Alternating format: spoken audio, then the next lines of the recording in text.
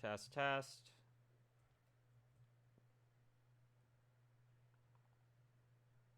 Did I fucking forget to hit done? There we go. Test, test.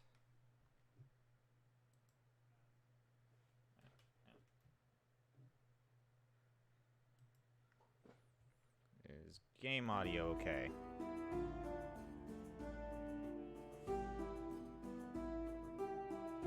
Let's bring that down ever so slightly. Oh, this is one of those things where the minute I click outside or on a different screen, the game audio dies. That's interesting. So, now game audio is going to die. I mean, it doesn't matter if we don't have game audio. It'd be better.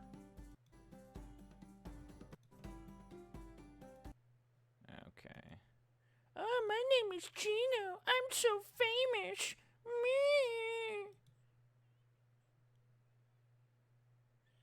I'm a all-time famous gamer. Me. Yeah. Yeah. I hear. You talking shit. I know you're talking shit. You think I don't have the gut made of lead? Alright, where are you at?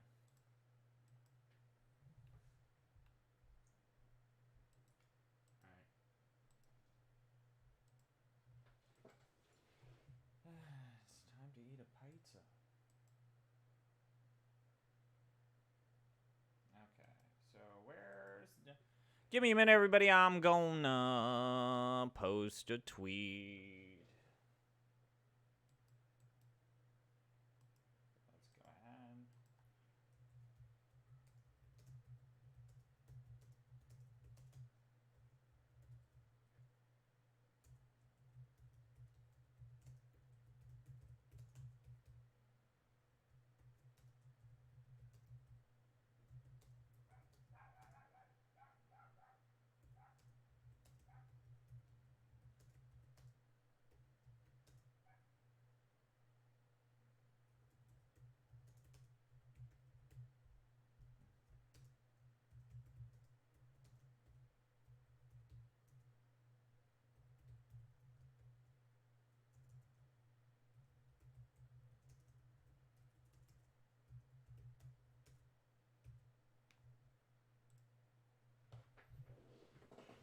All right, so let's go ahead and talk a little bit about this game because it deserves an introduction before we really jump into it.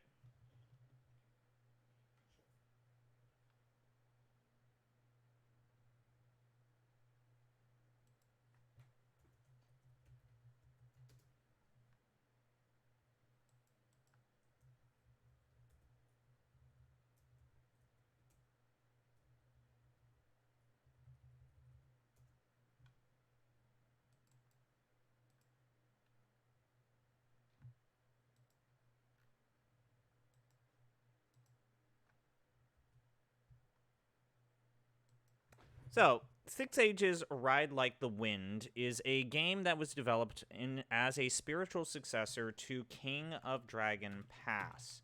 I played King of Dragon Pass last year for the Giant Bomb Community Endurance Run, and it's an interesting video game. It's widely considered a cult classic, and when it was originally released, the game was a complete and total commercial failure, despite the fact that it was made by Greg Stafford and a gentleman who is named David Dunham, and they spent anywhere between $500,000 to $750,000, and they only were able to sell, I believe, at the original release of the game, under 10,000 units. So it sold well, I think, in like parts of Scandinavia. I think the word was it sold well in Finland, thanks to a magazine review.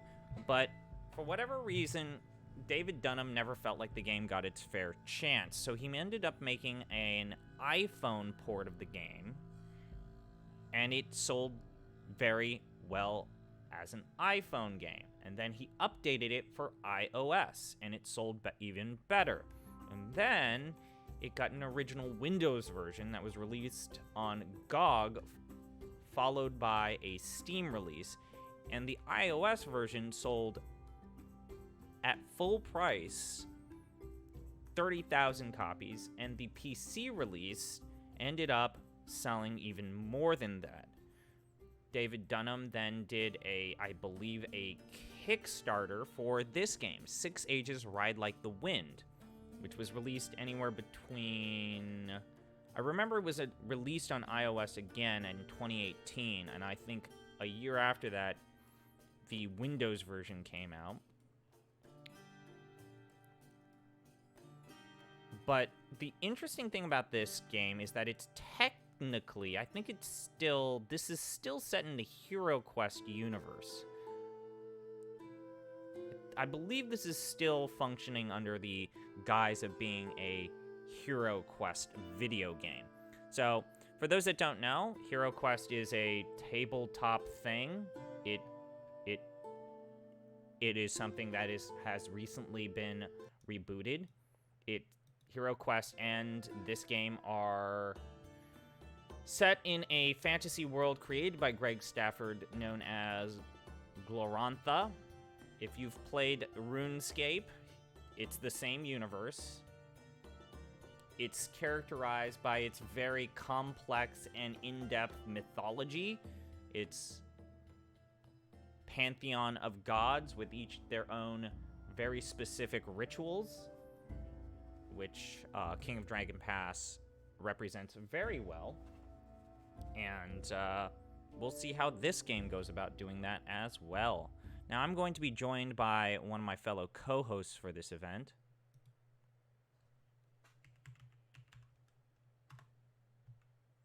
But let's start things off by... Whoa. Let's click the intro. It really wants me to read the intro. Oh. The intro's not an intro. It's a manual. Okay. Well, I think people come in here for my dramatic readings of anything related to King of Dragon Pass, so let's go. In 6 ages, you played generations in the life of a barbarian clan. Every decision becomes part of your clan's saga and echoes in the clan's future adventures. Some choices have immediate effects, but others won't come back to haunt you for years or decades. You are mortals living in a magical world. The world is alive. Every river and rock has a spirit, as does your clan. These spirits sometimes share their magic with humans. The very greatest of the spirits are the gods, and the gods are at war. Generations ago, your ancestors had to leave Nevora, the Golden City. Your clan just migrated yet again and must make a new home. Your goal is to steer your clan to survival as the gods reshape the world. The basic advisors.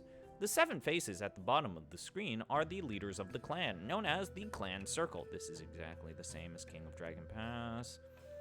They can offer good advice, particularly if their skills are high. To check their skills, click their picture. Occasionally, their advice serves their own agendas, better than it serves the clan. Time. Actions you perform, sacrificing, building, etc., advance time. Oh god, it's like Final Fantasy Lightning Returns. Events may occur after each action as time moves on. In the time it takes to perform 2 actions, a season passes. The agricultural cycle is important, avoiding raiding when your clan should be sowing or reaping. Avoid raiding when your clan should be sowing or reaping. You reap what you sow. Let me bring this back down a little bit. The many paths. There is seldom just one proper response. Many choices test the abilities of your leaders. Most have a chance of succeeding, but even the best choices have a chance of failing. If you fail the first time, you try something. That doesn't mean that it's impossible. Oh, so it's King of Dragon Pass. You can improve your luck by choosing responses that seem to best match your leader's abilities. Goal. We don't want to spoil the plot twist by telling you your clan's specific goal. And in any case, you can't force victory. Keep your people fed, increase your prestige with other clans, and grow your wealth so you will be able to take advantage of opportunities. What? Is this the manual? What the fuck? Okay, we read the introduction.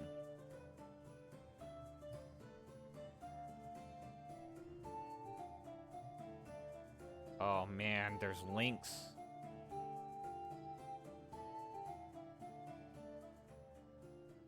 Uh-huh.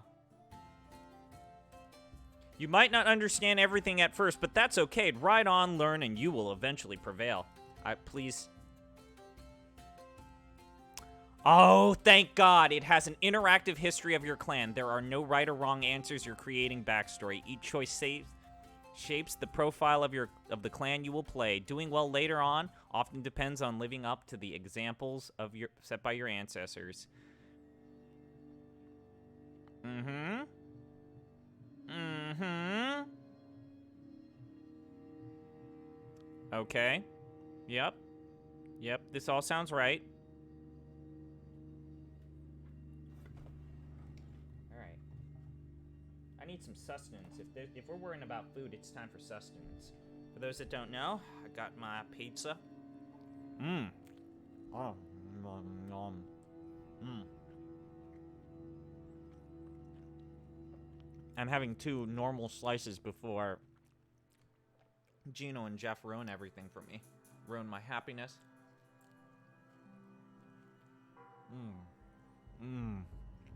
Oh. Little Caesars is such a good pizza. Your final choice determines the difficulty level, which primarily affects the initial setup. We recommend it easier than last time, or about the same as our last migration, until you've won a game or 2. I play these games on easy, and I still have not beaten Dragon. I always played King of Dragon Pass on easy, and I still have not beaten it.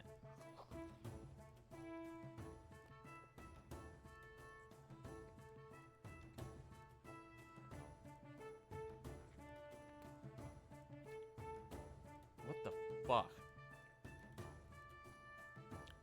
Okay. What is this?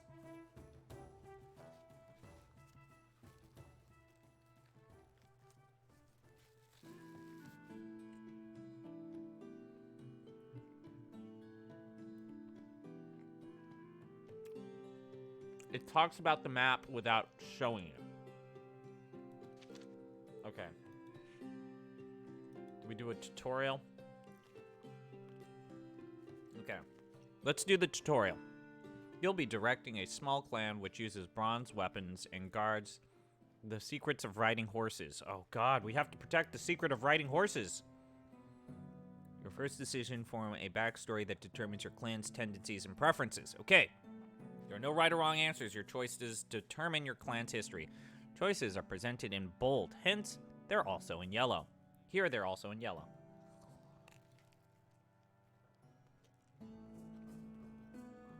Uh-huh.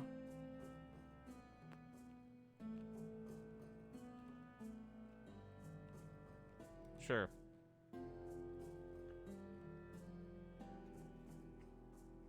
Uh-huh. God, the art in this game is so much better than King of Dragon Pass. I don't know if I like this. The storm-god Orlanth led a conspiracy of rebel gods against Emperor Yelm, armed with the new power of death. He slew Yelm, sending his light to the underworld. When the sun fell from the sky, the empire fell apart. Smaller suns lit the world in Yelm's place. This is exactly what I want out of King of Dragon Pass. Or 6 Ages. Okay,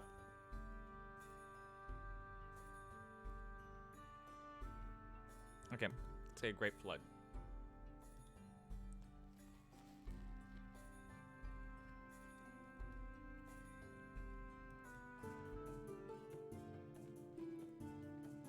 Okay. I'll do a full dramatic reading after we're done with the tutorial.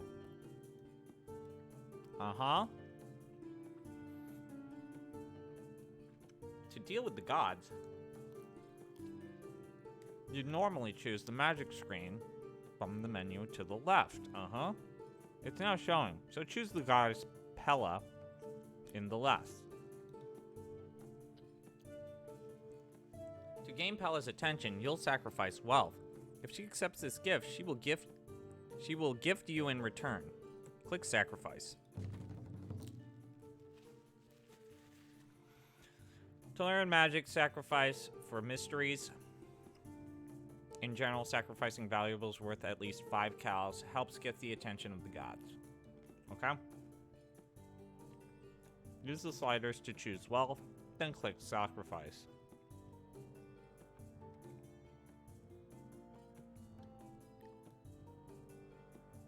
Goods?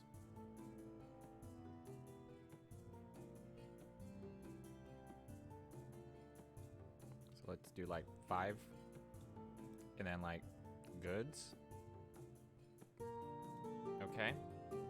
Sacrifice. Pella revealed the workings of her blessed barley. Okay. You can now build a shrine which will provide Pella's barley blessing. This increases your harvest. Click build. Build a shrine. Building a shrine consumes goods, but then provides a blessing without an explicit sacrifice. Click build. Okay. Pella's blessing is now active and will help feed the clan. Clan magic is a resource that can be used in shamanistic rituals or to reach the God's War. The God's War. Ah, right. Gods are at war. Given away or kept on hand to increase the odds of success when sacrificing or making decisions. Annual sacred time ceremonies focus clan magic into broad areas. For example, fields rituals will also help feed the clan.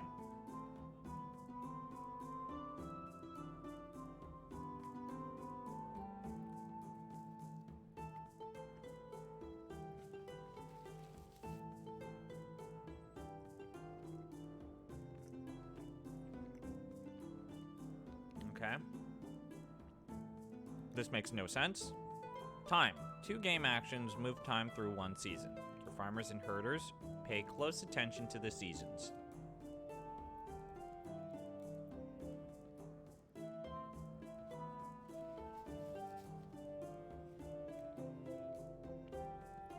The key points of the agricultural cycle are sea season, when you plant, and earth season, when everyone takes in the harvest. Each season is 8 weeks long. A 2-week sacred time ends each year.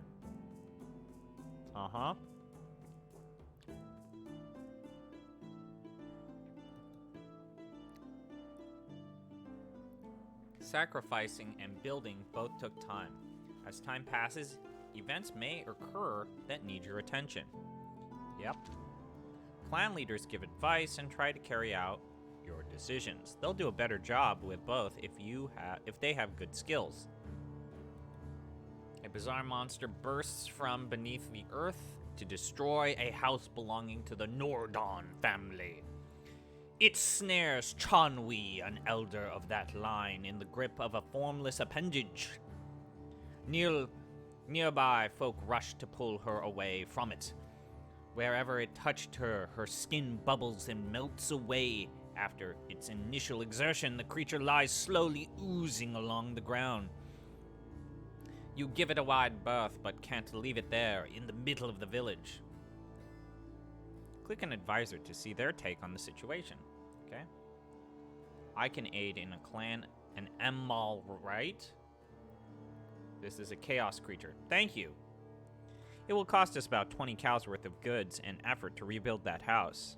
That's completely useless. We should have checked the earth for infirmities. I will tend to Chanwi's wounds. The house will be expensive to rebuild. I can't even look at it.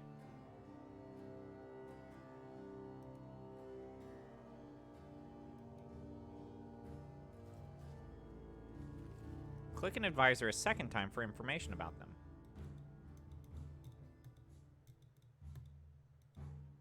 Oh, I see.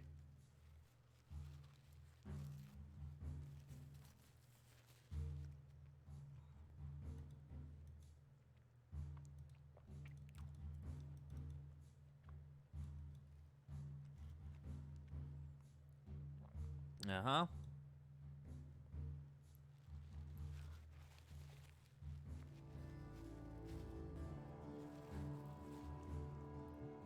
Okay, 5 horses.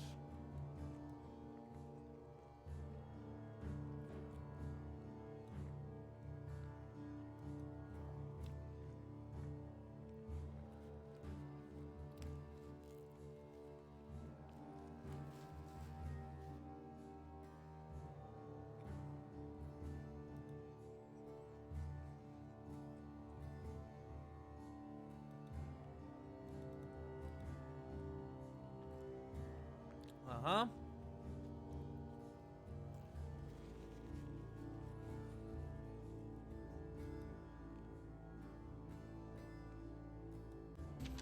Yay! Nikki J.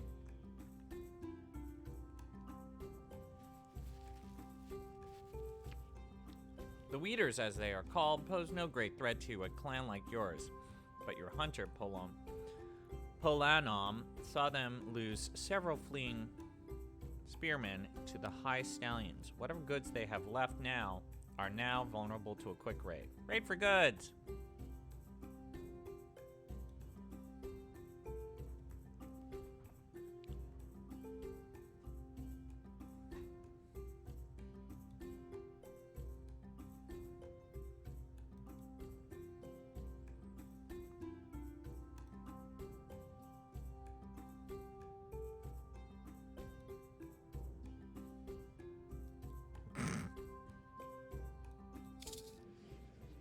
Okay. Pick a leader, then click choose. Combat, very good, very good, very good.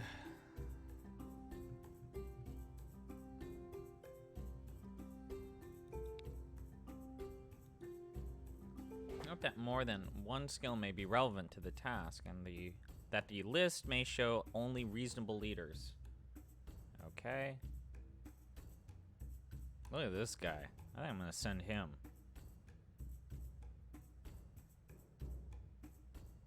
He's not good at magic.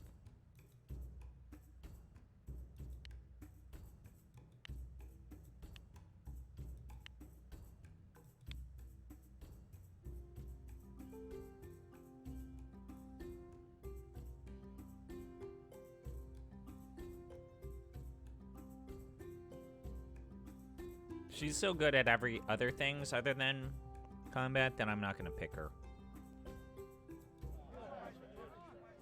This isn't a full raid, so you can only send a few swords and bows levied from ordinary clan members. Small party.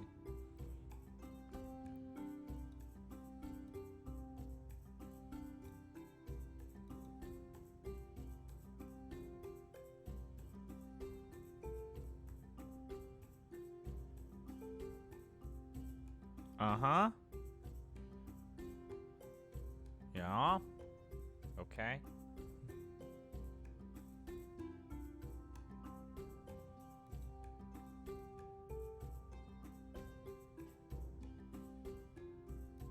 Got it. All right. Ah, it's diplomacy.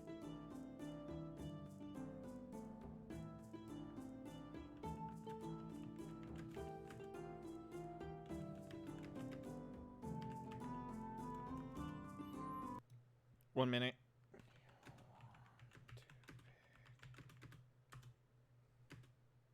Give me a minute.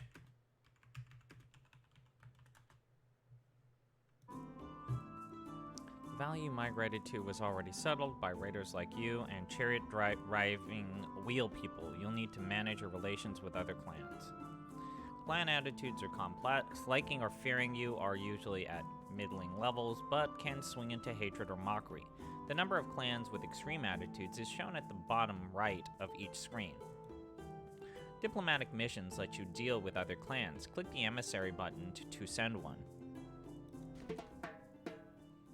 The Copperhead clan owes your clan a favor, so select them. Known for their large herds, their chief is Heston. They owe us a favor. They don't sell slaves. The dialogue picks a decent emissary, and the default escort should keep them safe, so click send. You'll deal with the mission after enough time passes. Clan's overall goal is to survive and prosper as the war between the gods continues. Your first goal is to settle into your new home so you can take advantage of opportunities that may come your way as the story unfolds. Since you have just moved to a new land, you need to finish making it a home. Items in the menu left show what still needs to be done. Switch to the clan screen.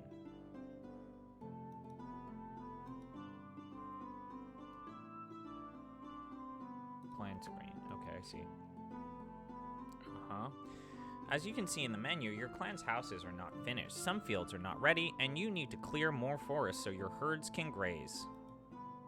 You can start these tasks by telling your clan to perform ventures, which are long-term actions. Click Venture. Organizing a venture is an action, which advances time by half a season, but the venture might last more than a season, so you can start only one each year. Okay, choose any of the available ventures, then click Start.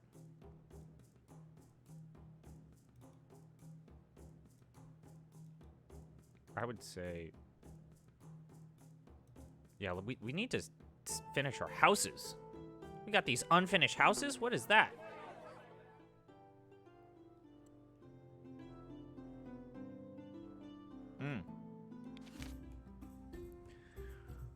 Organizing the adventure advanced time, so your emissary has arrived. Note that they're the only leader who can give advice. As usual, one of the responses is right. None of the responses is right or wrong. You'll need to pick the most important one. It's always helpful to have more animals in your herd. Your emissary Tolya approaches the Copperheads, asking them to make good on a favor they owe you. Anything would help. It's always helpful to have more animals. Let's ask for livestock. Tolya seeks a gift of cows from the Copperheads. The customary number of cows granted by obligation is 20. How many head of cattle do you ask for? Their chief Heston is neither a miser nor overly generous. At least they are well disposed towards us, so we might try asking for a bit more than the customary amount. Okay, 25. There's a few extra cows. Some of their herders seemed unhappy by your request. Summary. 1. You're guiding a clan with a history. 2. You need magic to survive. 3. Actions advance time through the seasons.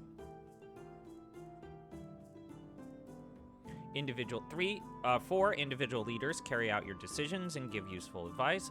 5. Relations with neighboring clans are key. And 6. Prestige and prosperity let you seize opportunities. You're ready to make your own story. Guide boxes will explain the game as you play. Each screen has a help button, which also lets you quickly access a manual with more details. And you can learn more about your world from the lore screen. We ready?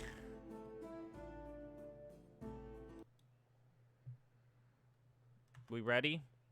We ready for this? I'm ready. I'm Freddy.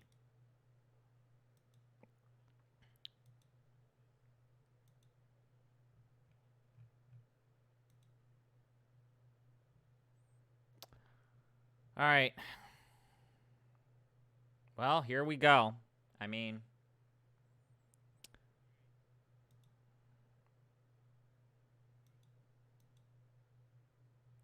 is this real? Is this actually happening to me?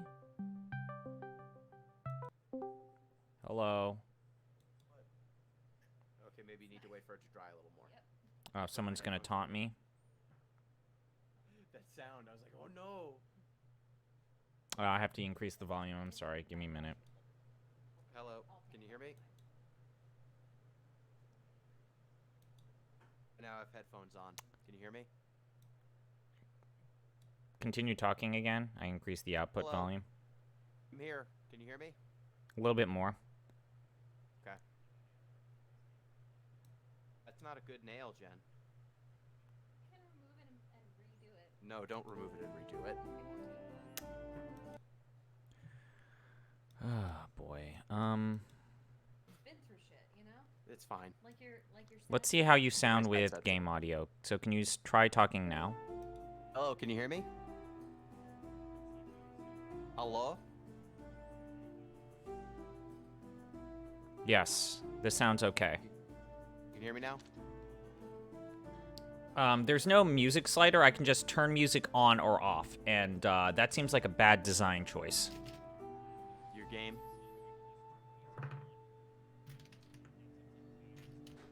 All right. Still needs to be quick set, right? Yeah. All right. Oh, are you doing the? You're doing the thing, huh? Do you hear that? Yeah, I heard that. Can you hear me? Yep. Ah, fuck. I Can't need to hear get a me. vessel for this, huh? Yeah. Gino, I'm gonna get a bowl. Could you explain to chat what I'm about to do? So ZP had a $50 donation incentive to pick toppings for his pizza, but like a fool, he decided to not limit it to toppings that are available at Little Caesar's Pizza, and so he left open this terrible back door into which I injected chaos because I am playing the chaos. It's not a game. back door. I don't think this is gonna be that bad. So, well, I mean, I had worse options, and I chose one that was more humane. So some of the things that you are going to be trying on your pizza slices, this one I call the Gamer's French Dip. It is a pizza slice dipped in Mountain Dew Gamer Fuel. The Gamer's it's French pink. Dip. Oh, good, it's pink. It's slightly pink. Fuel? Oh, I got cherry. This smells like a cool pop thing. Can you got hear the this? wrong Mountain Dew? You got It the smells wrong like Mountain cough Dew. syrup. CP, I can you got hear me? I got Gamer. There were multiple flavors. Are multiple Gamer Fuels now? Yes, I got what? I'm asking. Yeah, that's there's the more question. than one flavor. There was red, green, blue. Oh, I thought there was only one. Game Fuel used to just be one thing. And I got I red. didn't realize that you got red Game Fuel. Okay, fair enough. I thought that it was still just one thing.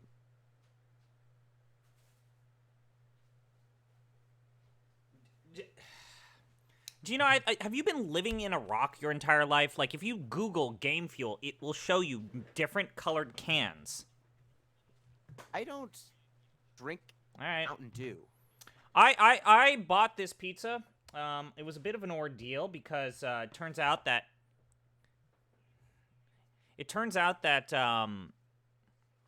pizza places don't like to start working at 10 a.m. or earlier.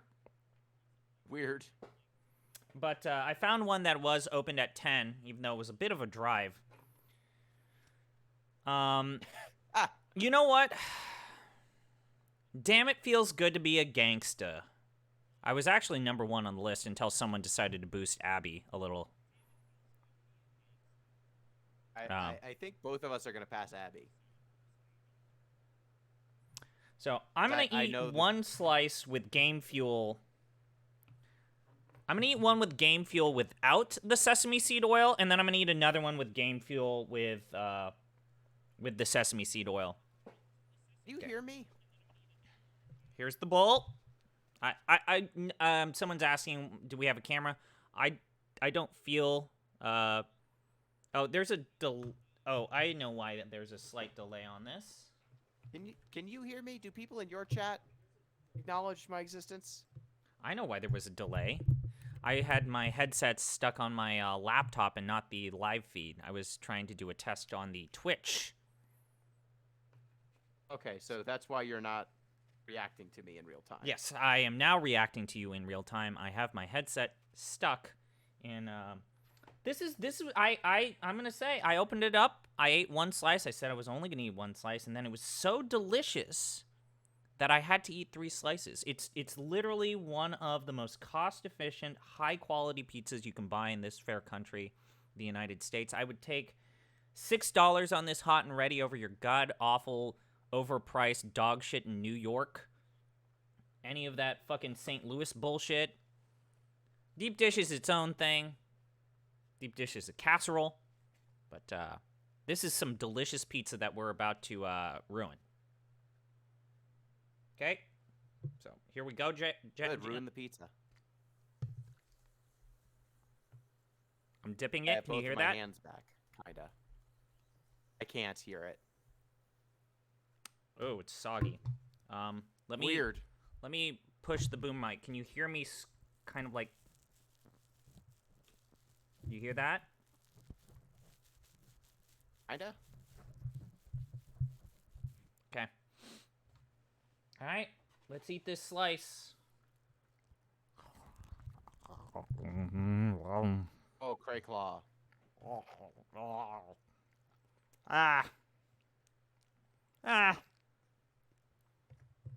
This tastes like cough syrup.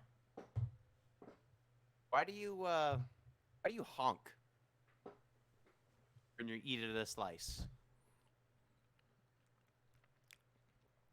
You can actually talk to my mom. My mom is confident that I've always been a loud eater. It's mostly the honking that's confused me. So, the part of this that is just stressing me the most, it's not what you think, Gino. It's the fact that it had kind of like a well-baked, crispy, soft on the inside, crispy on the outside crust, and now it's literally like disintegrating because it's just being logged with water. Excellent.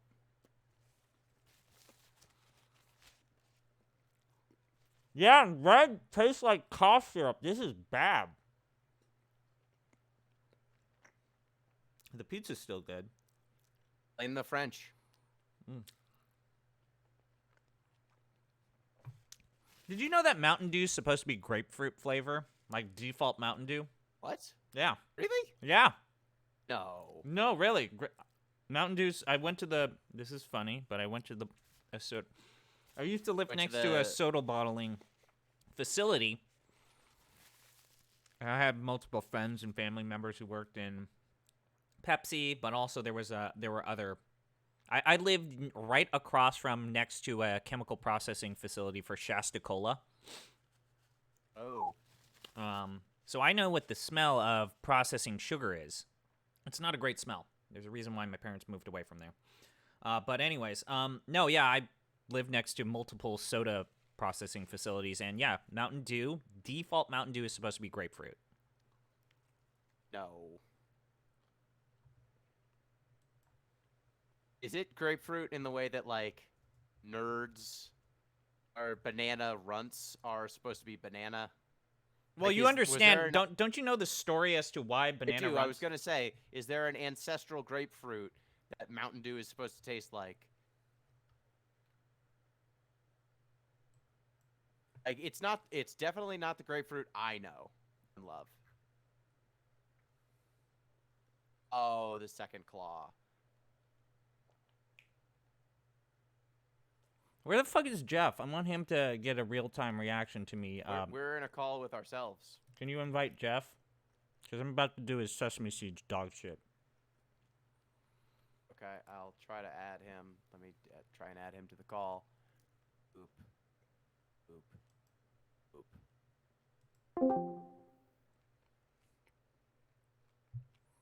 My nails are currently drying, by the way. So you have to play it weird? Hey, Gino? I'm being very delicate on the controller. I'm just going to put this out there. I think that overall, I had a positive experience with Lightning Returns. I don't think you're going to like it. But I had an overall positive experience. Gino, have you ever played Valkyrie Profile? No. Okay. Well, But I know that lightning's a Valkyrie, so. yeah. Well, all right, Jeff. Let me get this bottle of bullshit Hi, for good you. morning. I My whole house has been moved around. I have finally moved all of my video game and office shit room as opposed to two. Don't have a microphone set up. Joining Hear you this? on my Is this on your phone? yeah. I'm talking to you on a note Okay. device. Hello. Shout outs to Finn. Shit. So, gentlemen, I Echo did that. get a donation that asked me to put banana slices. I think I'm gonna eat one with banana slices without sesame seed oil. Very Finnish thing. Okay. There's a pizza they make in Sweden called an Afrikaner that's got bananas and Let's go ahead and eat. I already pre-sliced the banana. Do you think I should just put them on? So there's 1, 2, 3, 4, 5, 6. Can you pepperoni. fill me in on the base of this? This is just a Little Caesars hot and ready. I'm assuming. Yep. Pepperoni. Yeah, just pepperoni. So I'm gonna put banana slices Put on top meats of on the. this? I'm gonna put banana slices on top of the pepperonis. Why would you knew what was getting added to it? Why would you put meats on it? Because it's a We good. have. Okay, let's eat it with bananas now.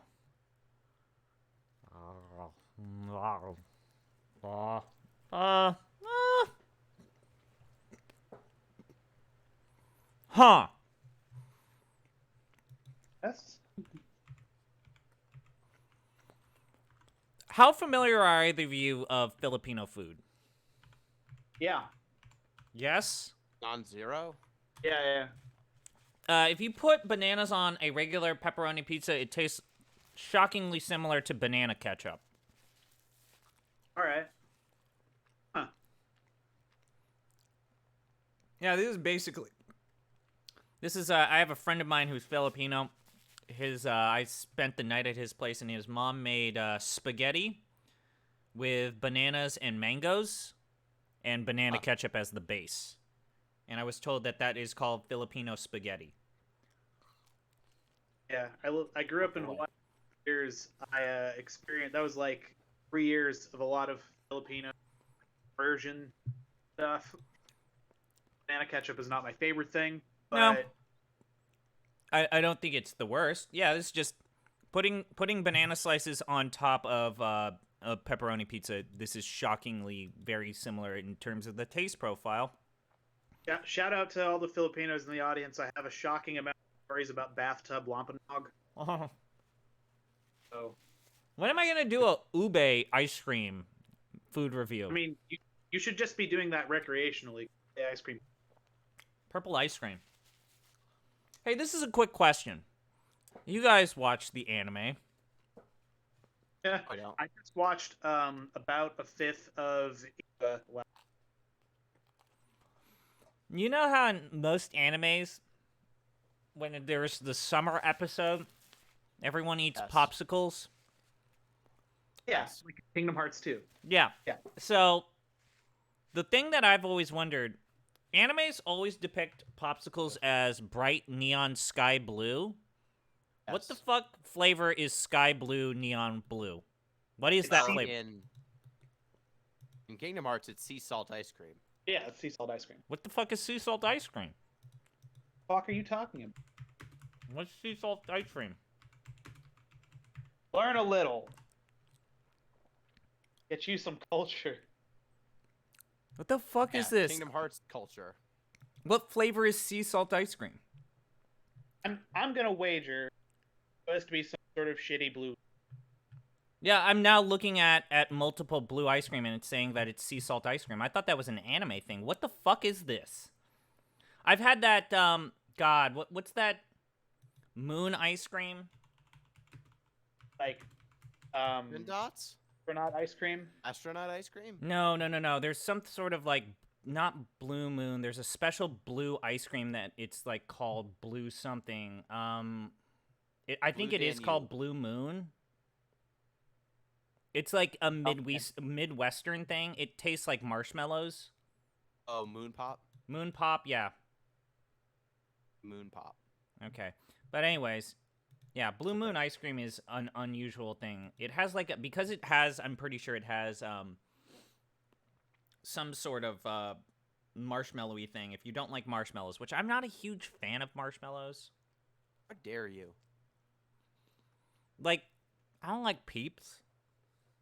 How dare you? Wait, you're a pro Peeps person? I'm a peep peep. Christian One of K. them, All one right. of them peep peeps. I got 3 slices left. I guess I'm fucking them up with this sesame seed. Hell yeah. Good for you. Make it rain, bitch. All right. Oh, I drenched it. You're gonna regret that. I'm gonna be honest with you. When I have things that use sesame seed oil, it's usually like Asian takeout.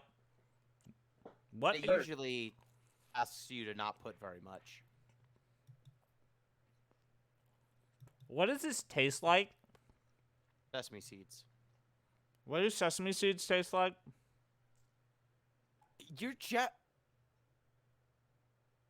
Your family is at least partially Japanese. How do you not know? Well, I mean, usually these things have multiple different things in them. Okay, so here's the thing. Sesame seeds taste very like a mild nut.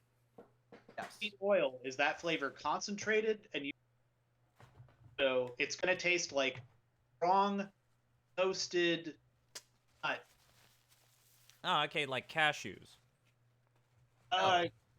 Oh, but not like in Chestnuts, like roasted Oh. chestnuts?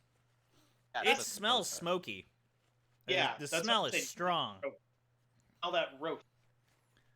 All right, so I got 3 slices left. If anyone, I've got 100% cocoa powder. I've got a grapefruit over here.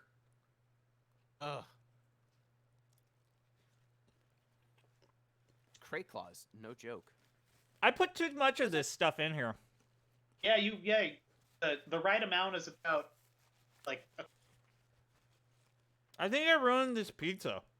Yeah, a thimble of sesame seed oil is probably enough. There's like a puddle on top of this one pepperoni slice. Oh no, you That's did too what- much.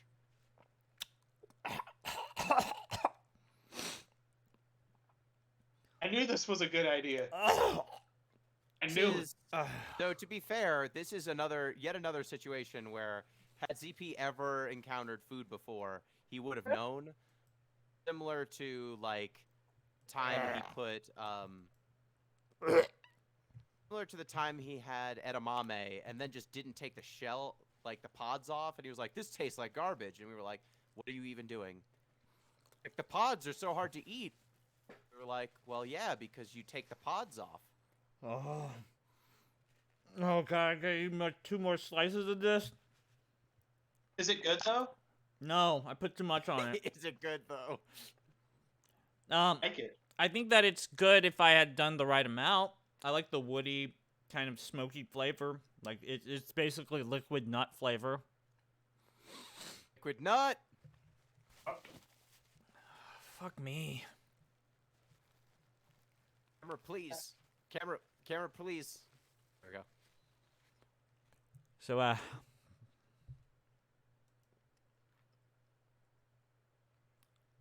Yeah, I blew up its leg. alright. Kids, you know. Okay.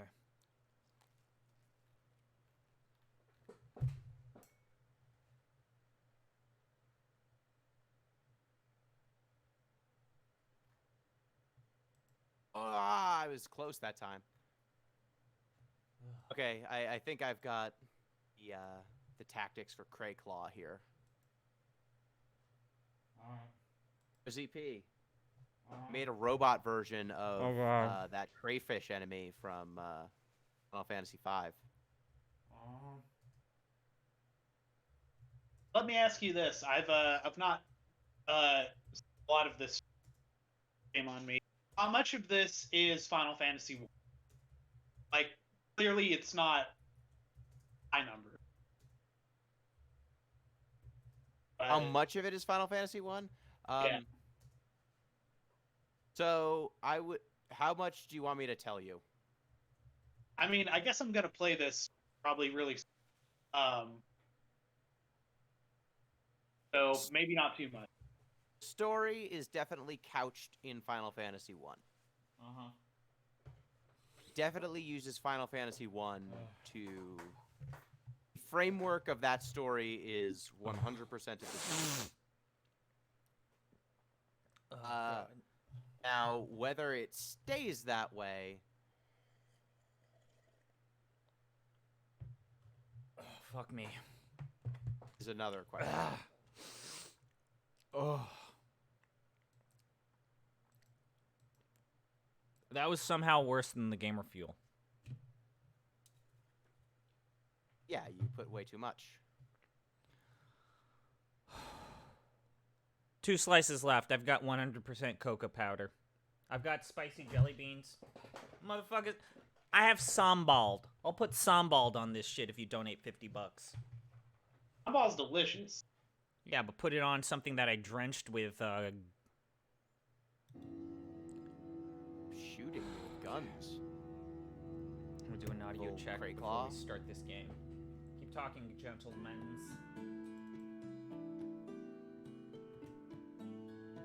I think it's not fair that this game has an enemy who has guns. This is someone from my Twitch chat saying, this is pure cinematic gold, and this is anti-ASMR.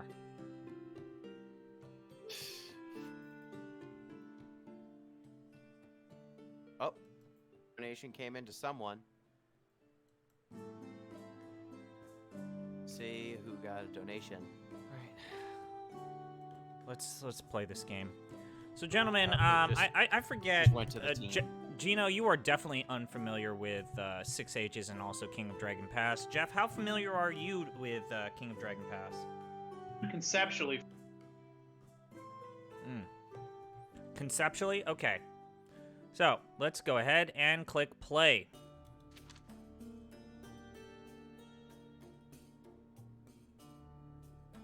Oh, that's right. This guy says he's gonna make 2 more games after this. Is that a threat or is that a thing you would want? Let's just play OG Vanilla Ride Like the Wind. During the turbulent God's War, there are opportunities for humans to change the world forever. Coming next, lights going out. Can you survive when the world is broken and the gods are dead? Sounds like Final Fantasy Lightning Returns. The World Reborn. Episode 3. Rebuild a shattered land and bring a glorious new dawn to the world. Alright, well, we'll play Dawn can make me OG, bring a new Original dawn to anything. Gangster, Vanilla Ass, Ride Like the Wind. Okay. Alright, dramatic reading time. Your story Oh, goodness. begins not long after the gods made people. Okay, I'm gonna bounce. Bye. Enjoy your pizza. Yep. Hey, Jeff. How are you? Hello. We should actually... I'm gonna invite... I guess it's just you and me now. Alright, let's start this storybook reading. You can drop out if you want, Jeff. Oh, I'm here with you. Mm. Today I'm going to be doing a lot of chores, and in those I'm going to doing a thing called Play Hybrid Heaven a lot. Ah. Your story begins not long after the gods made people. The Golden Age was a time of harmony ruled by the sun god, Yelm, and his appointees. Your clan traces its ancestry back to those times. Which of the gods did they favor? Emperor Yelm, shining above the Golden Empire. Or Nayalda, the great Earth Mother, whose bounty made sure no one was ever hungry. I'm gonna say that... Okay. So clicking the picture hides any text covering it. Click it again to bring back the text. Let's go with Yelm, you know, because of the Elma Shrine, if I recall. So, Jeff, how familiar are you of Hero Quest? Precious little. Yeah, so this game, King of Dragon Pass, and Hero Quest are all set in the same universe. In the land of Golrantha. So, Emperor Yelm. Let's go with Emperor Yelm. So we went with Emperor Yelm shining above the Golden Empire. We built a shrine to the sun. Later, we made sure to have one wherever we moved. Oh boy, this is a lot. Look at this art! The Golden Age ended when the storm god Umanth forced his way into the world through a flaw in the sky dome, constantly moving and violent. He rebelled against Yalm. Yalm's celestial sons responded, sending Umath crashing to his death in the far north. Other gods fought as well. As instability spread, humans became more dependent for survival on the gods. In turn, humans helped the gods. Which famous event of the gods did your ancestors support? Did we go with the milk gift of Busanari, the cow mother? I'm feeling that. The Battle of Akashar, when Shining Elmal saw through the stratagems of Changar. The 17 Banner Camp, when wise Relanda advised Corvallis how to ally the Bird Riders. When Busurin engraved the first ledger tracking the planets in motion. 5. When Irissa first sang the bone-mending ballad for Keskor the Brang. 6. The grain contest of Urkonus, where the barley goddess Pella prevailed over Millet and Bezel. Or 7. The Brass Bazaar, where Ekarona acted as broker between Nida the Mountain and Gurnant the Gardener. Let's go with the gift of the Milk Mother, because that was the easiest to pronounce. Yeah, also, I'm a dairy. You're a dairy guy? Oh, right, you're a Scandi. Did you know that I once read that Scandinavian people, are one of the only groups of Caucasianoids that don't lose their ability to process milk and never overwhelmingly don't become lactose intolerant? Makes sense, because otherwise we would all starve. Okay, the milk gift of Busanari, the cow mother. Ever since men and women of our clan have been gifted with a knack for animals. Your clan leaders will tend to have higher than average ability in their food skill, particularly when it comes to livestock. They will also find it a little easier to perform Busanari's ritual.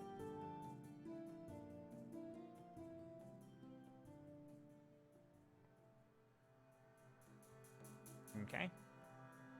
Your ancestors expect you to remain true and oppose their enemies. The Ram people who worship Orlanth may prove to be the strongest foe throughout the game.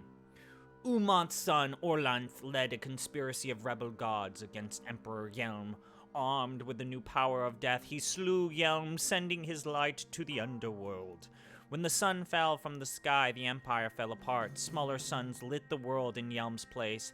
Darkness and sea gods became a threat, but the storm god Orlanth and his violent allies dominated.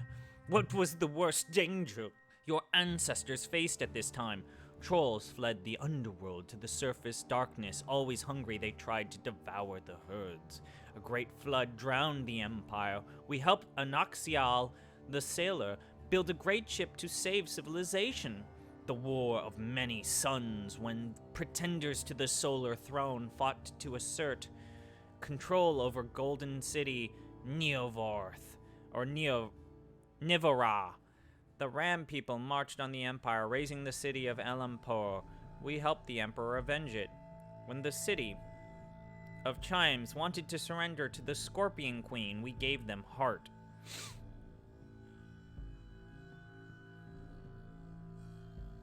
I like War of the Many Suns. Okay, War of the Many Suns. Go by the cool name. Yep. After the sun died, the Empire fell. We remained true to his son, Elmal, and prevailed over the false suns.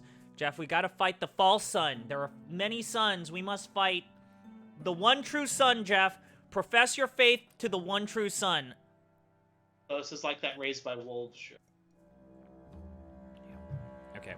Since then, we fought the cities of Derahapa, particularly warlike Alkoth. Many more gods died as the gods' war worsened. Haelor Nivara found the crippled spirit who had once been the winged, fanged hippogriff. He saved her from death and made an alliance. Haelor gave her a new name, Gamari, and she allowed him to ride. Healor returned to your ancestors with the secret. They became the first of the riders. Look at this. Look at this horse. Look at this horse. Look at this guy eating the wings off of the hippogriff. This is also not a hippogriff. This is a... If this is a horse with wings, isn't that... That's a different mythological creature, am I not right? It's a Pegasus if it's a horse with wings, not a hippogriff. Oh, yeah.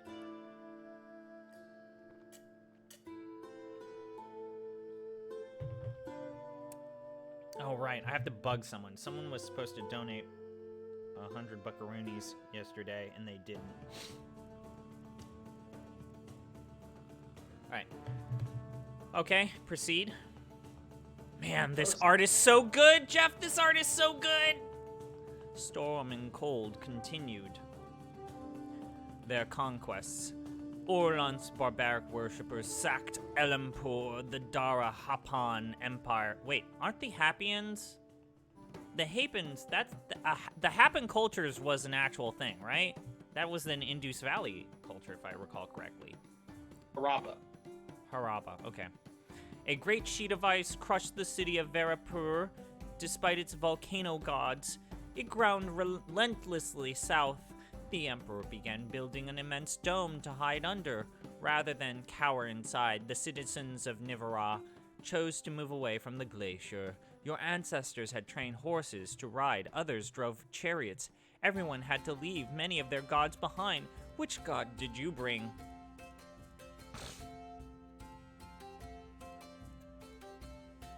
We chose, okay. Berseon, the god of writing. Tepikos, god of smiths. Narva, goddess of brewing.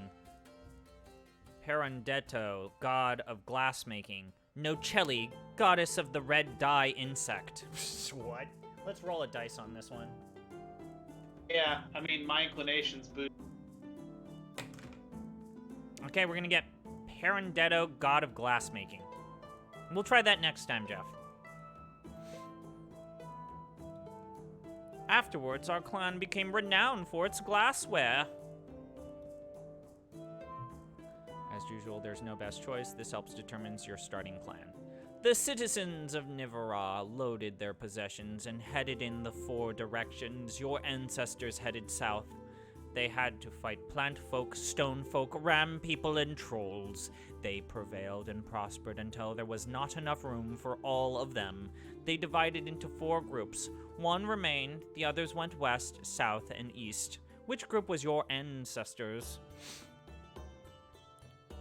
I'm gonna say we were war people. We were war folk! Or like. The most warlike, the best herders, the wealthiest, the best magicians, the most dissatisfied. I'm gonna say warlike. Because we're gonna have to fight. The nation of one. I want to be the nation of magicians next time, though. I'm thinking of the Donovan Atlantis song now. Way down in the bottom of the ocean, where I want to be, do-bat-dibby. Go get your shine box, Jeff. Our ancestors were always respected in battle. Your ancestors crossed the mountains to the south. Who did they find on the other side? Did they find farmers, goat herders? No, I don't trust goat herders. Or hunters and gatherers?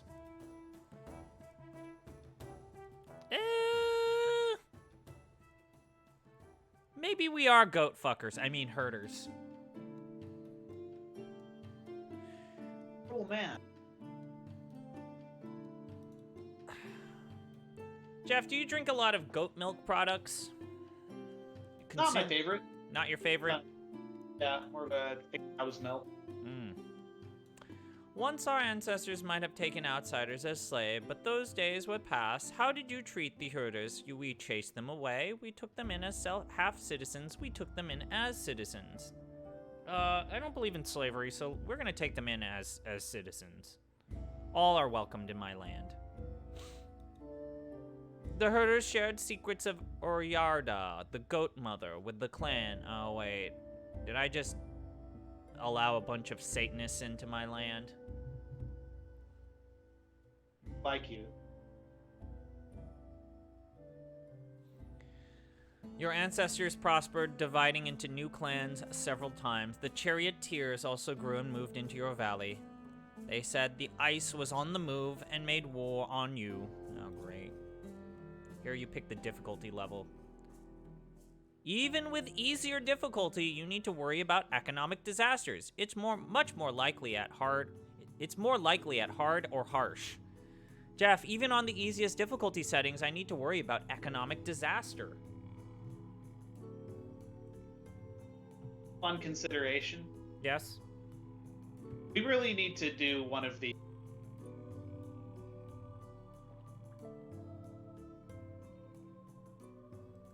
What was that? I think you got cut out. I am, for the record, very down to play King of Dragons. Yeah, it's more of this, but with jankier art.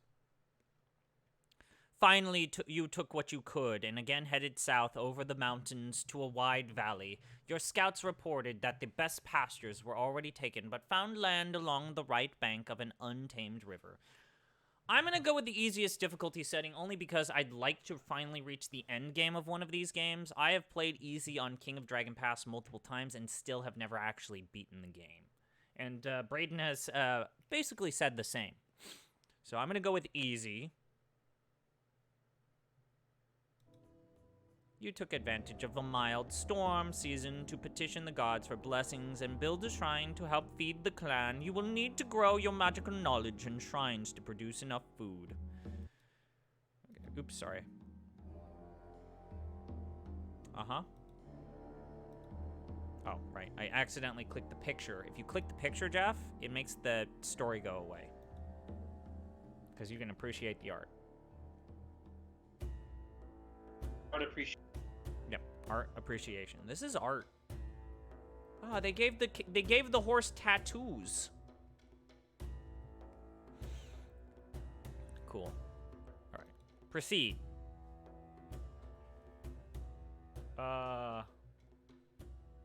Ooh, what do we call our clan? So the default name is Golden Hand. Here's what I'll say. I will go with Golden Hand, but if you say something that's not horribly inappropriate, the first person to donate $5 or more gets to name the clan. I'm gonna give you guys about 2 minutes. Let's say 2 minutes. Maybe 5 if we absolutely need to. Hands are pretty. But anyways,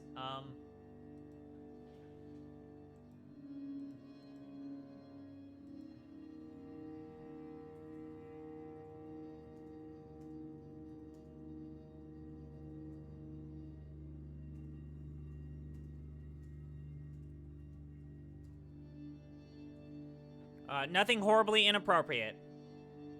Nothing that will get my Twitch stream demonetized. Nothing Chris would actually. I would say I would take I would accept 420. Anything like that is okay. Memes are definitely okay.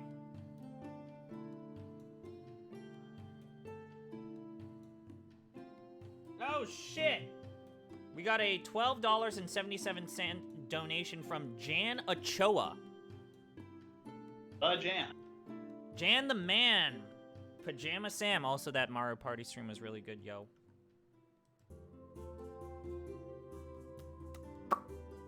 Cool.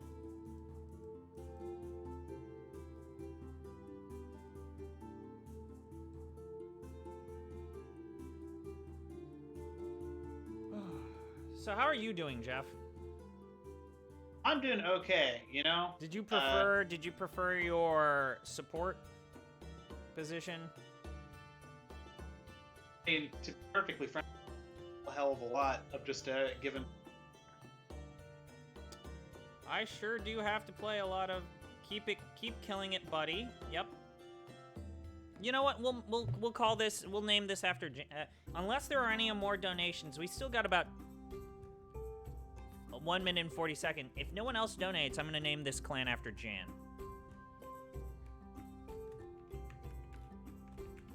Yeah, in the spirit of Filipino food. Guessing her. I'm pretty sure that Jan didn't mean to donate in that regard, but I'm totally down to Name it after Jan. The bathtub Wampanoag. Brother lived in Okinawa for a while and got up to some shit, but at some point, as part of, I think, our horse trade with other service guys, came into some Wampanoag that it turns out his friend had brewed in a bathtub in a residence. So when I visited, you had 2 of these very large growlers full of bathtub Wampanoag. For people who are not familiar, is a Filipino coconut. It's got this nice polish remover kind of war to it. Great. I wouldn't necessarily recommend Wampanoag that came out of a bathtub, but I'd recommend you try Wampanoag like coconut. Very specific.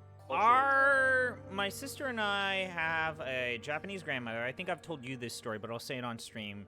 My grandmother and my grandfather are not beer drinkers. They're not wine drinkers. Occasional at best sake, but for them, like, sake's not even an alcohol. Sake is just a cultural thing. Someone offers you a shot of sake, you just drink it out of, like, it's not even like a drink. But my grandmother used to make umasho or umashu, like old school, like, I'm putting plums in a jar with vodka, and I'm gonna put this in the bottom, like, the flat panels of this house, and it's gonna sit there for 5 years. I have, based on your recommendation, 3 jars of 9-month-old. Once you get to 1 year, you can at least start drinking it, but you might need to. My dad did it, and he's like, I gotta keep putting sugar in it. It's like, yeah, that's the game. Yeah, I kind of figure I'm gonna take one of these out every year. Probably make new ones every year because I have. And once you're on the umashu money train, it don't stop. It's the easiest shit to make. You just gotta be patient. Classic. Show me someone with a plum tree. Show someone. Yeah, and like, I like plums. I don't hate plums, but they're kind of a shitty fruit when you stop and think about it. All right, let's go ahead. Yeah. My dad has the mini plum trees. An absolute useless fruit. French ones, and I got honey.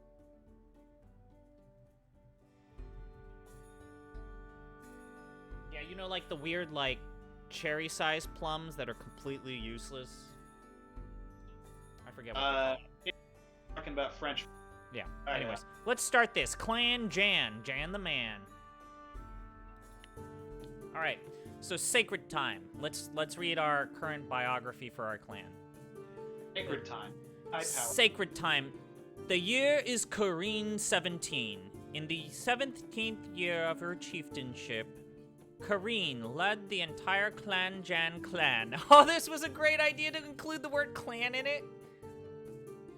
Clan Jan. Clan Jan clan. South over the mountains, many said this would be our last migration, with the ice growing to the north and barbarians to the south. Oh, they've got a problem with ice, so they've got, like, reverse global warming, Jeff. We settled near the untamed Black Eel River, finding new pastures along clans that had moved to the Vic Valley earlier. Some were friendly, others less so. It was time to rebuild our relations to our gods and neighbors before we ran out of the food and wealth we had stockpiled for the migration. We also needed to finish preparing our farmland and homes. We are known for being the last clan to arrive in the valley. Okay. I'm gonna say, so we want to put maximum points into fields, maximum points into pastures. Let's put 1 point into rituals. You know what? Let's put a point into crafts. We're gonna save 2 for reserves. Now, Jeff, you don't know this, but if you save your magic, if you're in a bad battle that you suspect that you can use, you can just add a point of magic, and it basically is a auto win. So while yes, we could put point into health to prevent our citizens from getting sick, put a point into war to further technology into our war, and diplomacy or exploring, wilds, whatever, if you keep some reserve of magic, it's basically a GG or win button when you get into battle that you know you're going to lose.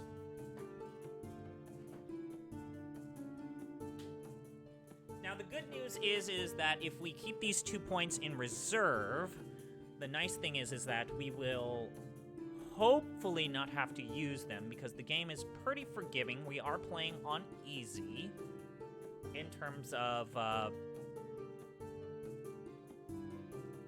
the first year is usually the easiest.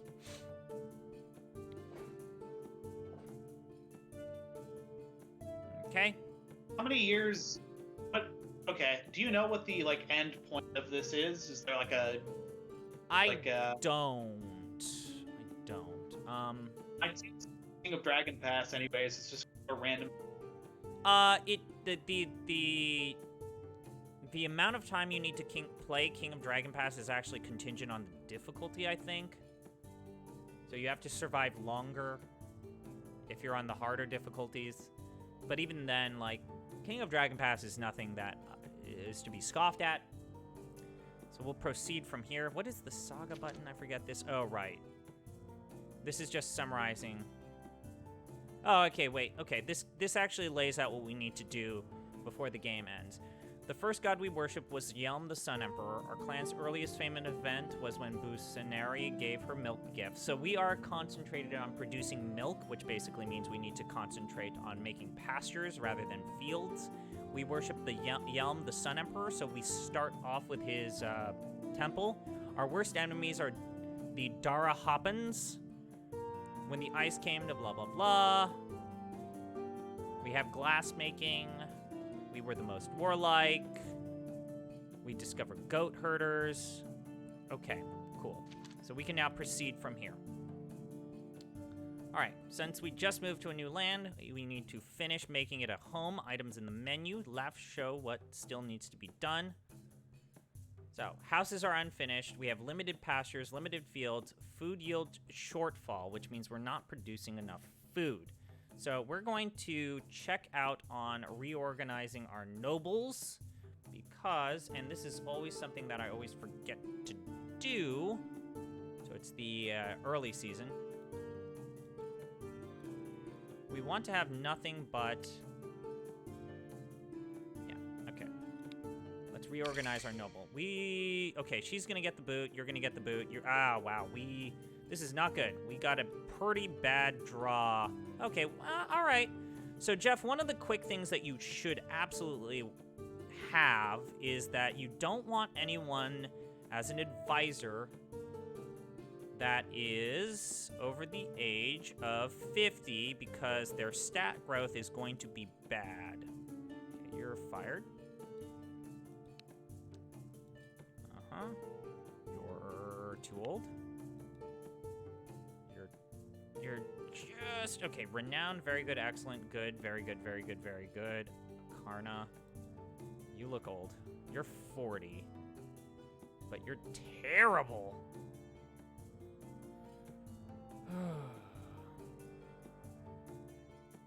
Alright. They should have at least one excellent. So first things first, we want to have at least one with excellent combat, one excellent bargaining, and one excellent in food. So let's look at what we got here. Okay, you're actually, you are actively bad.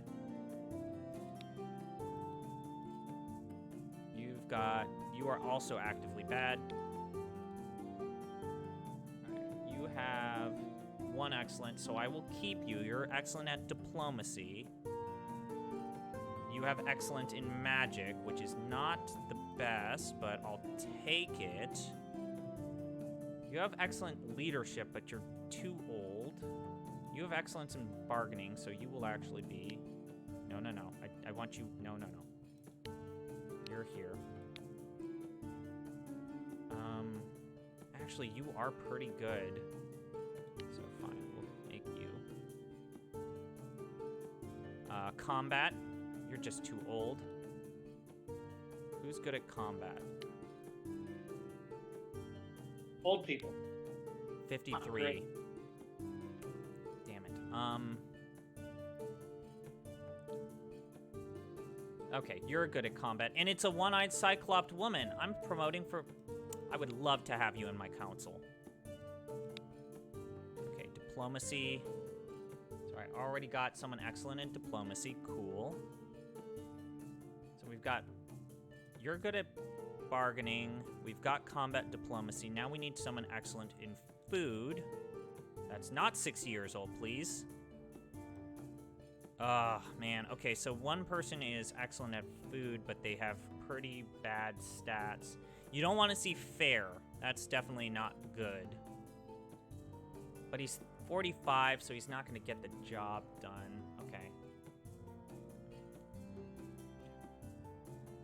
She's not very confident. Okay, we got a pretty bad roll on food advisors. So you're gonna just, you just said you didn't want... Okay, I don't want you. I'm not ready to guide Clan Jan Clan. Too bad. Deal with it, buddy. Okay, food. Now we need to look for leadership. Okay, who's good at leadership? Excellent. Oh, God, the only person excellent on leadership is 60 years old. Oh, God, renowned. All right, I'm going to take a risk here. I'm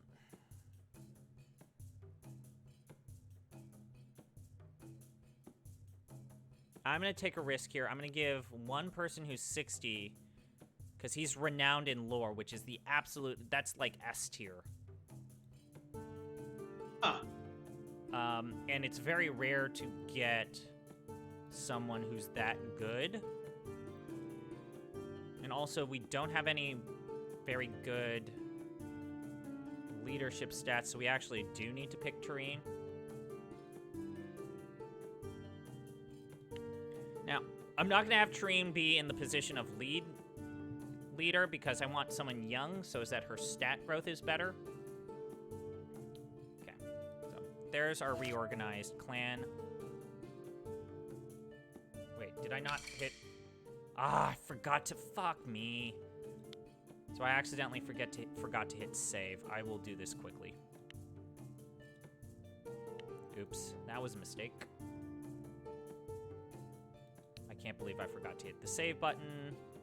It happens. So basically just remember everything that I said. So you can stay. Ugh, you can stay as well. So I wanted you as the leader. I wanted you as the military advisor.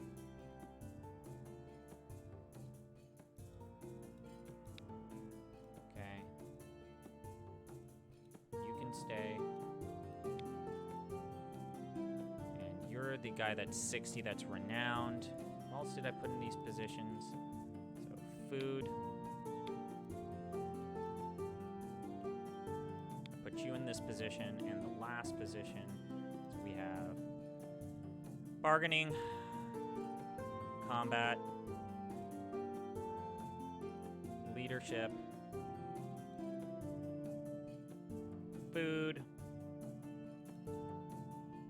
lore, diplomacy. Oh, right, we need magic. Who's good at magic?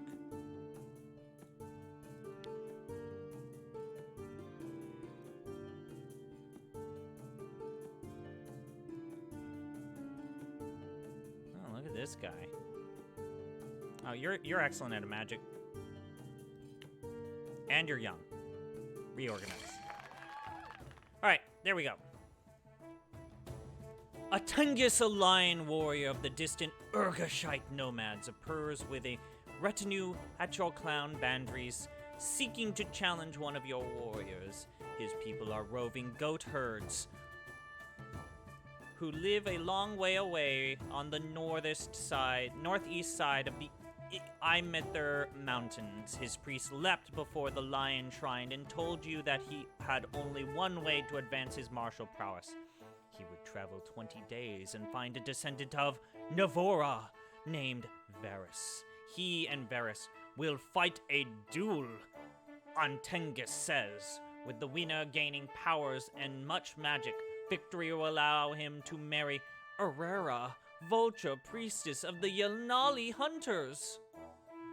Okay, now here's the cool part, Jeff. If we have picked the right people to be our leaders, they will give us good or bad advice. So our vice president says Osara proved her worth by challenging and defeating the Four Corners Outlanders. Varys will have a great chance if permitted to win without quarter. So she feels so confident. If you can see this, Jeff, she feels so confident that she's going to advise us to pick option 2. Now, if we click our vice president, they're like, I don't really know what to do here, so I'm not going to advise or highlight what I think is the best option. But our military advisor is like, yo, let the duel happen. I feel good about this. Our magic advisor or our diplomatic advisor says allow the duel. We don't want to coddle Varys. I forget what she is, but she says allow the duel. Okay, our magic advisor is giving us contradictory advice and saying mock his foreign stupidity. And so he's going to advise us to allow the duel. And then finally, she advises us to allow the duel. So overall, most people within our court say allow the duel or allow the duel to happen. And so again, if we had a bunch of nobodies or old people who are not qualified, we could have gone this entire route without any advice or hints in terms of what is the best option here. Even then, picking the correct, and I put this in quotations, the correct response here is a dice roll. So it could be the correct option to allow the duel, but that doesn't necessarily mean that we'll get a victory. But most of them are saying allow the duel, so we'll go ahead and click that.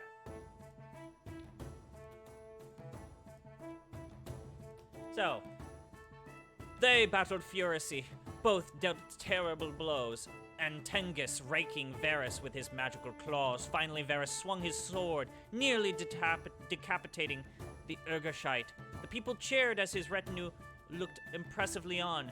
Such is the price of greatness, Antengus's shield bearer said. All right. So let's. Do you know how to invite? Oh wait, no. This is a conversation that Gino did, so I don't think I can invite. Oh. Braden. Braden's asking to get in on this. Let's drop out of this and then do one of the one of those rooms in the Deep Listens Discord, okay? Yeah. Okay.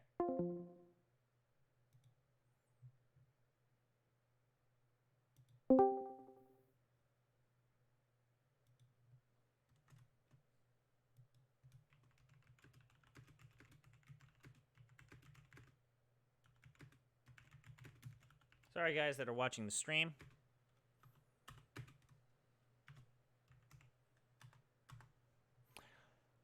All right. You can show the clan's divine magic and activate spirit magic by clicking the rune towards the bottom of the menu. Point to a rune for an explanation. Okay.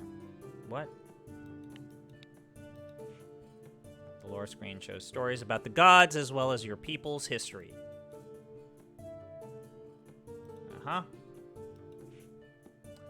Saga tracks your clan's important activities you can restore to the end of a year by clicking the button at the end of any complete year. Cool.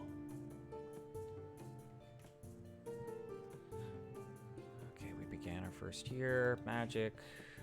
Several kinds of magic at your disposal. Give me a minute here. Blah, blah, blah. Make sure to okay, let's go back here.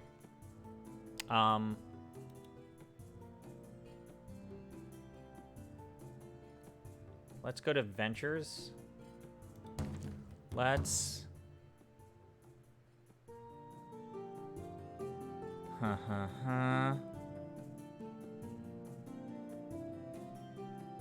Expand fields. Yes, let's expand fields.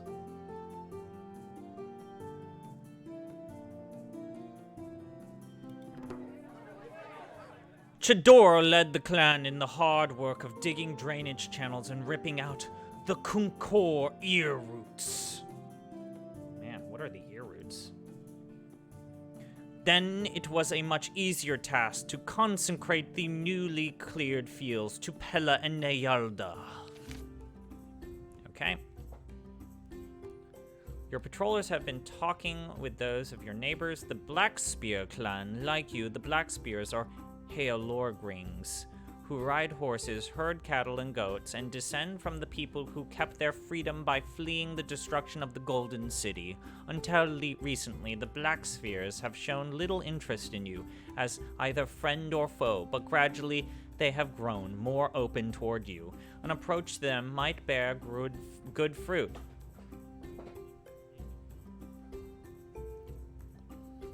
Okay. So she says that we can either give them cows or throw a feast. Better to be feared than loved. She says don't give them anything. If we wait for them to come to us, our people will take pride. When our people first split from one clan to many, we said we will always be one people. Feasts are cheaper than gifts. Feasts are cheaper than gifts. A gift worth less than 10 cows is not worth giving. Let's give them cows. So we've got 1, 2...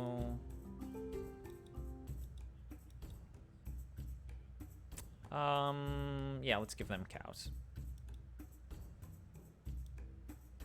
Let's give them 5. We have a lot of cows. Let's give them 10.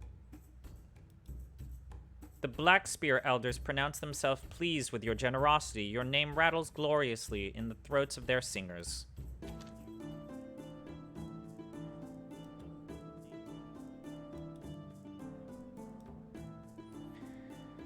Okay, let's build a shrine. God, this screen still sucks.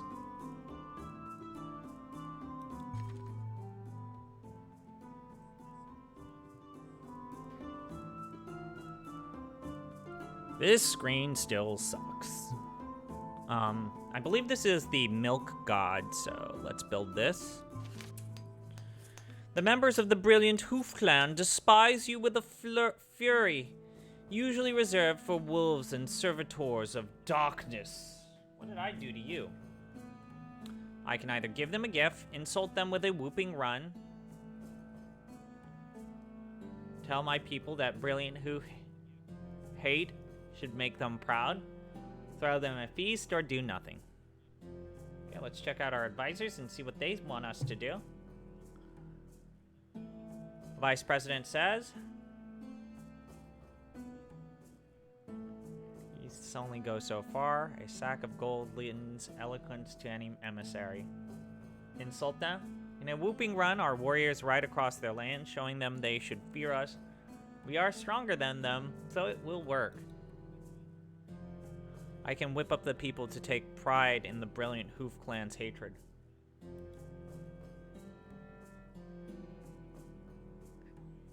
She says, hold a feast.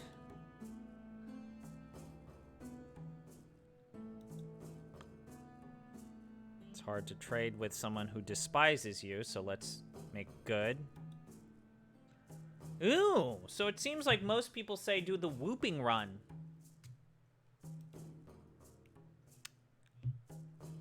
All right, we can develop a rivalry.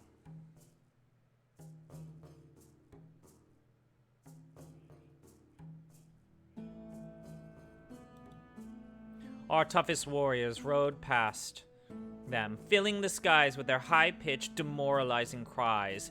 They brandished threat sticks handed down from our ancestors. They showed the brilliant Hoofs what they would have to fear if we chose to exchange sticks for swords. We gave them reason to fear, as well as hate us. Okay, so I'm trying to think. want to have Pella. I want to have Blessed Barley. We need to have a better crop yield, so I think we have to sacrifice here. 5 cows.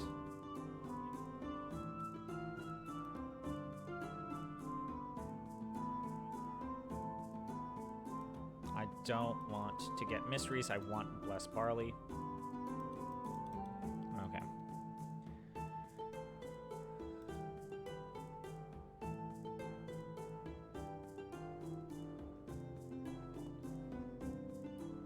So this is a sign that she does not feel equipped to be your advisor here. Let's go to her. She's our magic advisor. 7 cows and goods. Or livestock.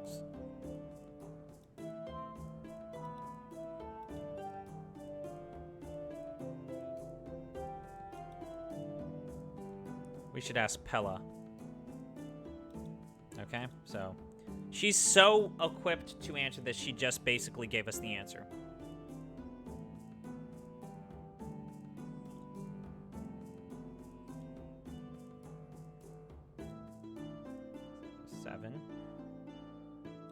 Okay, sacrifice. Bless Barley. We need the helps of the gods to ensure people are fed. Without magic, we can't reliably produce enough food. We do have sufficient food for now, but that won't last if we don't take action. I expect the clan will produce less than what we eat during the year ahead. We should ask for Aruya's milk blessing.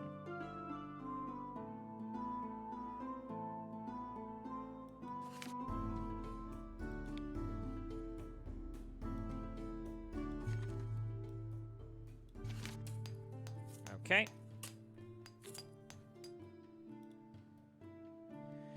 You find 9 young horses grazing in your pasture lands. Someone scrubbed away their brands, suggesting that thieves stole them, then lost or abandoned them. Not long after, a griffin delegation shows up at your clan boundary, seeking its lost horses. They are not accusing you of the theft, merely saying that you have custody of their horses, which an honest clan would have no choice but to return.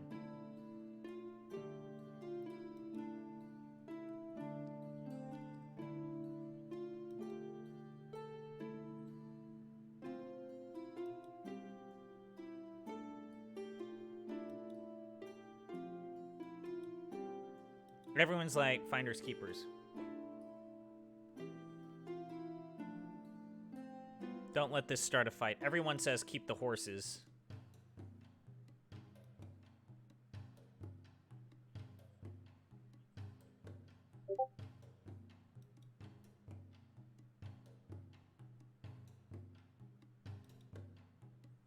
They will be displeased with us if they don't get their horses, but not enough to attack us.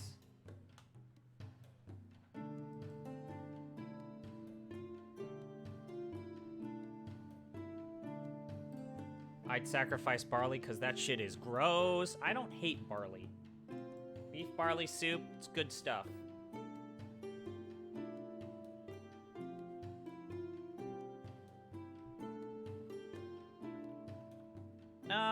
Yeah, let's keep the horses. Fuck them. Check that tone, son. Let's keep it. They had to admit that custom was on our side, but we had not taken the horses, but the gods had led them to our lands. Though clearly unhappy, they had no choice but to back off. Oh, so right. I am pleased to say that we now can expect to produce as much food over the coming years as we will eat. It depends on the weather, but I hope our food supply is on much better footing now. So that's because of our milk ritual choices. So we got blessed barley. Let's build Pella's Shrine now. Did we build Pella's Shrine? Okay, we have Pella's Shrine.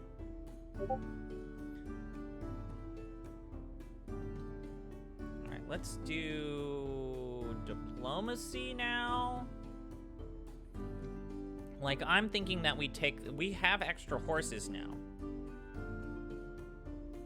So I'm thinking we send a delegation to... Oh god, this screen. Why is this screen so bad?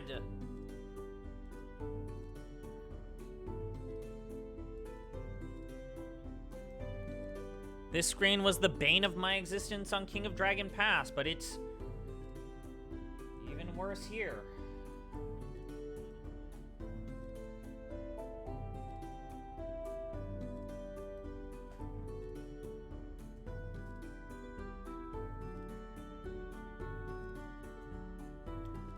Alright, so here are our known clans. Normally the game lists them from those that we have good relations to bad relations. These symbols signify what their specialities are, or in terms of which type of clan they are.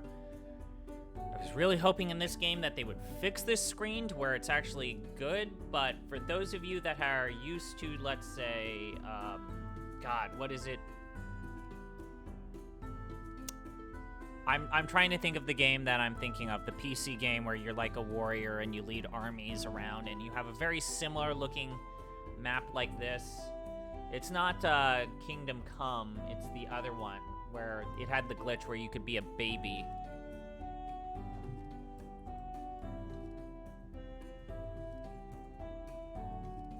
God, what was the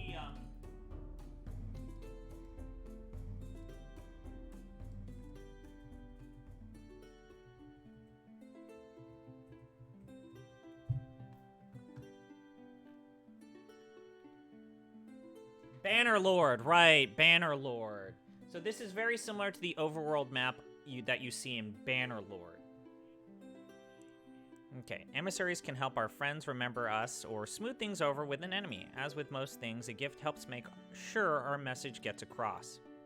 Okay, so we need to find... We'll go down here. So, known for their many shamans, their chief is banders. They like us. They still owe us a favor. They sell slaves, but don't keep them. They owe us a favor. They owe us a favor.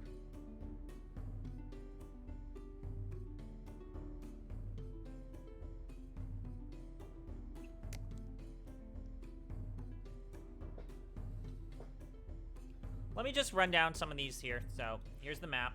If you just want to see the map, this is the map. These are our relations. This is the screen that we will use to fight wars and raid other people. This is the wealth. This shows us in terms of the amount of food that we need. So we have enough to survive three seasons. We don't want to get to that point. The population will grow. The mythology here talks about our current relations with our lords. Saga is basically where we're at right now with our story. This populates as we play the game. And of course, here's the hint in terms of the season. And this shows us our two big objectives that we still have not accomplished, that we need to accomplish before the end of this year. If, for example, we get sick, so right now we have a decent number of people sick, but not so much so that we need to worry about it. Our magic is where we have already done the Bless Barley and also done the ritual for the Milk Mother.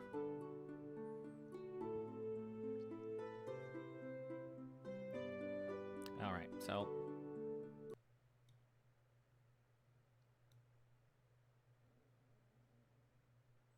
let's go here with our relations.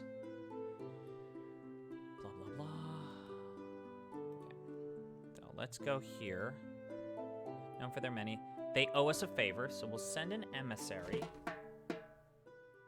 For a number of missions, giving gifts is a slow but good route to popularity. If you want alliances, an alliance, or a tribute, make sure that the clan likes or fears you first.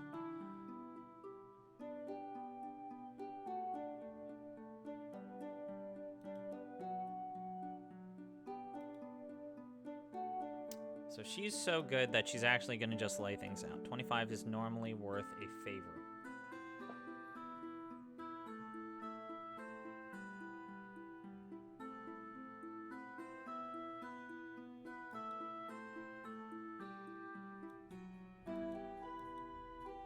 Okay. So let's send...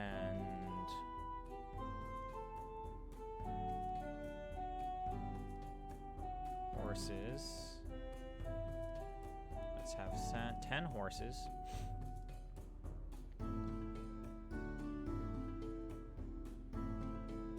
and we're going to send this guy as our delegation.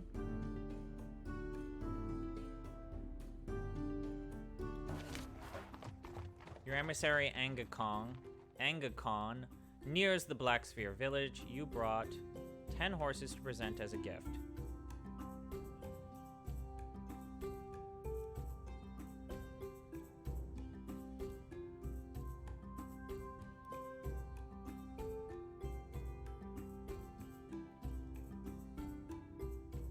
Ask for livestock.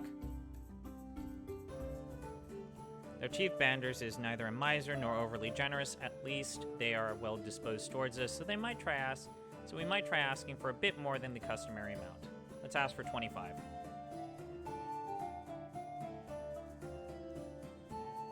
Okay, there we go. We traded 10 horses. If a clan tends to hate or mock you, it's more likely.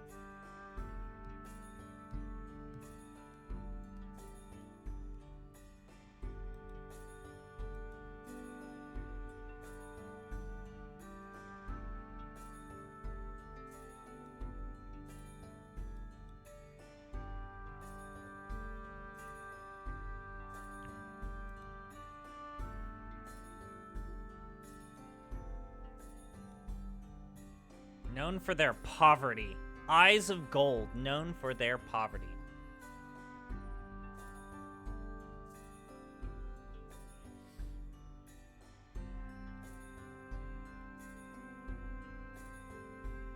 Wheel Clan. Known for their large herds, they owe us a favor. Okay, send a caravan to establish your first. We want to send a caravan to establish our first.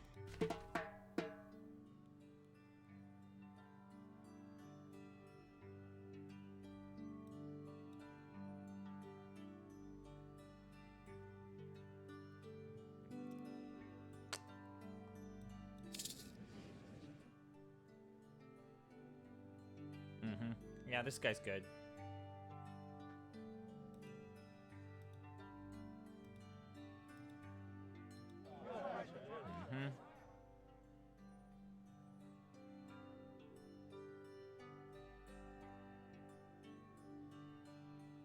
All right, let's send. Huge blast of icy winter wind greeted us as we sent out.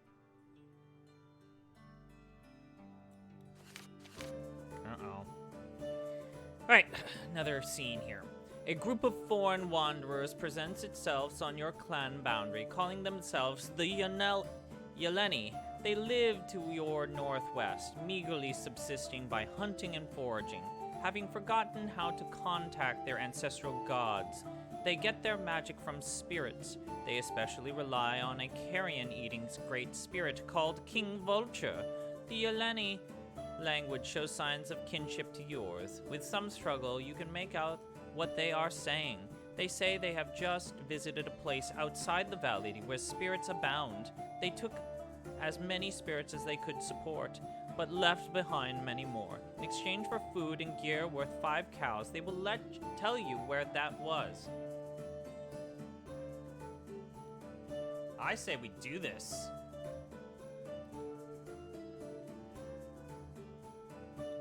I say we do this.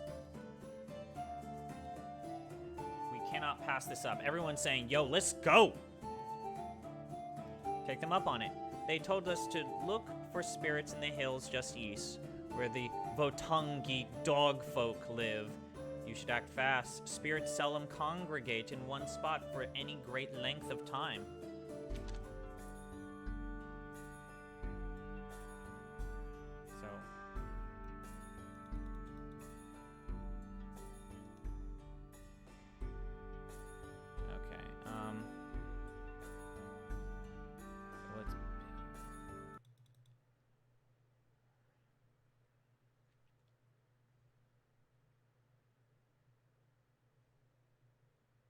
All right, let's go back to lore. Not lore, magic.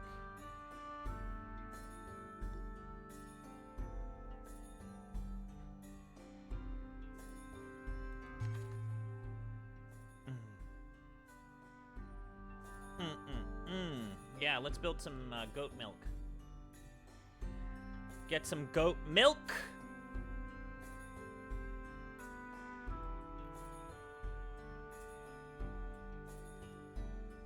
I hate goat milk, but let's get some. Action for choice. Let's build some defenses.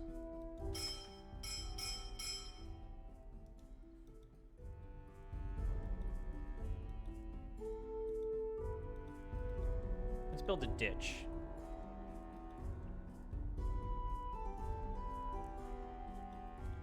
Oh, yeah. Yeah, let's build.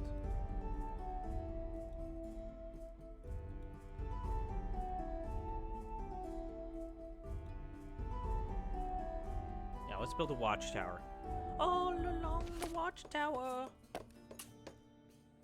You catch foreigners hunting in your wildlands. They travel on foot and hunt with dogs. They might be Votanki, a nomadic people who live in a forested region to the east. You have heard of them before, but no one in your clan has ever met any of them.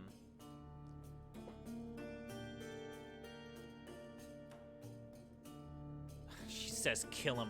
Don't sup with the foreigners. People are in no mood for clemency.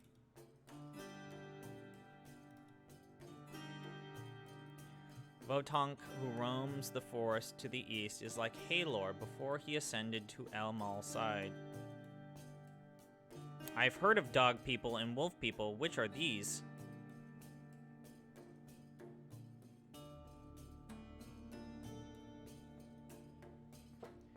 So, guys, do I commit an act of genocide? What are we feeling?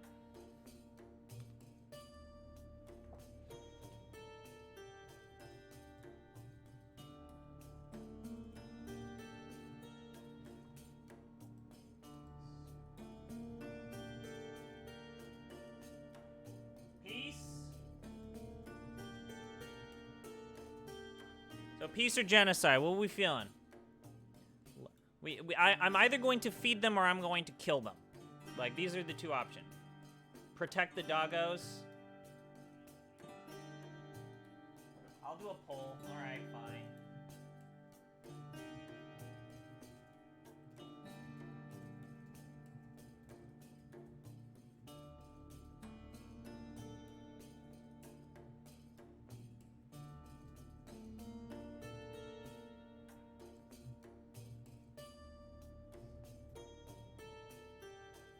Over on Giant Bomb, we got a poll.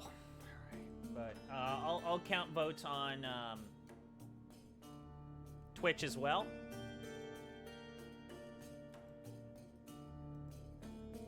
Got 4 votes for feed the dog people, not murder them. Okay. So far, it's looking like we are going to feed the dog people. Boy, howdy, guys. I sure hope that this isn't gonna backfire horribly.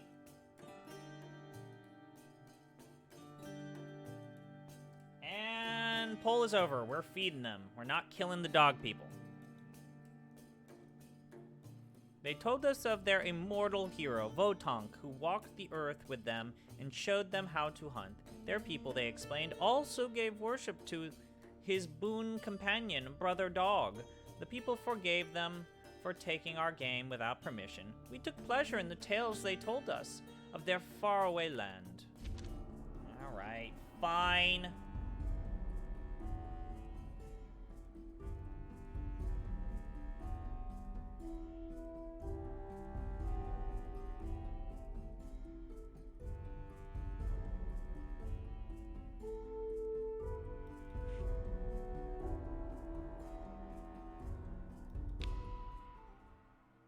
Oh no, did I accidentally do a ritual?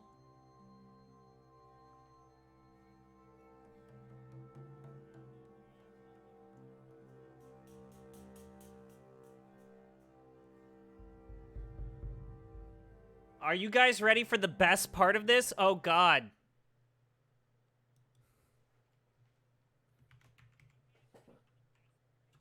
Oh man, are you guys ready for the best part of King and Dragon Pass?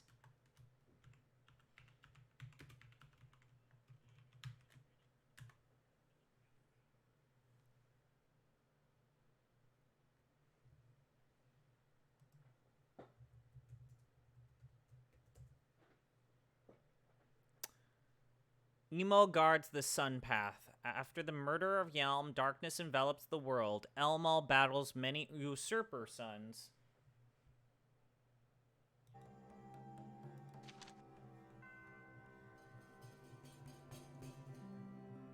Oh man. How do I do this? How do I do Elmal's? Oh man, what? Dang it.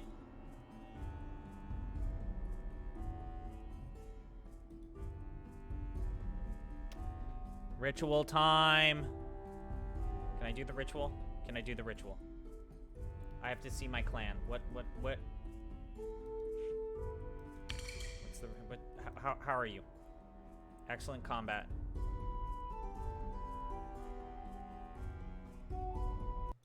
How do we do this ritual? I want to do a ritual.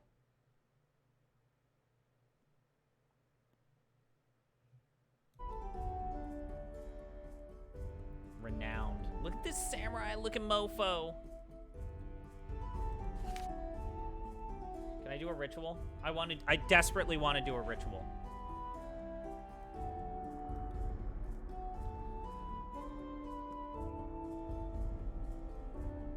Okay. I'm willing, even if this fails, I'm willing to do a ritual. I don't think you guys that have never seen, you don't know. You don't even know.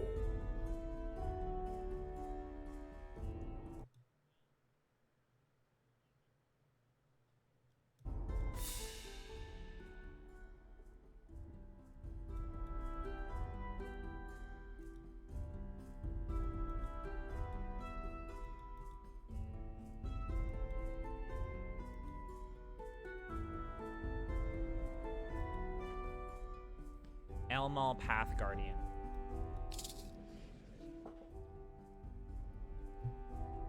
Leadership and combat.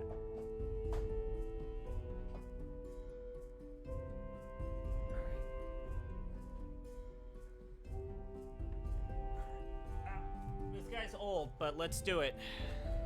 Best part of King of Dragon Pass, the rituals.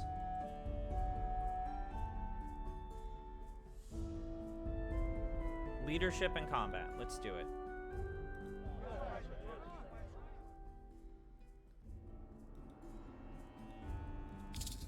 right, we got our person. This ritual can help us in battle in many ways. Gain a treasure or strengthen the quest giver.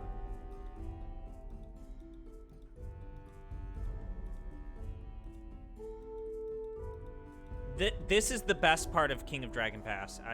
Boy howdy. Oh, I'm excited. All right. Let's go. Whew. All right, now for those that don't know, the rituals are a coin flip, but they are the absolute best shit imaginable. Mike Gran donated $15.52 for the kids. Rob Hussey donated $43.47 for the kids. Thank you so much. I believe,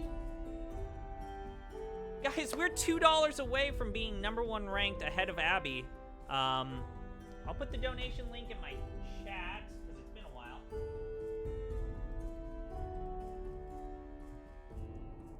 Here we go. Here we go. But let's do this. YOLO! Oh.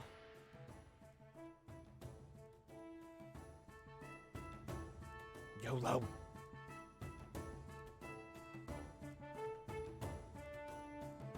You embark on a ritual to send one of your number to Elmal's side. Do you seek the aid of the other riders?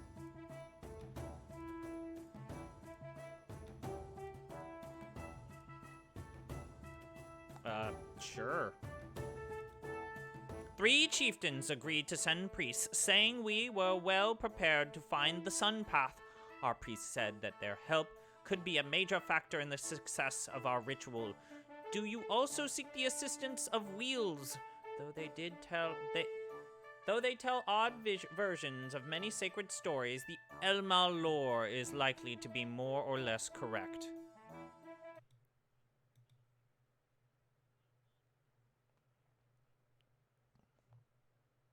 Give me a minute here. I'm gonna just try and...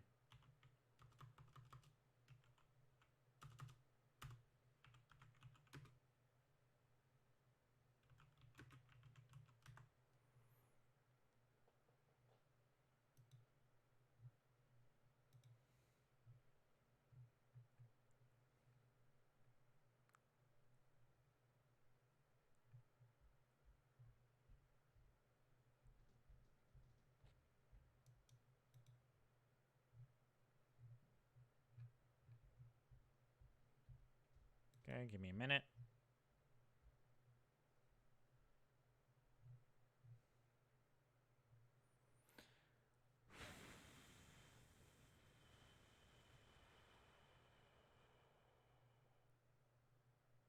Okay.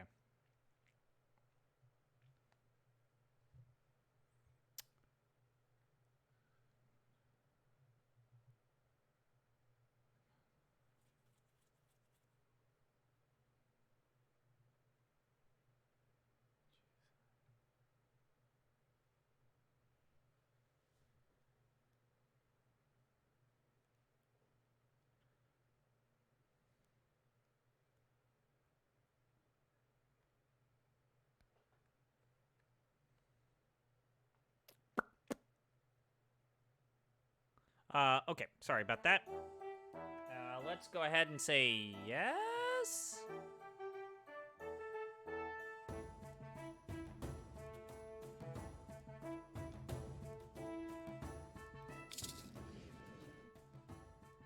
Leadership and combat. Renowned and very good.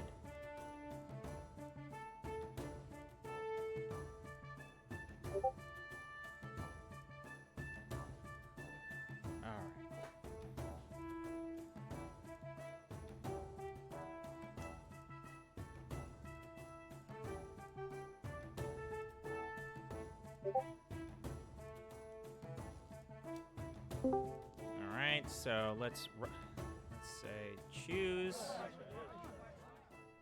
In general, sacrificing valuables worth at least 5 cows helps get the attention of the gods. A bigger sacrifice increases chance. I normally sacrifice more like 15 because I think 15 is the magic number. Cow.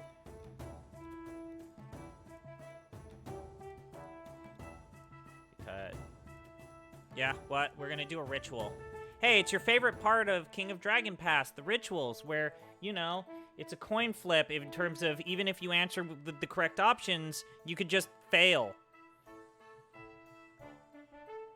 But it's Sometimes also God where we doesn't get the answer. best art. I sent my old guy samurai dude. How do you feel about the old guy samurai dude? I think I like the way this game looks. Because they just said, hey, that old game, Anyways, let's just make it look like that. I shared this game with Jeff, and he's like, I think I want to can we play this next time? And it's like, hell yeah!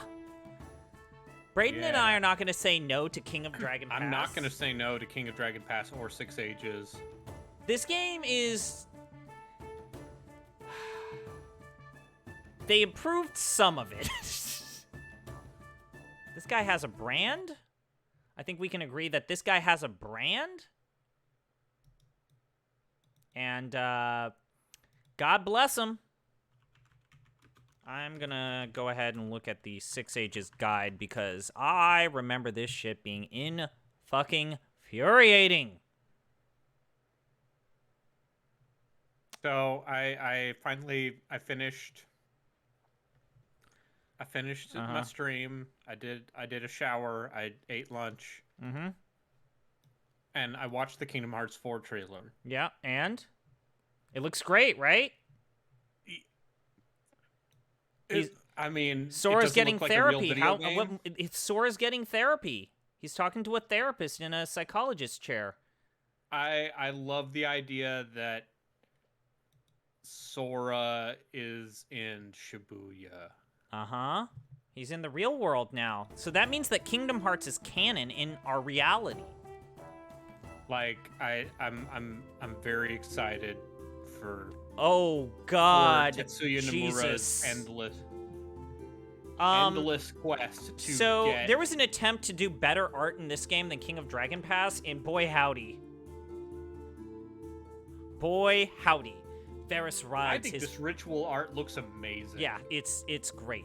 Varus rides his flaming steed to the broken sun path where many scroungers try to gather up the shining bricks laid by the Emperor. So it's like Dragon Ball Z, the brick road in heaven. The first of these is Elmal's younger brother, Little Yelm. How does Varus greet him? Put those stones back before I slap you! With the song jeering at his youth. This is unworthy of you, my brother. Your fate lies here. I have to read. I have to read what the guide says. Oh right, and Rory's playing Mask of the Betrayer with Yep. George Seitz. Yes. Holy shit! Right? I'm really disappointed I'm streaming right now. So I have to read this part right here. Regardless of what you say, clicking any of these options is a percentage skill check. For example, clicking option 1 is an intimidation versus confidence test, likely a combat or diplomacy-based choice. The guide doesn't even know what the math is on this. So, with a song jeering at his youth, singing versus confidence test, possibly, but not guaranteed, a leadership and lore-based choice. This is unworthy of you, brother. Oration versus confidence test, possibly a leadership and lore-based choice. Your fate lies elsewhere, a mythology and magic-based choice.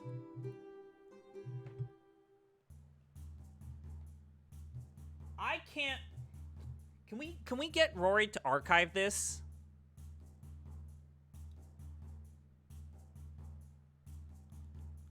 Little Yelm trembled but decided to fight. How does Varus fight him?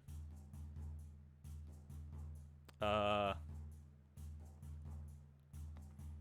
an equal, as against an inferior, by flamboyantly overleaping him with a wary eye for tricks. Let's treat him like an inferior if he's Little Yelm. Okay. Little Yelm didn't stand a chance. Varus was right to fight him this way. Okay, I think oh my god!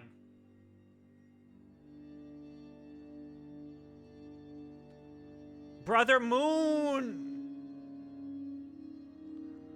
Oh god, what am I looking at? What am I looking at? Brayden, what am I looking at? Holy shit! What is this? What am I looking at? Next, Varus came upon the demon son, Shagara, Sargash, laying claim to Yelm's Holy solar shit, bridge. This is so good. How does Varus greet him? With a call to brotherhood, with a magic ward So against are the demons. rituals still very much like you have to enact them? So you get one in for whatever free. way is in the well, depending codex? on the god that you pick, you get one for free, and the rest you need to build shrines and gain favor. But yes. Okay. With a call to brotherhood, with a magic ward against demons, with the song mocking his ugliness, with an immediate attack. Let me go through this guide. With a call to brotherhood, oration test versus fear, possibly a leadership and lore-based choice, harmony magic aids choice. With a magic ward against demons, magic-based choice versus darkness, ritual magic aids to choice. With the song mocking his ugliness, singing versus confidence test, possibly leadership and lore-based choice, harmony magic adds choice. I don't have any harmony magic. With an immediate attack, this is the combat-based choice. If you lack magic, this is the best choice for you. So I guess we're gonna pick an immediate attack. I need to take a screen cap of this. I wanna play King of Dragon Pass. I'm gonna get some water real quick. I think I want to play this, because I've played King of Dragon Pass. I have not played this. Honestly, I feel like if we were to do an episode, we could just do both games. They seem similar enough.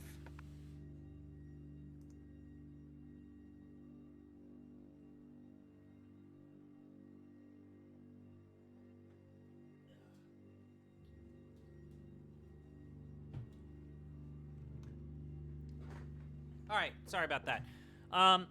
I want the. I really. I don't know about you. I really hope that Roy archives his George Zeitz stream.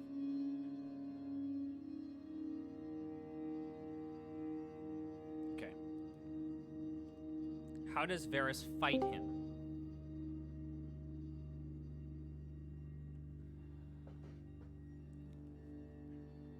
Yeah, I agree. Okay. How does Varys fight him as an equal, as against an inferior, as against a monster, with distracting maneuvers? Hey. Hello, Jeff. Jeff, I have to fight Yeah. the evil false moon, and against his disciple, this dude, Sargosh. I have to fight an evil sun. Evil sun must be defeated. I'm gonna say he's a monster. I don't know, guys. Saying this is like Dead Space. Yeah, this is Brother Moon. As against a monster.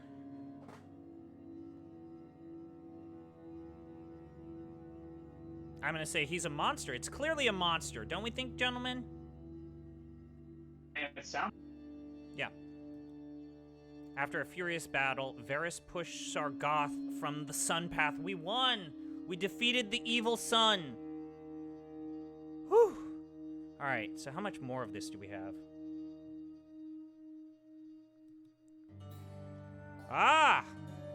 Varys finds a host of golden men stripping the sun path of its stones. How does he stop him? Stop them by commanding their obedience, by whooping at them with a song of ridicule, with Almal's sweeping sword. I'm gonna say sword? Promising. I think sword, because I picked a sword man.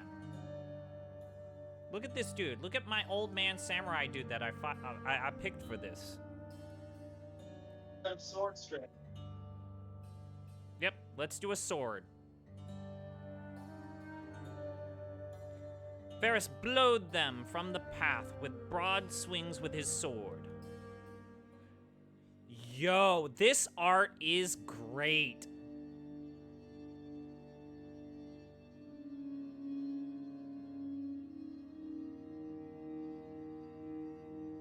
Varys moves further along the sun path to the blessed south. Yonesh, the cold sun, comes to blast him with frigid air in a bid to freeze the riders in place forever. How does he attack back? With a frontal assault, with feints and tricks, with fire magic, with heedless fury. I go in from the front. I don't mess around. We do the front. We go front.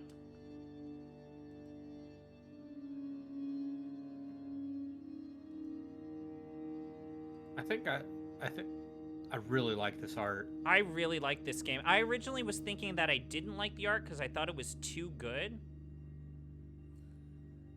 But I think they did a good here. It took every grain of strength, but Varys finally wounded the cold sun, driving him off for at least 7 more years. Oh no, we gotta do this again at 7 years from now? Elmal appears to Varys, thanking him for patrolling his sun path. Never has the need to keep it strong been greater. You have served the fire gods well. That warrants a boon. What reward does Varys seek? Jeff, you're here. This looks like the Swedish Santa Claus. This looks like Swedish Santa Claus. Have you ever It looks untrustworthy. have you ever seen the MST3K Russo-Finnish film called Jack Frost? Yes. Hundreds. Yes. Literally hundreds. That's also a great MST3K episode. Oh no, now I'm a bear. Let each sword fight with the strength of two. Aid individual leaders during battles. Reward clan victories by replenishing our magic. Whoa, this stuff sounds great. This sounds like actual like buffs as opposed to last time, which was like, you got an item. Oh, I wish it displayed what these buffs were. Let each sword fight with the strength of 2. This sounds awkward. I don't understand what they're saying here. Aid individual leaders during battles. Reward clan victories by replenishing our magic. So does this mean that if I get a victory, it just sets my magic to pre-battle? Because that sounds busted. yeah. Battle treasure doesn't sound anything. Add strengthen Varys' abilities. So that's just gonna buff that one dude. I'm not gonna go with that. War magic against Imperial foes. I get extra war magic? But who are Imperial foes? Oh, these are specific enemy types. So I'm gonna avoid 5, 6, and 7. So it's really between 1, 2, and 3 for me. Being able to automatically replenish our magic. If I'm reading this right, that sounds good. But if this is just doubling my sword strength, that also sounds good. What do you guys think? Brayden, you're a King of Dragon Pass veteran. Which of these buffs actually sounds like it can get the job done? I mean, are you a war clan or a peace clan? I'm a middle clan. I'm a herd clan. Oh, you're a centrist. I see. Yeah, I'm a centrist. I'm Joe Biden. Yeah, the Joe Biden of pre. But I will do raids. Don't. I mean, Let's just go with 1 then. yeah, I feel like having 2. That sounds pretty good.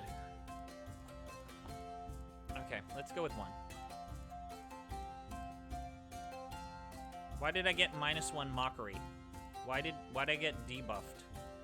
Elmel touched the sword that Varys had brought with his own. It flared as bright as the sun and faded to an intricate pattern. All your swords will fight with mine, he said. The outside war priests who prayed alongside us shot arrows skyward in salute to Varys. They too would be strengthened by his Sunpath journey. Oh, our war priests now have double strength. That's pretty good. Wow. Those who That's did not partake now wish they had. The wheels in attendance were no less fulsome in their praise. We might differ on many matters, but not in our devotion to Elmal or our vigilance in guarding the Sun Path.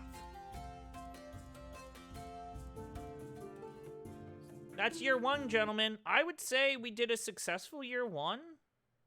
I would say I did an okay job with the first year of 6 Ages. So Jeff, I'm looking at it. It seems that on the easiest setting, it's like 5 years. Huh. And I can't emphasize enough, I think Brayden and I have played King of Dragon Pass on the lowest setting multiple times, and neither of us have actually beaten King of Dragon Pass. I got all the way to the end, and then failed the victory rite. I did the same exact thing. That's exactly what happened to me last year on the Community Endurance Run. I think I told you about this, Brayden. I got to the literal last choice before I got to the end screen, and it's like, all right, we officially are in famine. What do we do? Sacrifice cows? Eat cows? Pray? Do this? And I said, okay, let's sacrifice our cows. And it's like, you killed too many cows. Everyone leaves and you lose. Reasonable game. A highly reasonable game, but just, man. Last year, 26 babies were born. We initiated 20 children as adults. The clan has no more people, one more head of cattle, and one more host than we did last sacred time. Our crafters produced 53 cows worth of goods, but we didn't have a regular market for other clans to visit. Maintaining our shrines took 11 cows and goods worth 20 cows. The priest said the spirits of our ancestors were peevish because we were not restoring our connection to their gods. Oh, shit. Okay, let's go to year 2. So I'm gonna say, let's do fields, max on pastures. 1 for ritual. Do we have any people who are sick?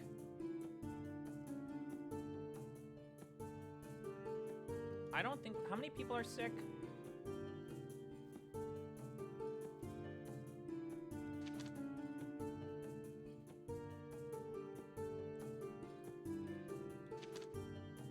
I don't know. Let's put money in craft. Oh shit, we have a lot of reserve. Alright, fine. We'll put 1 in health and 1 in diplomacy.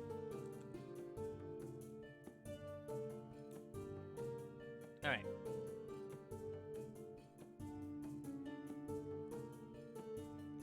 Okay, proceed. The Yu-Mering clan say that they were visited by a party of child-sized birds who spoke in the language of the rams. They could walk on water. I have no idea why they thought we would believe this horse dung.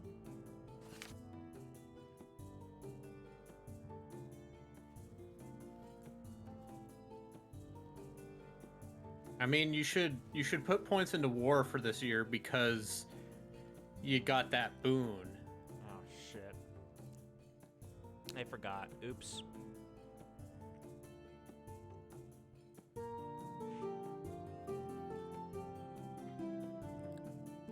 Marissa. Child-sized birds? Yeah. Child-sized birds. Look. Yank.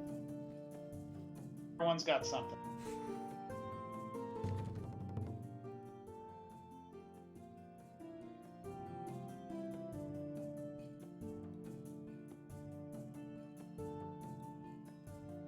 All right, in the time it took me to leave for a while and come back, I put in a load of laundry, and I did something I said I was going to do on our last podcast, was disconnect this Nintendo and reconnect God's Chosen Con.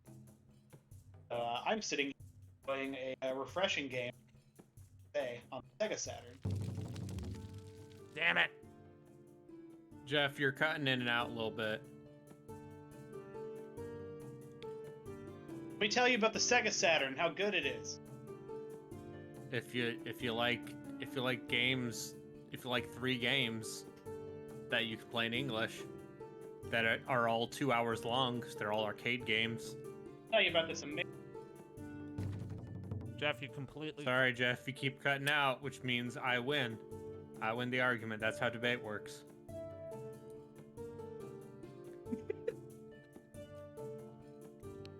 Well, my cat disagrees. Sacrifice.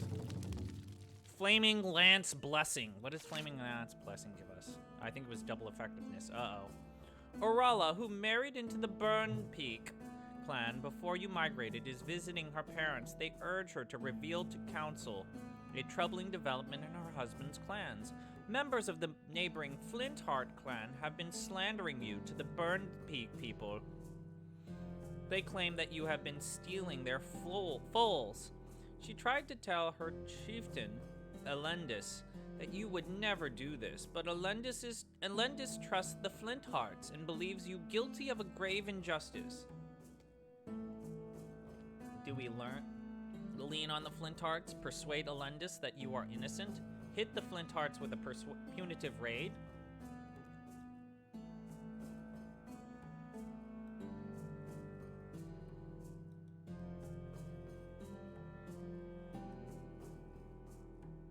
That.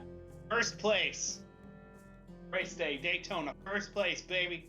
Alright, persuade Elendis that we are not innocent. That we are innocent. Daytona, let's go away. Isn't persuasion okay? You know the nice thing about stream, the nice thing about not stream, I don't have to. Jeff, you are constantly cutting out. That's okay. I'm doing this on a phone. Oh, okay.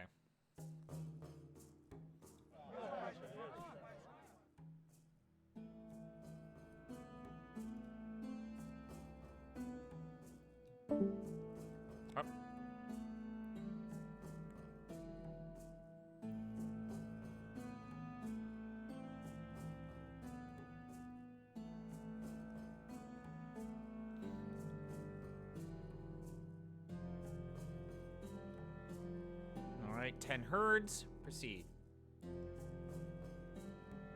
Alundus said he should have never have doubted us. As a gesture of good faith, his clan would forget a favor we owed them.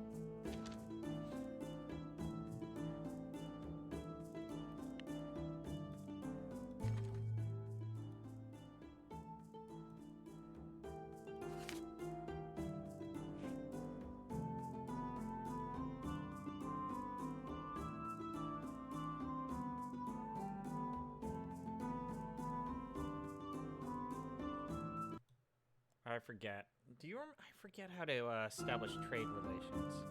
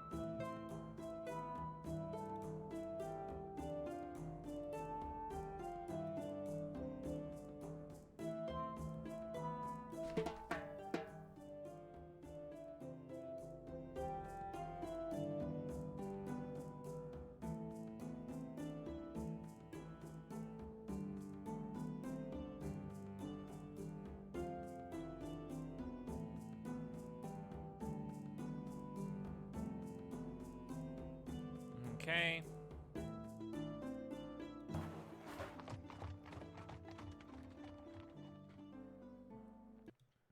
Okay.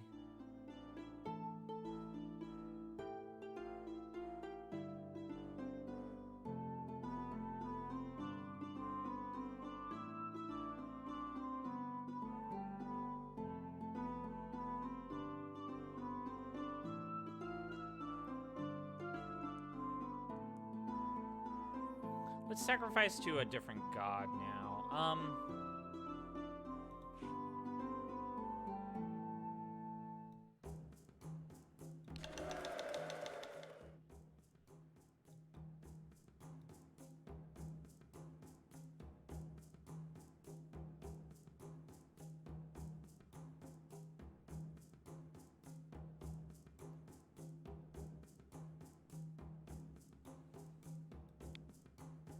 Let's recruit. Okay, that's good.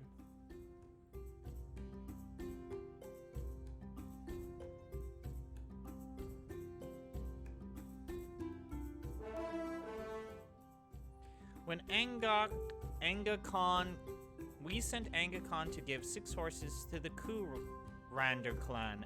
Anga Khan reports the Randari praised our gifts and drank kumis with us. As near as I could tell, they hold us in high esteem, though we'll still like to put on a scornful air. Before we left, they told us that their explorers had discovered a cave to the south of us.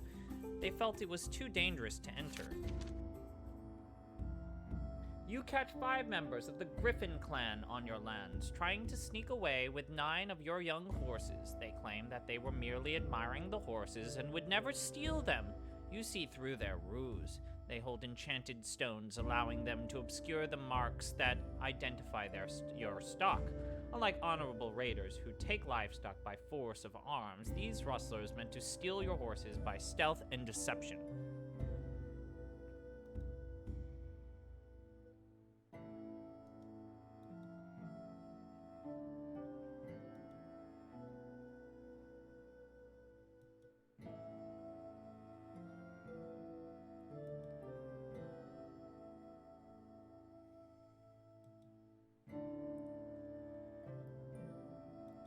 I don't know, man. I say we kill him.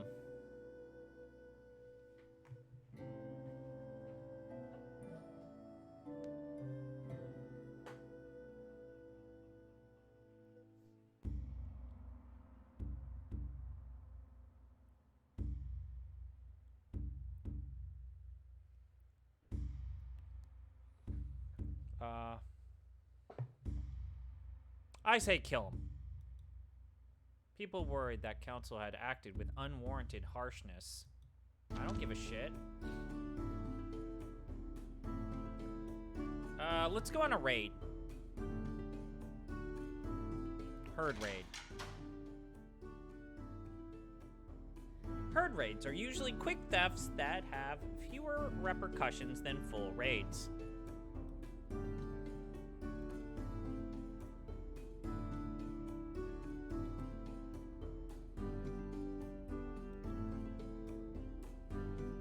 They hate us. Right? They hate us.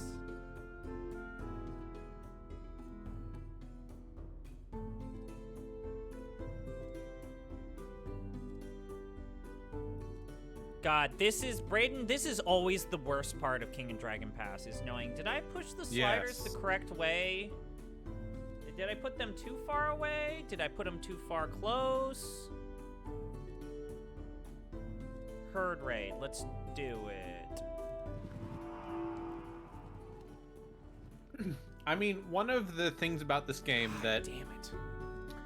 is both its best and worst aspect is just it is not into direct feedback.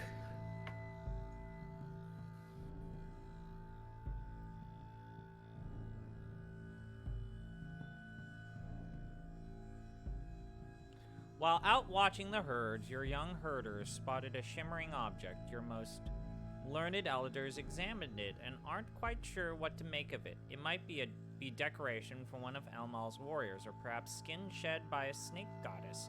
It's divine, but you can't identify any magical properties. So your magicians say the best thing is to sacrifices. Cattle. 1000% cattle. When Meslana laid the object in the sacrificial fire, it was consumed in a puff of sweet-smelling smoke that seemed to form a cow head as it dissipated. You didn't have to be a priestess to know that Bersenari would be blessing our cattle. Meslana said her bounty would last about a year. Okay.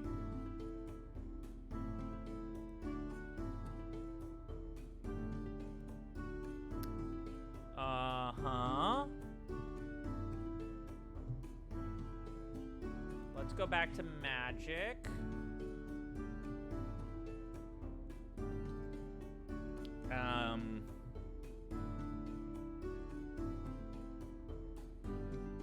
What? Dostal. Oh.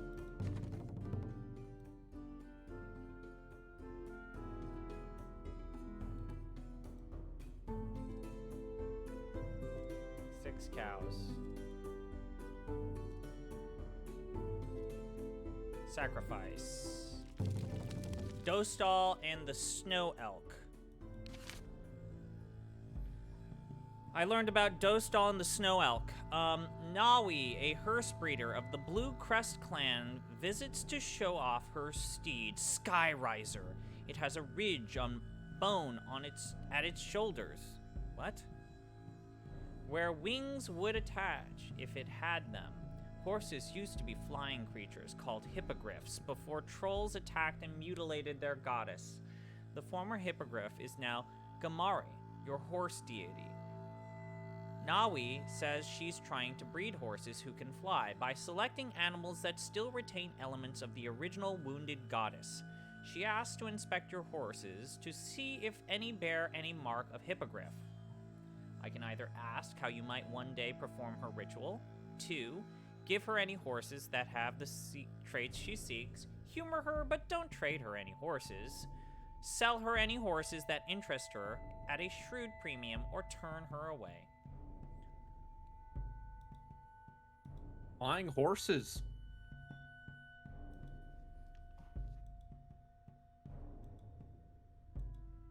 Most of my advisors say she's full of shit, but I'm with my magic priestess saying, yo, let's go.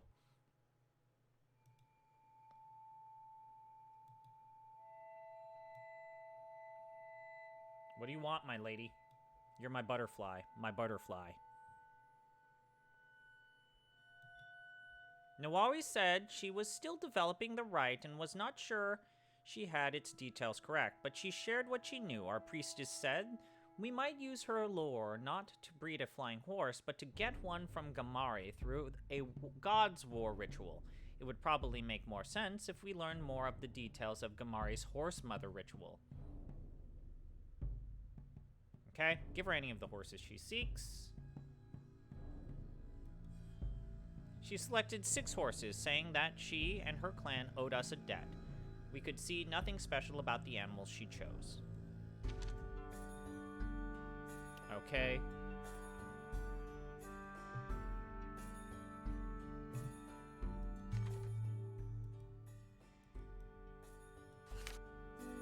Let's continue to sacrifice to Dostal.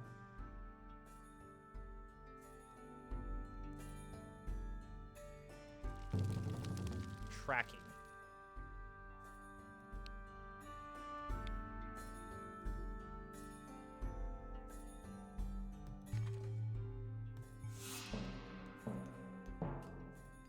The brilliant Hoof Clan has been mocking us because we have so few sworn spirits. I would be happy to go find one and prove to everyone that we are not afraid of the spirit world.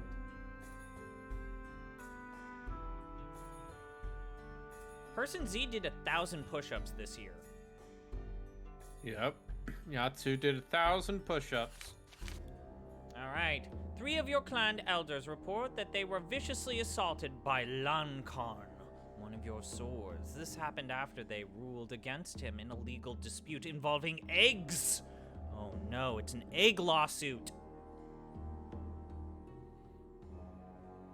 Lankarn has not just attacked particular elders, but the very foundations of your legal system, complicating matters. Lankarn's fellow warriors hold him in such high regard that they wish to discount the severity of what he has done. They say he has always had a fiery temper, but wouldn't do it again.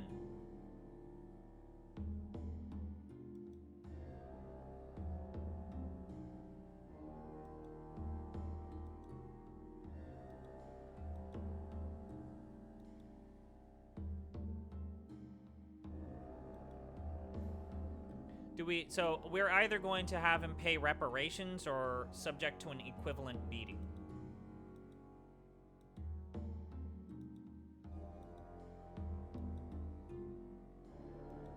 I say equivalent beating.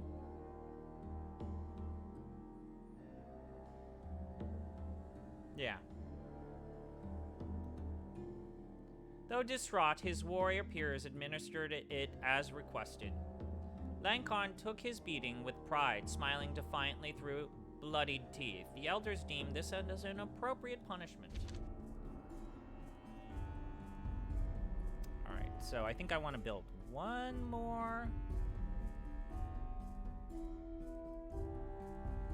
One more. I like to boost up the, so we got Dalstall. Let's sacrifice again. Let's try to get a little bit luckier here. Sacrifice. Curing. Sweet. Some of the people led by Anga Khan say that the clan should be doing more to survive in the changing world. Others point out that besides migrating to the valley only 2 years ago, you're actually doing a lot. Seeds take time to grow, and it may well be that it will fall to the children to ride to the next big possibility. I think the idea of a city is great, but it will take a lot more planning before we should involve the clan. I'm not the cow expert, but if we decide to raid, you should know that the Yellow Hills are the weakest of our neighbors.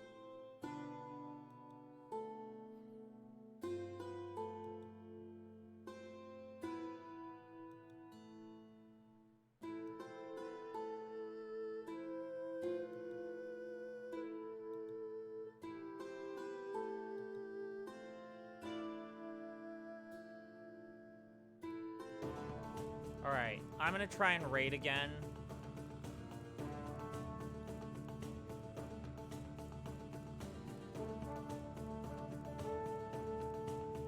See, I think you know this, Brayden. If you put too many units into a raid, then the raid fails because you get caught. Because they spot you.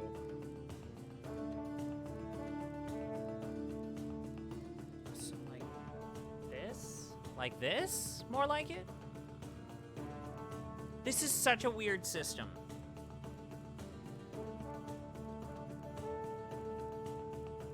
This is still my least... This is still a weird, at times frustrating part of this game, right?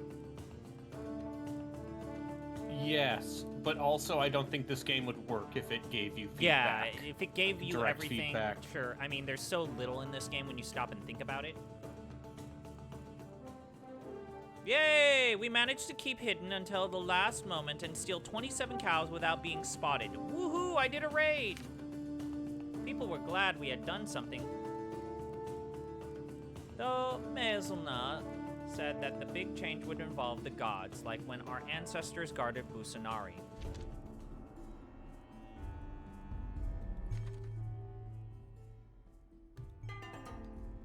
A group of affable traders from the Flintheart clan arrives. Only a few clans brought Perundetto, god of glassmaking from Nivora. You did, so the Clan Jan clan is the best source of glassware. We wish to trade for all the glass you make for the next 7 years. In exchange, we will give you 40 cows worth of goods.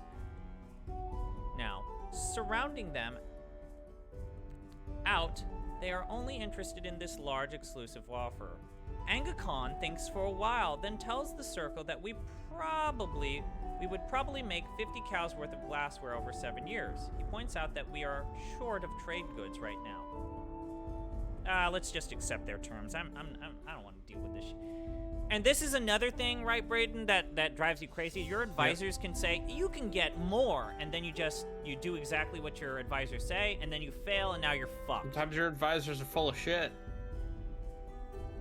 Well, sometimes your advisors are correct, but that doesn't change the fact that all you're basically doing is you're rolling with advantage, and you could roll a natty. You could roll a nat 1, critical failure. Like, this is both the best part of this game and also the worst part of this game, because if it was more generous, there's no reason to play this game. Because you'd literally get the entire storybook experience in like 3 hours and be done.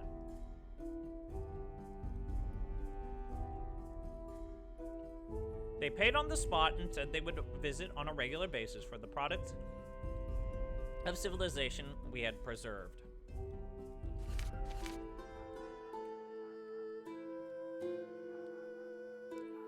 This art is great. Braden, is this art good? Is this good art? Do you like cool art? Do you like cool art? Because I love cool art. I love cool art. A legal dispute between two of your families has been settled, but rancor continues. Barsden brought a case against Venrost for grazing herds on land allocated to his family. As tradition demands, they took their case before 3 clan elders who ruled in favor of Barsden. 2 appeals, first to other elders and then to the chieftain, affirmed this ruling. Even so, Venrost's family, the Actots, continue to complain and argue. Other families now say that their bickering sows discord through the entire clan.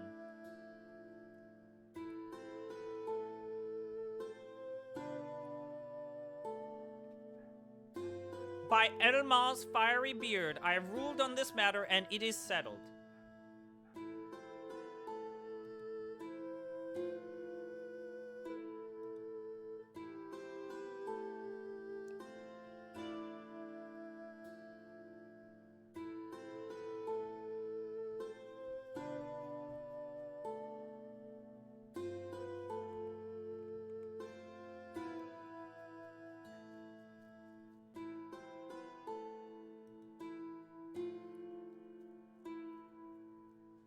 Uh-huh.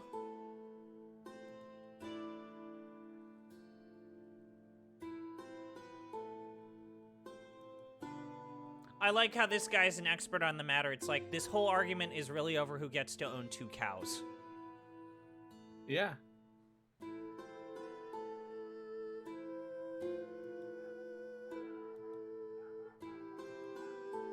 Can you put a trickster on your clan circle? I did. I believe it's this guy right here. Okay. And he's that's like, yeah, all I dude, need. just let him fuck off. But you're right. Getting Because a that's good one of my favorite things about King of Dragon Pass. Is just trickster is play a prank. you sent your trickster, and he made eels fall from the sky, and now the other clan is pissed at you. You turned their water into the blood of goats, and now they're going to starve to death. Yeah, let's keep the clan circle out of this. People were glad we had followed custom and avoided making the problem worse. Excuse me? I can now bargain with the spider spirit? What? Uh-huh. Excuse me? When are you eating your pizza? Huh? When are you eating your pizza? I have one more slice. I'm gonna save it to the last hour. Oh, God. It's covered in sesame seed oil. It's really marinated. How was the cocoa powder? I'm gonna do that last. Here's the thing. I think I'm gonna do a slice of pizza that has everything. That has banana slices, cocoa powder, and I dip it in the gamer fuel. What flavor of gamer fuel is this? I got red, which I think is Okay. cherry. I'm pretty sure it's cherry. Brayden, I guess we're gonna talk to the spider spirit. Choose spirits from the pop-out menu on the magic screen to bargain with a Soren spirit god. But not until we do another. Your elders are having a difficult time finding brides for the clan's bachelors and families in other clans to take your young women as brides. After talking to counterparts in the Blackspear clan, they now understand why. Shamans of the Brilliant Hoof clan have been spreading a warning they heard from their helper spirits. According to this rumor, the next person to marry a clan Jan will die. Clan Jan. This is...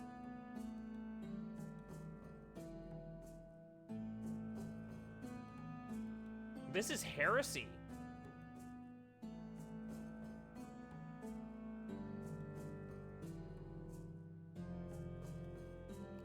Okay, let's be considerate. Let's demand they withdraw their story, and then let's fuck them up.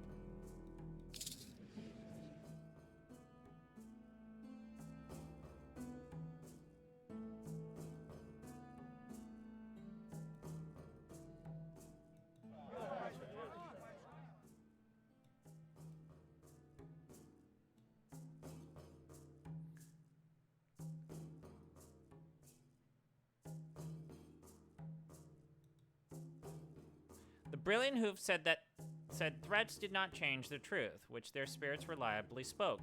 Anga Kong said a clan with greater fear of us would have thought harder about the veracity of the spirits. Charine died of old age. Her last words were to bless her family and curse the Rams. We will all miss her talents for reading and leading people. The spirits of our ancestors all the way back to those who lived in Nivara came to me in a vision. They were pleased that we were regaining our connection to the divine after the migration and said they would be watching after us more than usual for the next 2 years. Okay, what's this? Okay, so all right. Year 3. Let's do some to fields. We need to put Max into war now. I think you're right, Brayden. Crush him. Crush him into the dirt. Some to crafts. Some into ritual, maybe. I forget what wilds was.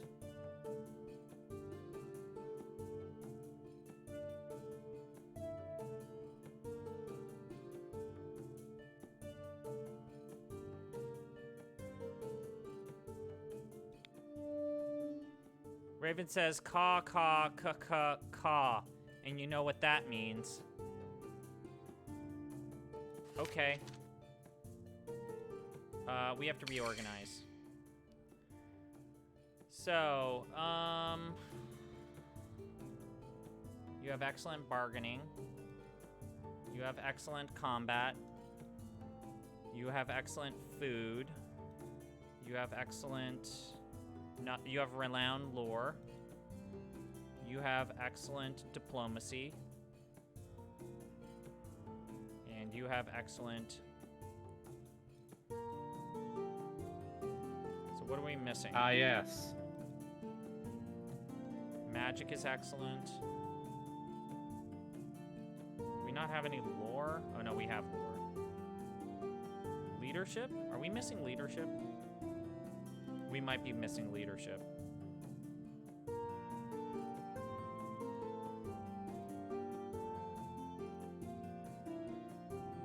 Oh boy, this screen. It appears that I have rolled poorly for leadership. Cool.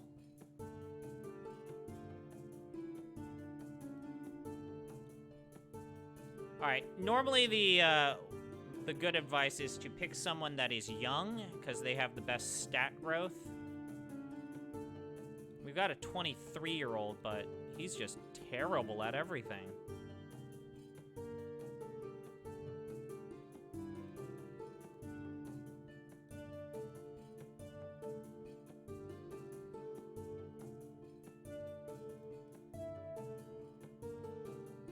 Oh, you're good at here. Okay, I will put you on the council. You're 50 years old.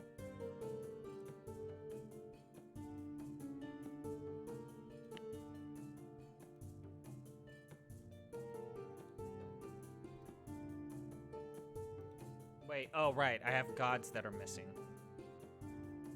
Kana, Nyala, Ralalna, Kana. Did it say that a god was missing?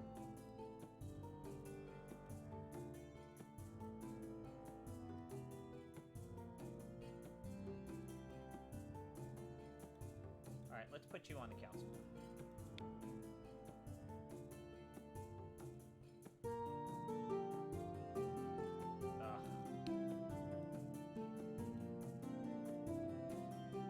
Ankcott family is missing.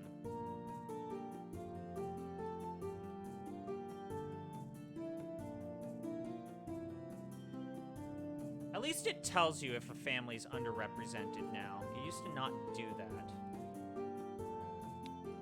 All 7 families are represented. Brilliant Hoof emissaries come to ask if you know the story of taming the river. If so, they need to learn it. And will forgive a favor you owe them in exchange for its full and true details. We do not know this story. They thanked us for our time and moved along. House is unfinished.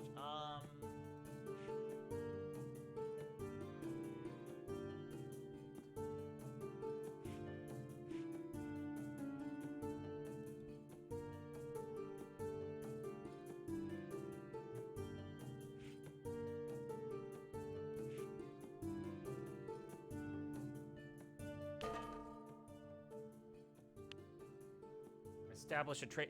Ah, man, Braden. I didn't. Yes. God damn it.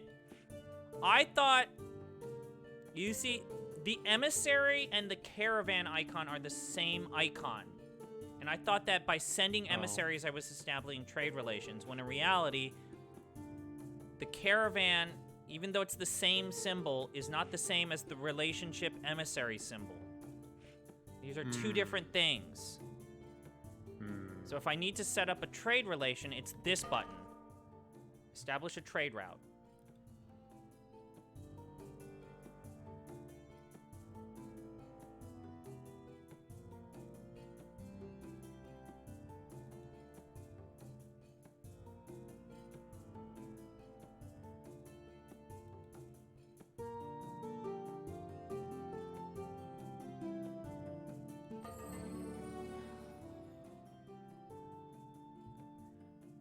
I love this game, but man! Alright, one of the reasons we settled here was that the Black Eel River has not been tamed, and we couldn't take the entire clan across, but we also heard stories that the Ram people lived on the other side. And now I heard from a twin song traveler that the Flint Hearts saw Ram explorers crossing the edge of their land. Maybe we can get an opportunity to befriend the worshippers of Orlanth the Storm. It would be good to have powerful friends. Okay.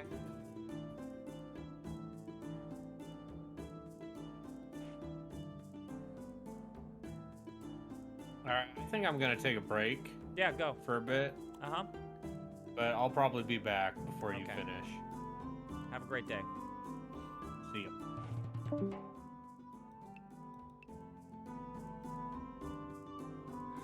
Alright, explore. Our caravan is back from the Arissa. The Arissa traders were pleased to receive our first caravan to them. They said that access to more horses was always a good thing and agreed to regular trade. We also made a small profit from the trip. One of your hunters returns from a sojourn to the shores of the Black Eel River to report that the foreigners who live there might be vulnerable to attack. The Weeders, as they are called, pose no great threat to a clan like yours. But your hunter, Elvolton, saw them lose several fleeing spearmen to the Twin Song. Whatever goods they have left are now vulnerable to a quick raid.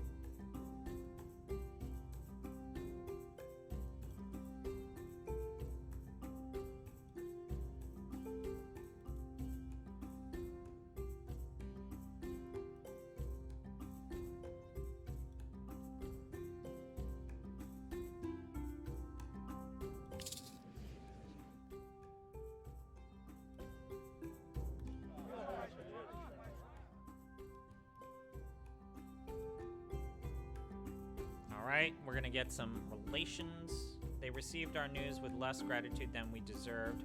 Angakong figured everyone already knew that the Weeders were weak. It was their condition more often than not, after all. I should have raided them. Damn it.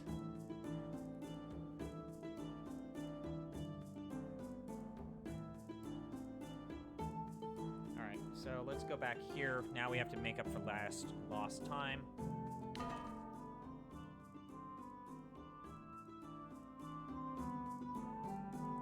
Establish trade route to the Chororissa.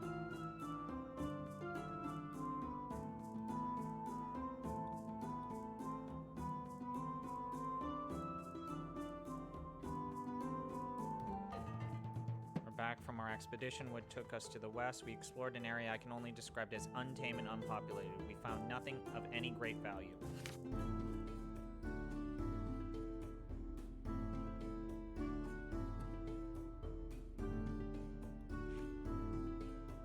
God damn it, I didn't realize.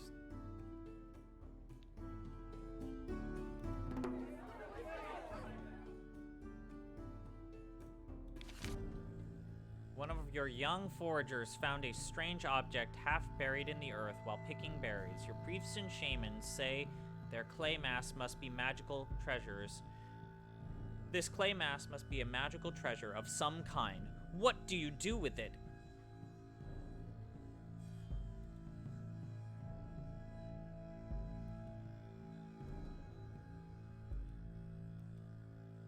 Everyone says keep it.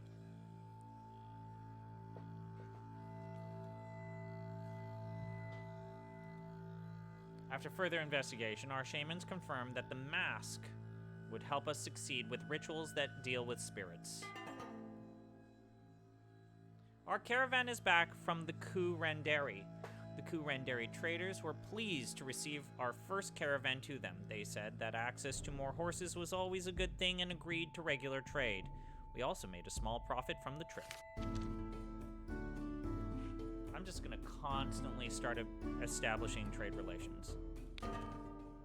Establish trade routes.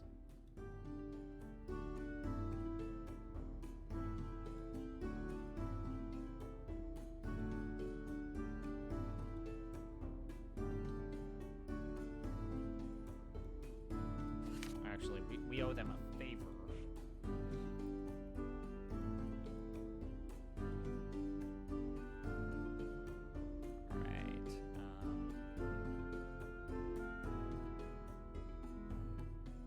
Make a venture Shit, I forgot to finish the houses. God damn it, I forgot to finish the houses too. Damn it, I should have done that.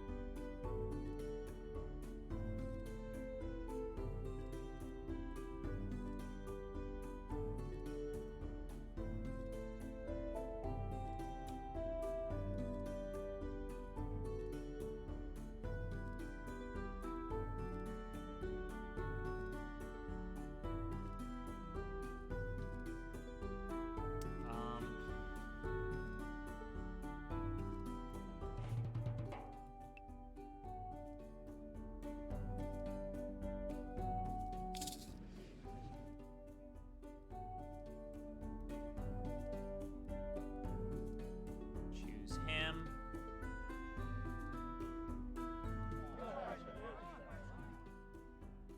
Explore.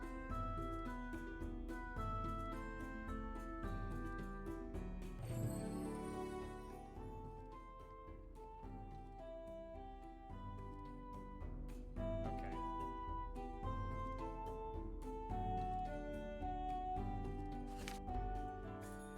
Okay, rituals, magic.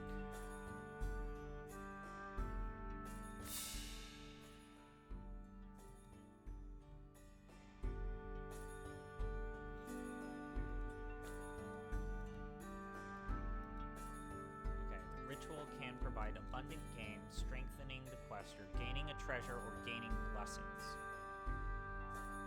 Alright, let's open up. So, Dostal the Elk Hunter.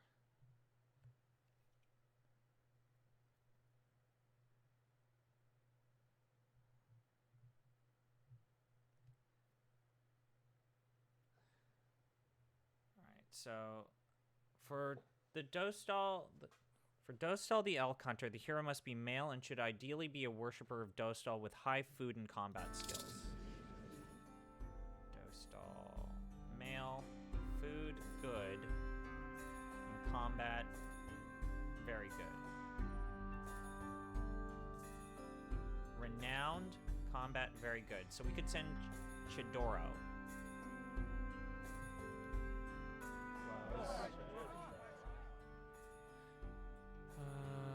With all rituals, the hero's success depending on options that match their skills, not on simply faithfully reenacting the myth. As with all rituals, the hero's success depends on choosing options that match his skills, not on simply faithfully reenacting the myth.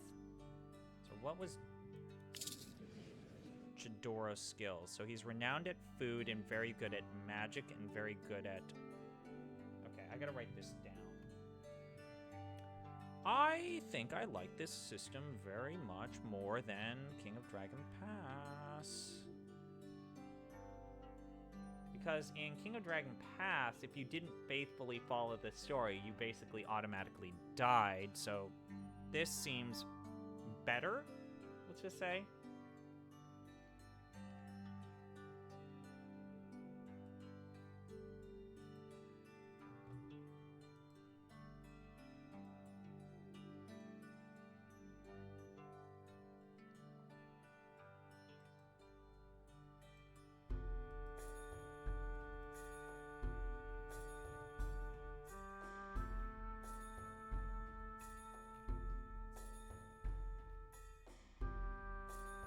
Alright, so I think we're going to go to Chidoro, and we're just going to need to remember that Chidoro is renowned at food checks, so that's good.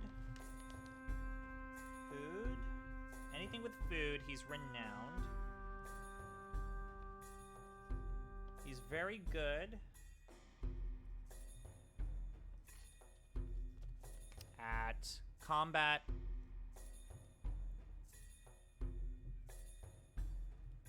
And magic. And everything else is just basic good, which I would not trust that.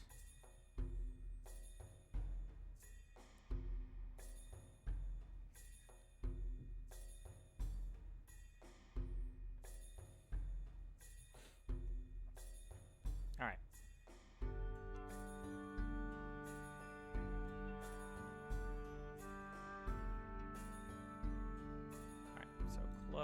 let's... It's only been a year since we rode to the other side. Oh, wait, that's right. We're not supposed to ride...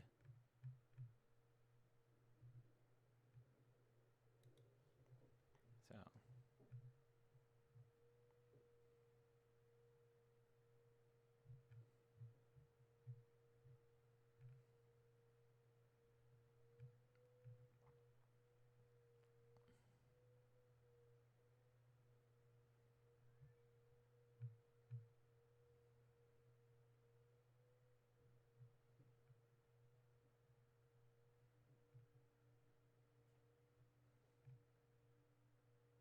Okay, so we won't do that. All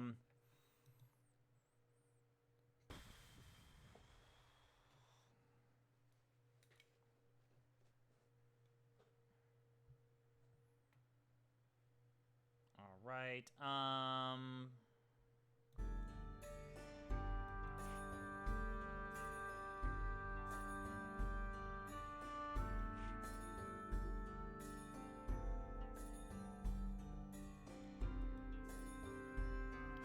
So what do we have here?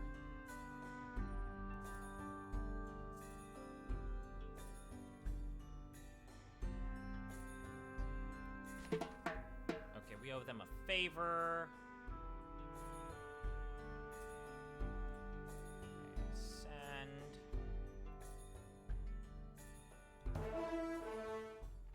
Ah, shit. That was a waste.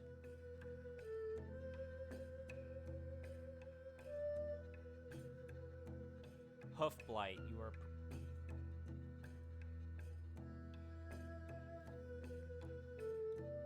So, emissaries of the Black Spears approach you to request your participation in a mass ritual to guard the valley against hoof blight. You are hearing of this problem for the first time, having seen no signs of it nearby.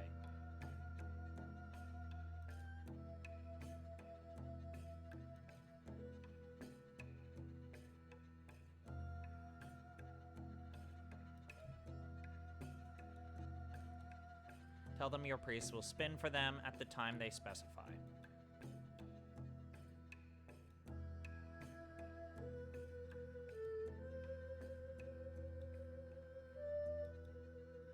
Our holy people blaze the heavenly blah blah blah heavenly haunts of the gods, along with the priests of many other valley clans. Blackspear priests pronounced the ritual successful, and the threat of hoofblight averted. Okay, I think we should actually go back to war. Let's fortify then.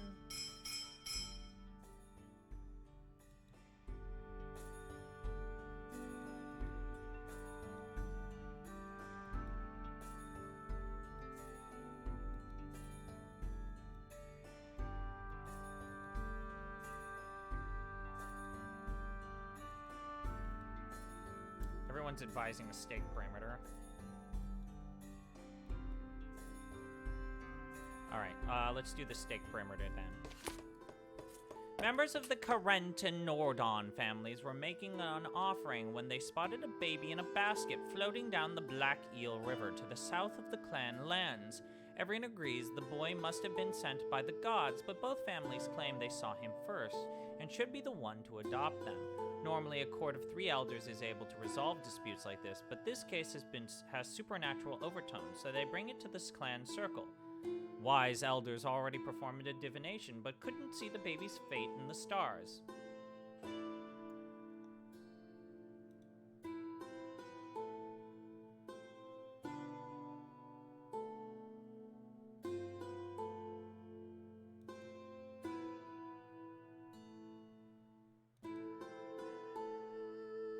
Put the baby back in the river. If he's really divine, we can toss him into the Black Eel without a basket, and he'll do fine.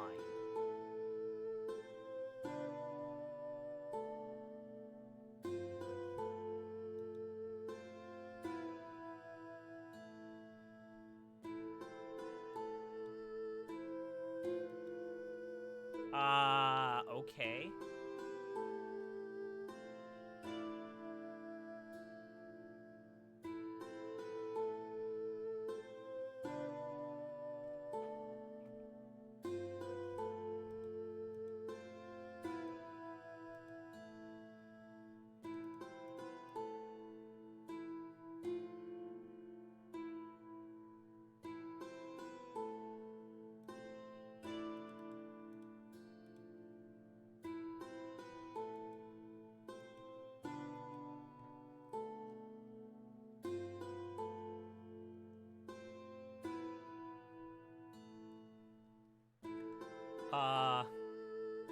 Okay.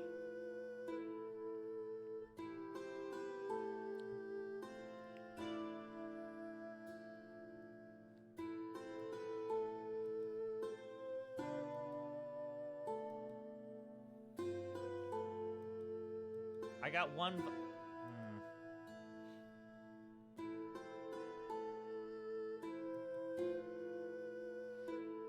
Arzina adopted the baby, naming him Durnardin. Everyone agreed that this was a reasonable compromise.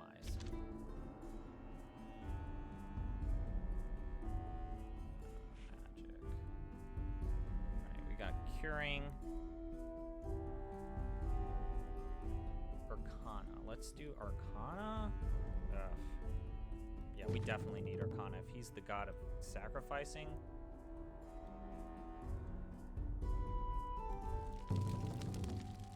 Silver Tongue. Nobles of a chariot clan, the Umarengi, come to you for help. These wheel people share a history, language, and most of the same gods with you. Relations with them tend to be strained at best. Their fearsome war cards require fast horses. Without their vaunted military might, which gives them the power to survive in the valley, though outnumbered by Halorang and Ram clans, dwindles. Our horses are succumbing to hoof rot, they say, naming a disease that strikes fear into the hearts of your horse experts. Normally, we would not ask for your help, but our dire straits require it.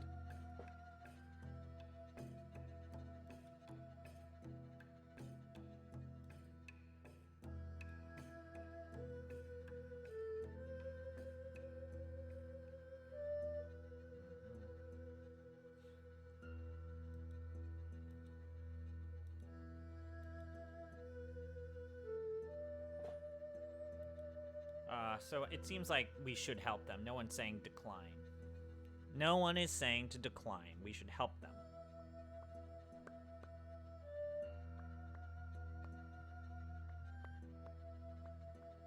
Send Gamari devotees to perform healing magic. I like that one.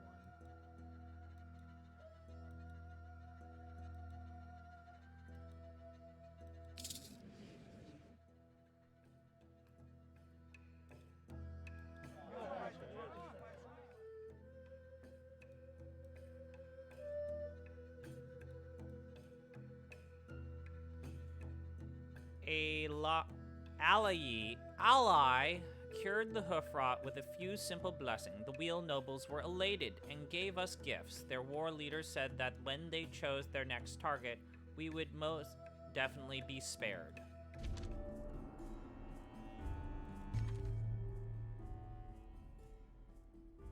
Okay. Over time, other clans have forgotten that crazy story of a death curse on the next person to marry one of us. The brilliant hooves have shown up as rumor-mongering fools. Balindar died of old age. The cattle won't stop squalling, as if they know they lost a great friend. Our farmers and herders will miss her advice. We could not afford to make the proper sacrifices to Uryarda, and our shrine has fallen into disrepair. Currently, maintaining our shrines and temples costs 17 cows and 32 cows worth of goods each year.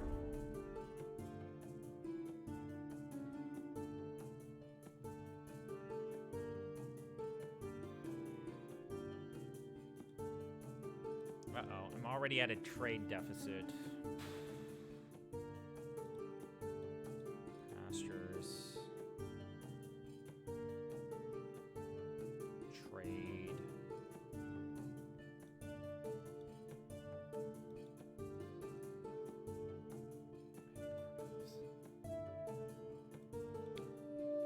Last night, the gods gave us, each of us circle members, the same vision. They warned that a threatening wind would blow through the valley, but that it would not blow the clan Jans away if we were true to Elmal and loved Nyalda.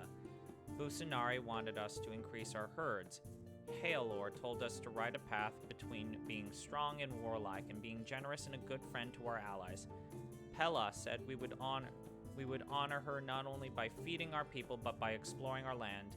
Even Raven was there. She did a lewd dance and said that we would have to do an impossible thing to survive. It was not entirely clear, but I believe there is one thing we must do. For now, we can complete our partially finished homes, make the shrines we left behind with the Father Clan, explore our new home, and send out traders. We'll have to see what the gods intend for us. Finish the homes. 25 cows of goods.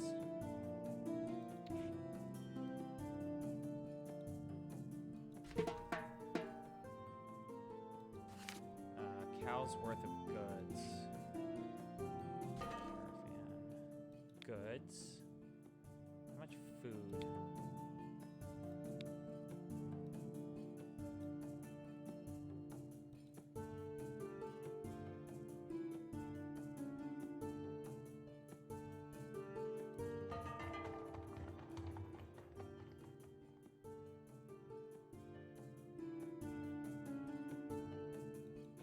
Uh-oh.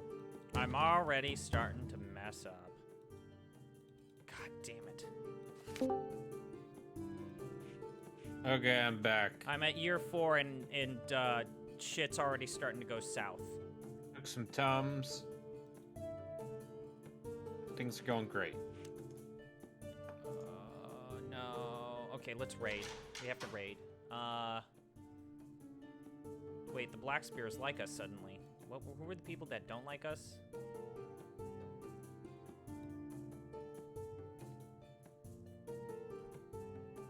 They owe us a favor, so we can go to Griffon.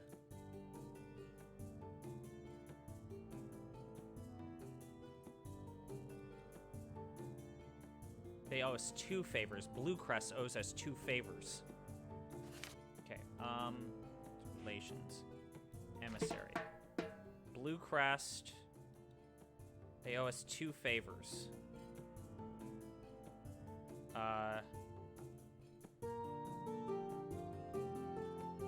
Send. Our caravan is back from the Char Arasi. We traded 7 horses for 20 Salvan cows worth of goods. Although the Char Arasa trader remarked on the dubious quality of our horses, he was clearly impressed enough to buy some. Sold my horses.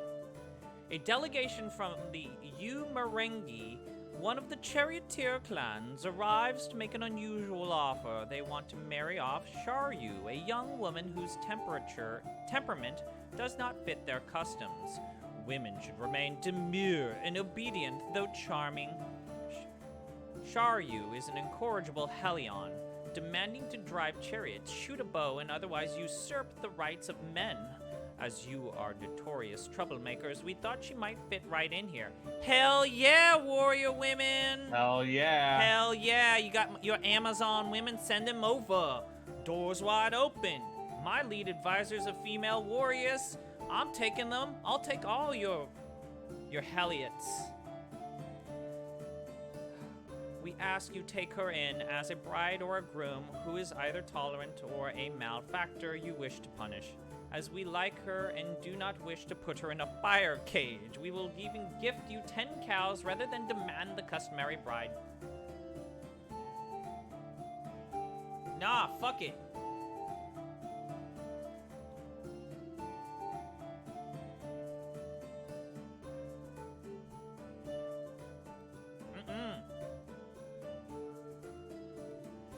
She's coming over. We ain't marrying her off. Nah, adopt her. She's...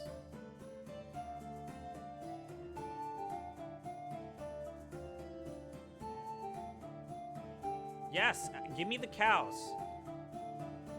Hell yes. The people wondered why we did not marry her to one of our eligible grooms. Right away, we saw that Sharyu would quickly fit in with our clan better than she ever had with her own people. She quickly learned to not fall off while riding. Everyone assumed she would find a clan Jan husband within a year or 2. Hell yes. We can start another plan. I need to finish my houses. They say if I have these unfinished houses that the gods would be unhappy. We should hold a feast. Mariani led the clan into rethatching roofs, draining persistent puddles, and decorating. All 7 families worked on each other's houses for many weeks. The wealthiest elders even installed small panels of glass to let in light. Okay, call in a favor. Give me your favor. Nah, fuck it. I'm giving you cows. I want my favor.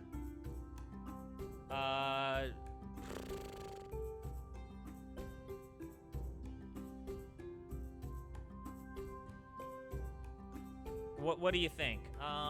What do we have? We have a lot of herds, so I don't need cows. How's our food situation doing?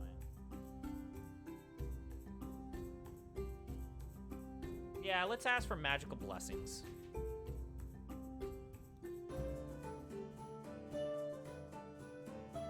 Any magic is good.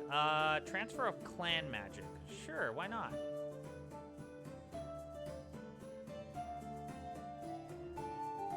Luck and divine favor. Cool. Alright, this game seems alright.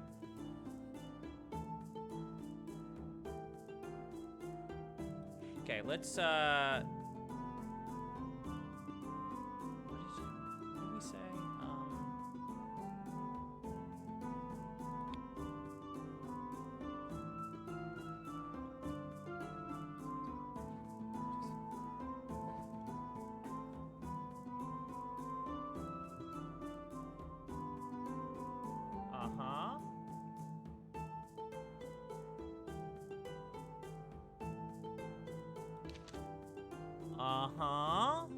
How do I talk to the spirits again?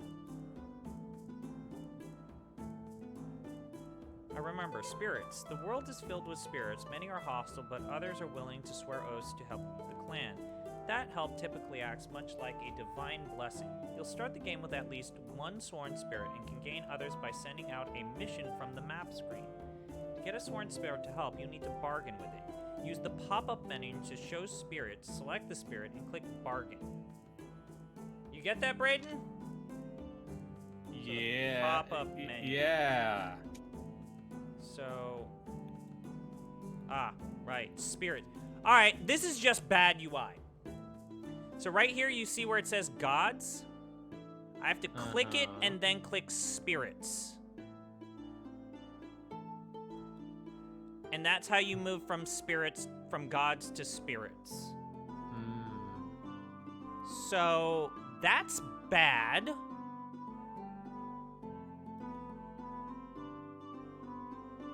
That's pretty bad design. What do you think?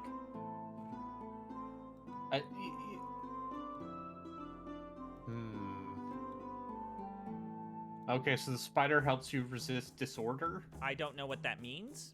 I don't know what that means! Raven is an unusual spirit who follows the Hayorlings. See Raven and Haylore in the lore screen for more.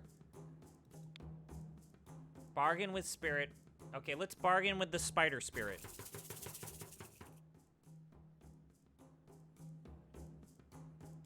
Spirits are basically foreign guards. We shouldn't be talking to them.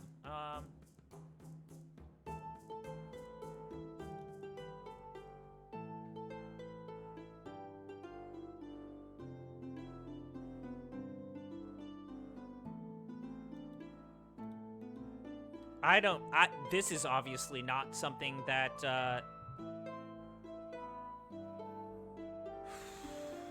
This wasn't in King of Dragon Pass. Okay, sure. We can persuade a spirit to help for at least a year, probably several. If we offer clan magic, the spirit will always agree to 2 years of service, likely more.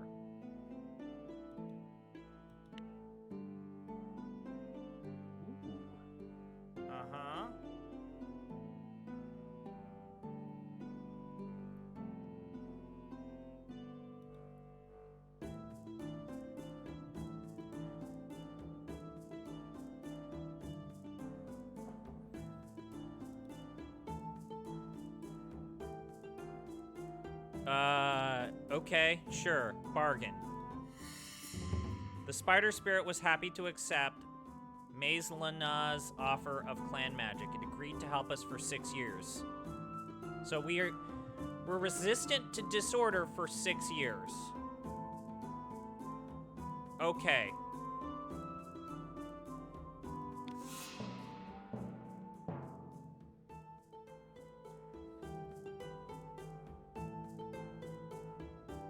Uh-huh. The Brilliant Hoof Clan has been mocking us because we have so few sworn spirits. I would be happy to go find one and prove to everyone that we can, in fact, deal with spirits. What? Oh, we got raided. Damn it. Oh, nope, it's trolls. Man, this art is great. Of course, the trolls. The troll toll.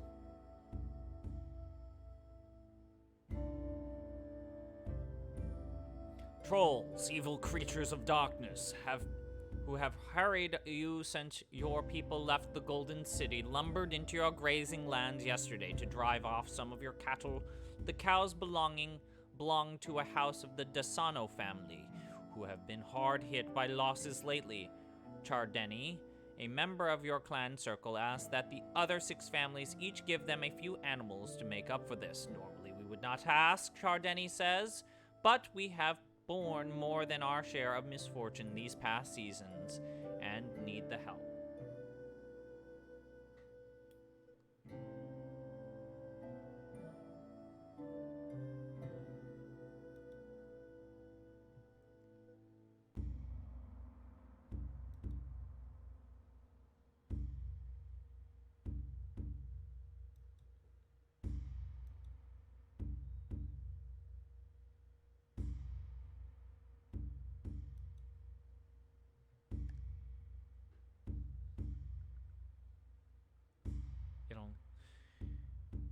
Alright,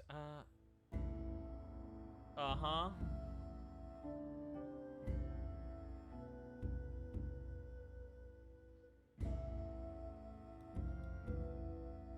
The people agreed that custom would sometimes bend to mercy, except for the Nordon family, whose grunts of frustration echoed across the plains.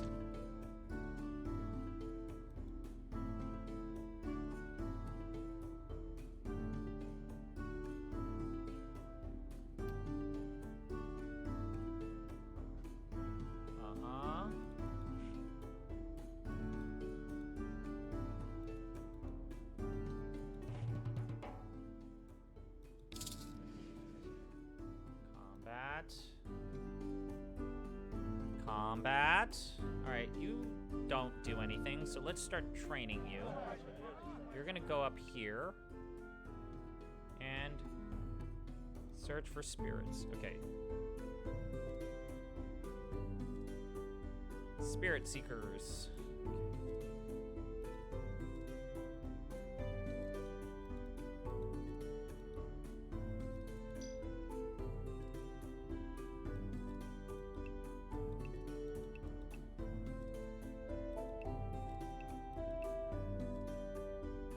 Right.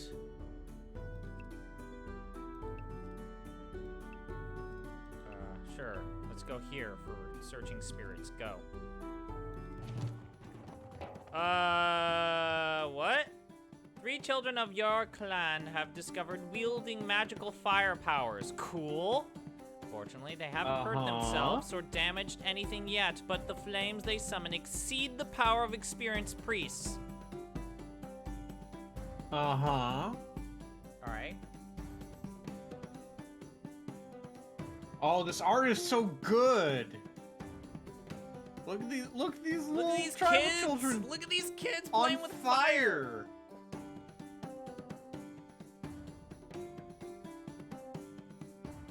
Nah, man, I want fire people.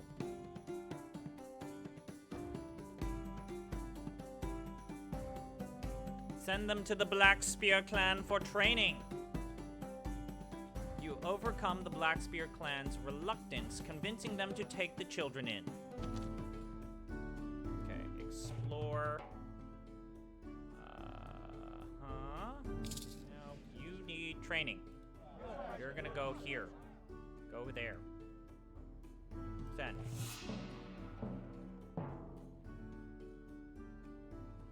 The party we sent to explore the West a year ago has not returned. Varus and his party must be presumed dead. Exploration would be safer if we had a shrine to Zarlan or sacrificed for his Pathfinder. Okay, whatever. A Yoga, an emissary of the Griffin clan, comes to you with the cows you recently lost to troll raiders. We found these bearing your clan's brand, she says, next to some dead trolls. Whatever killed them must have been bigger and hungrier than they were, if such a thing can be imagined.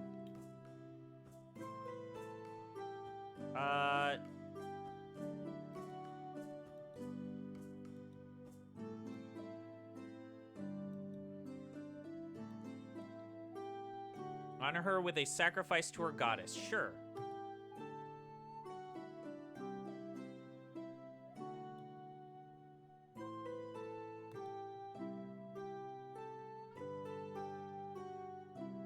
The sacrifice returns auspicious omens, Ayoga says. Ikarna, the trade goddess, has given us a blessing. You will bargain well in the seasons ahead, she will tell her clan, and you will grow in their esteem. Oh, shit. Yo, it's time to trade. Uh-oh. Ah, fuck, I got my first plague event. Oh. Your goats fall prey to a trembling sickness. 46 have died already, and others don't look too good. Call on divine aid, call on spirit aid, kill all the sick goats, kill all sick goats, and healthy ones they came into contact with. Organize a mass ritual with neighbors to save everyone's goats.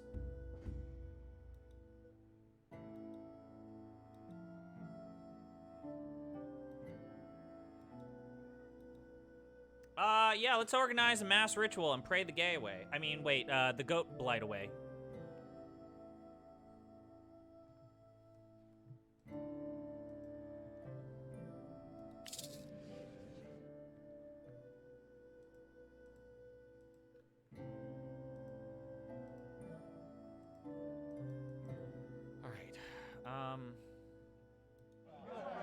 Our neighbors agreed to join together to call for the aid of Nyalda, Earth Mother, Uryarda, Goat Mother, and Orissa the Healing Woman.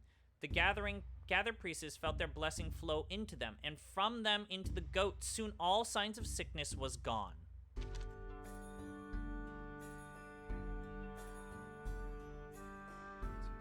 Stress. Ah, boy.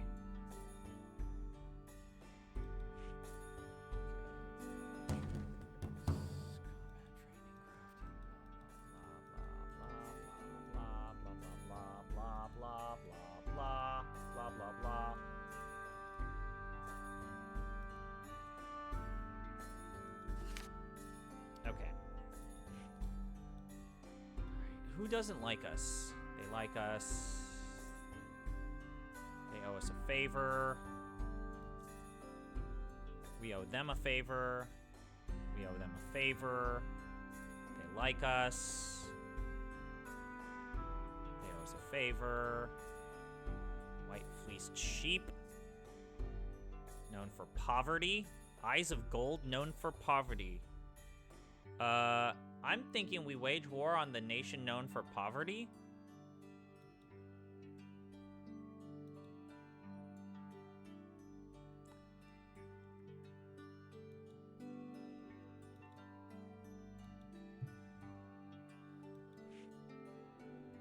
Wait, which one was that? It was the Eyes of Gold.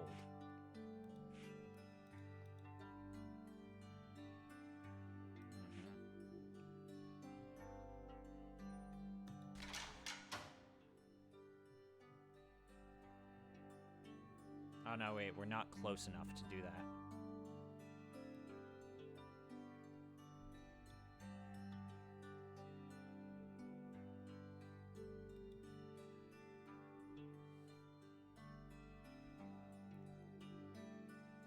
Known for pure horse practices, their chief is Entars. They keep slaves. Isn't the Flintheart the clan that keeps spreading shit about me? Yeah.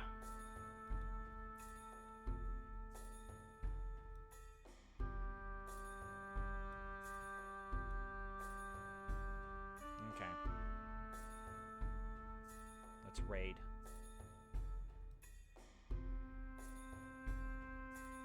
Alright, there we go. Let's raid. Let's do a raid. We're gonna fail this. Let's do a raid. Okay. Flint Hearts did not spot us in time, and our 10 swords, 95 bows, are facing only 2 swords and 57 bows. Chardeni was pleased that we outnumbered them. Still, nobody could be certain of the outcome. Let's put a point into magic, just in case. So what do we think? Plunder or kill as many as possible? Let's plunder. You just get way more shit if you plunder.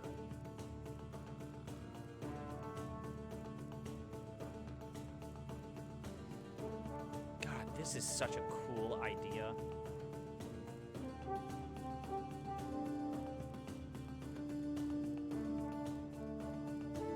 Advance. We advance despite the Flint Heart war whoops, which some of our warriors seem nervous.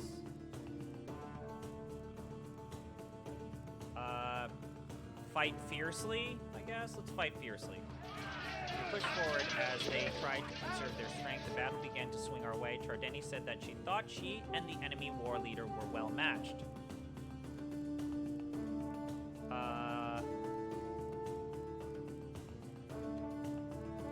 They only have 1 sword now. I say we fight fiercely. We outnumber them so significantly. Press the attack or fight fierce. Like, what does any of this mean, Brayden? Conserve your strength, wait for opportunities, press the attack, fight fiercely. Like, flee obviously means retreat.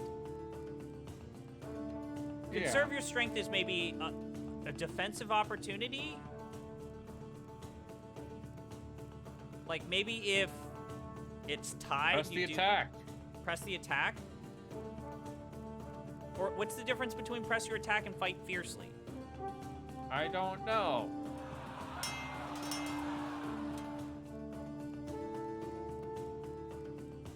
All right, yeah. Oh, I see. Okay, there's meters down below here. Here's how many people I have, and here's how many there are here. So they only have 1 sword left. I say press the attack again. We were surprised by their risky attacks, but they could not continue to fight with so few warriors. Proceed. The fighting was fierce. Our magic took them back. We drove the Flint Hearts from the battlefield and were able to plunder their lands. We captured 12 horses. We seized the Bowl of Healing Smoke. Yo, bro, let's talk about the Bowl of Healing Smoke. Man, bro, can I talk to you about my prime Bowl of Healing Smoke? Sharyu, who had been a wheel, distinguished herself in the fighting. Our auxiliaries were able to patch up 5 of our warriors. We took no casualties.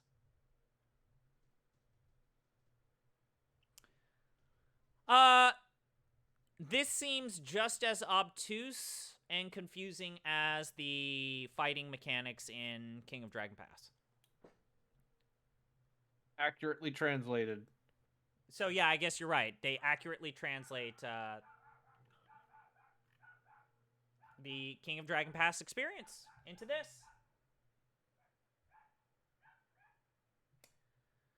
Oh, boy. Is this game good? I think this game is good.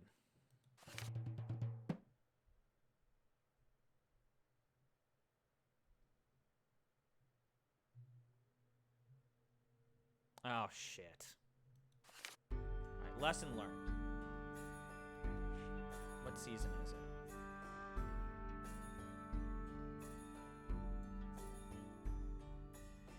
Fuck.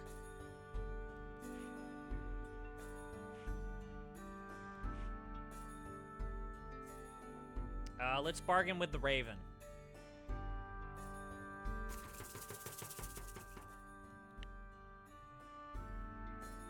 Steals from other clan. Yeah, I would love if the Raven would steal from other clans.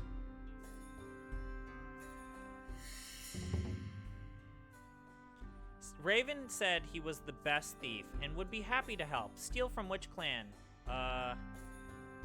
It's Brilliant Hoof, right?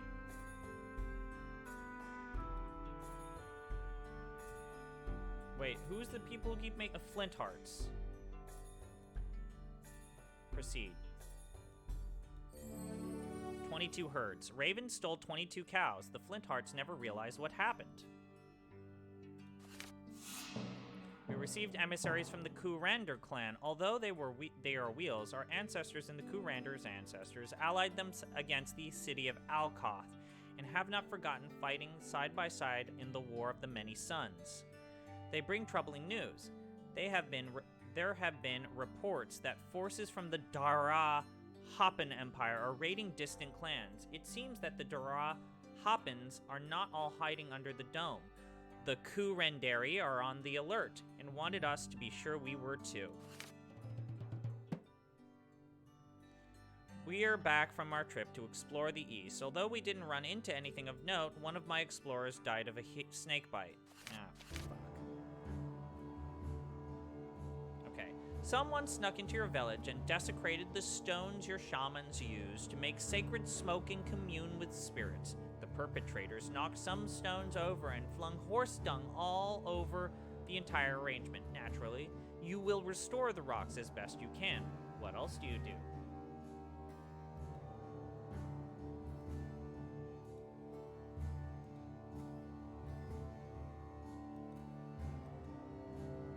Gather more powerful spirit stones.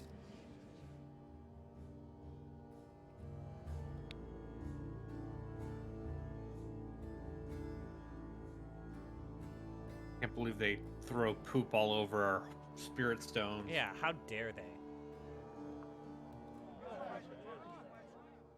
Jerks.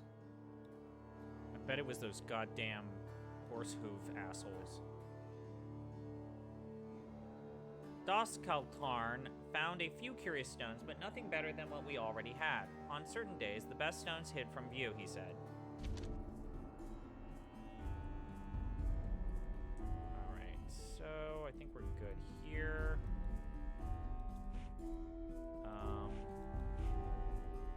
Fortify.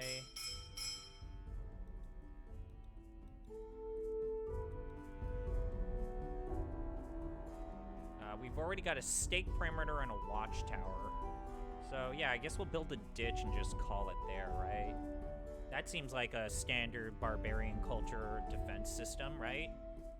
Ditch, Hey, stake perimeter, A watchtower. ditch.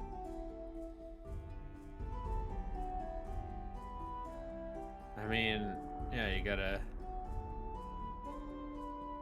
Alright, I think that's good. Fortify. We are being raided by the Rams! Many of their battle cries sound like Oh no, Anyaling! St. Louis Rams. So that must be who they are. There are... Oh, shit. Did you know that Catherine de Medici would wear underwear filled with horse dung to help with her issues with fertility? Yeah, that sounds like something she would have done.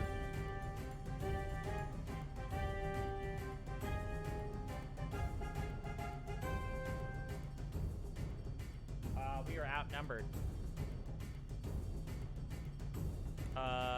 Conduct a magical ritual.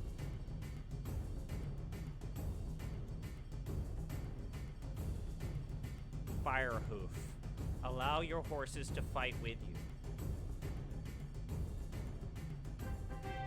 Strongbow to pierce armor even when skirmishing from a distance. I want my horses to fight with me.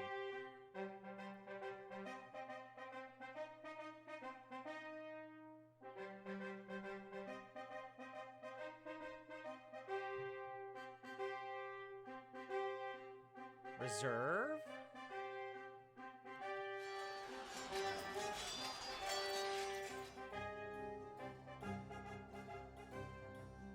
Hold your ground.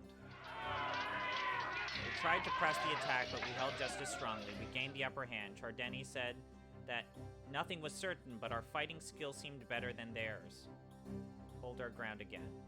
We're outnumbered. They fainted, but we saw through it. It was soon over. The fighting was over, their magic was stronger than ours, but in the end, that did not matter. We drove the Anyalings off, and were happy to have survived the battle. Our auxiliaries were able to patch up 2 of our wounded warriors. None of our elites died, but we lost... Oh, okay. Actually, we lost 2. Yeah, okay. So that's good.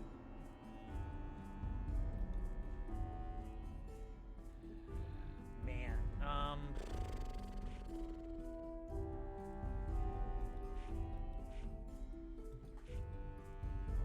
season is it?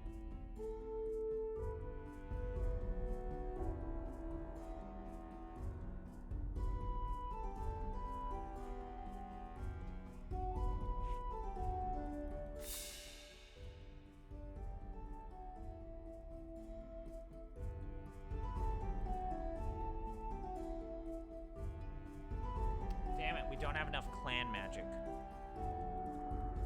Damn it. I had to use it for those battles. Not enough mana. Not enough hatred. Lampreys, eel-like fish with rasping sucker mouths, fall from the skies. I know what that means. Someone used their trickster on me.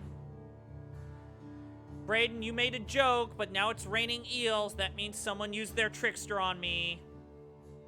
Is it actually raining eels? Yes, it's lampreys.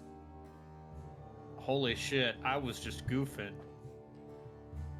Brayden, someone used their trickster on me.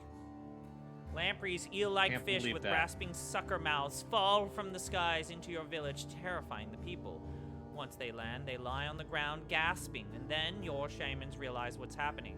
They're draining the life out of your sworn spirits already. They've eaten the spider Holy spirit. shit, they ate the spider spirit. They ate the spider spirit. People find the flopping creatures and club them to death, but the damage is already done. Holy shit, this is amazing. This is the best. I'm gonna take a picture of this. Hit that screenshot button. I did it. This game is great.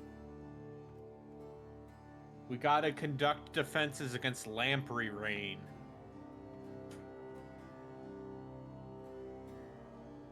Yeah, sure.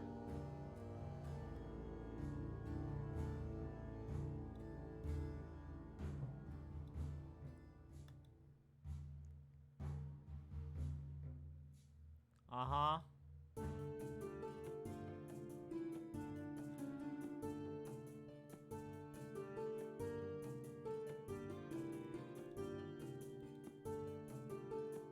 They ate your spider. They ate my spider.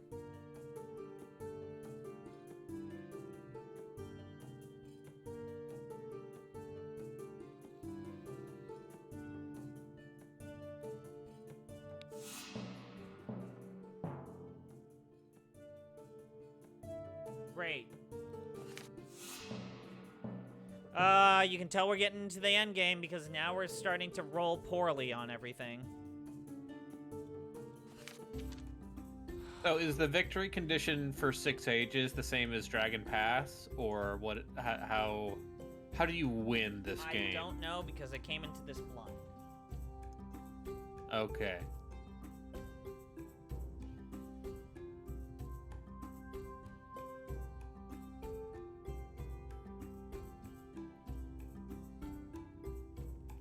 Apparently we're having like, I don't know if you're seeing this, but there's like a weird THACO discussion in the main chat. Oh, because of George Zeitz. George Zeitz. We got some THACO defenders like you. People who are sick in the head. You're sick in Dude, the head. whatever. It's just attack bonus. That's how you know you're addicted. Like, Now that you've prepared crop and pasture land and put the finishing touches on people's homes, it's time to turn to the clan hall. 3 main tasks remain, though. You don't have enough goods to decorate the hall. Each project involves the entire clan, so you won't be able to perform another venture this year. But a completed clan hall is a powerful symbol of unity, which will allow you to organize more ventures when it's finally ready.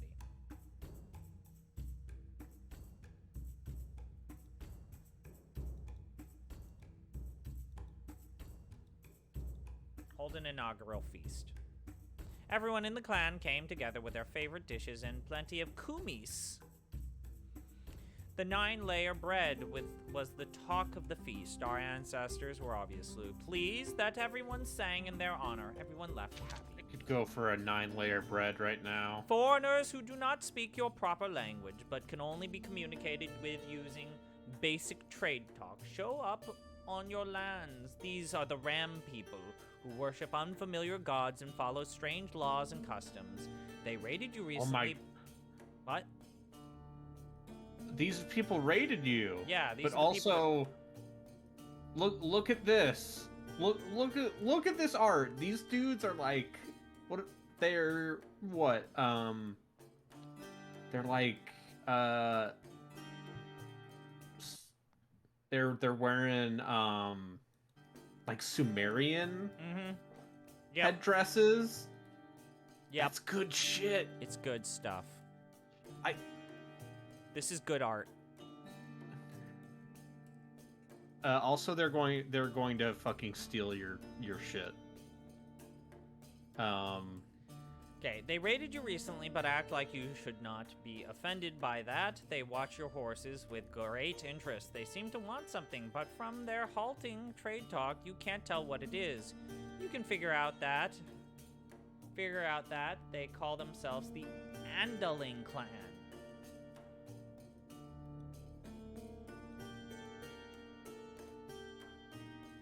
They call themselves Vingotlings and worship Orlanth, the rebel, the evil god who slew the sun and ushered in an age of storms.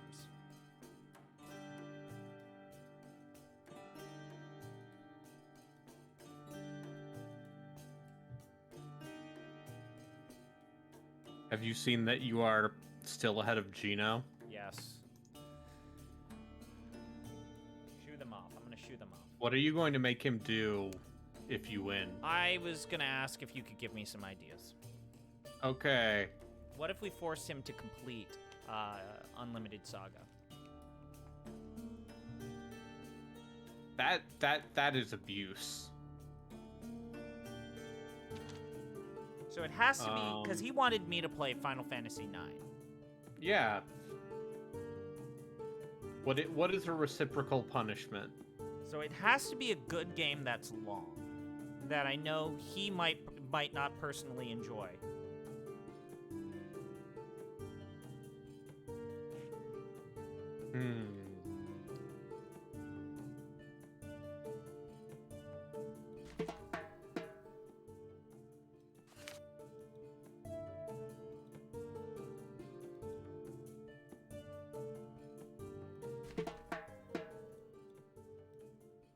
See, my brain is broken in such a way that, like, recommending someone, like, actual good games is harder than just thinking of ways to punish them.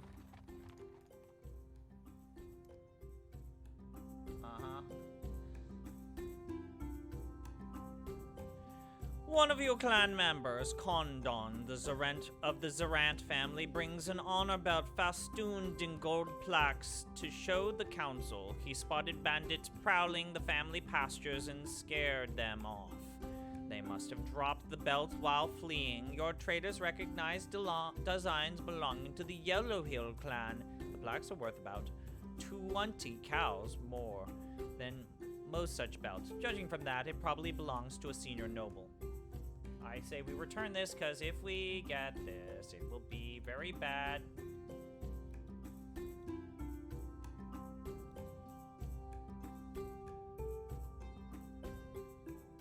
Yeah, return the belt to the Yellow Hill fan.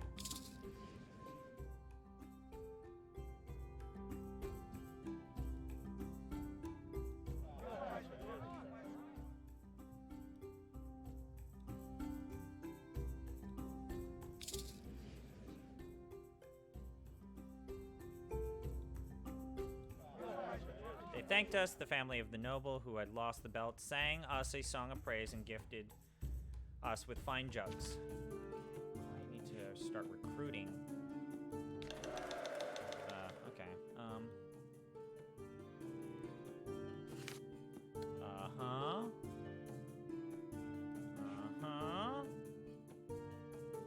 Okay, let's go back here. Explore. Search for spirits.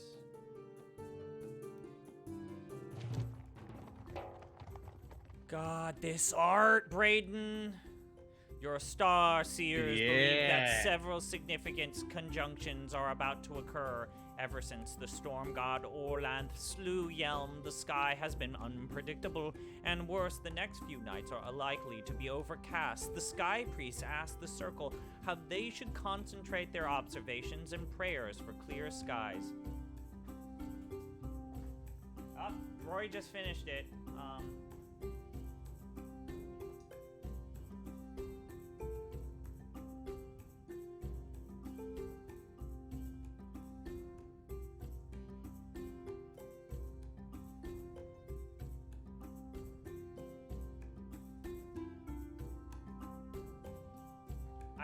I'm literally begging Rory to save that Zeitz stream. Give me a minute.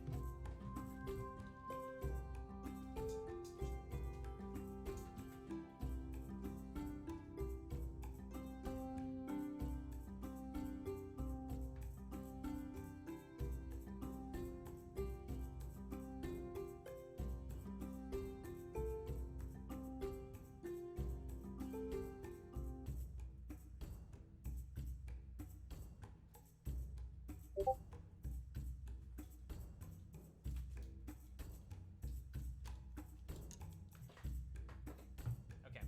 All right, so the stream is going to be saved. Hey, I've been meaning to ask you because you're the only one. I tried to ask Ralkin and Jatsu. Apparently, they're like, I don't do it. I don't care about that.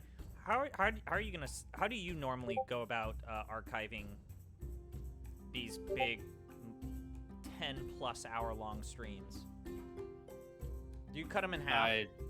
Nope. Really? Because no one watches them anyways. They're literally for my own ego and edification. All right. So I'm probably gonna cut them in half, especially the Final Fantasy one. Your But stars... also, like, none of mine are like more than 5 hours. Okay. All right. Your star seers believe that several significant conjunctions are about to occur. Oh. Ever since the storm god Orlanth slew Yelm, the sky has been unpredictable and worse.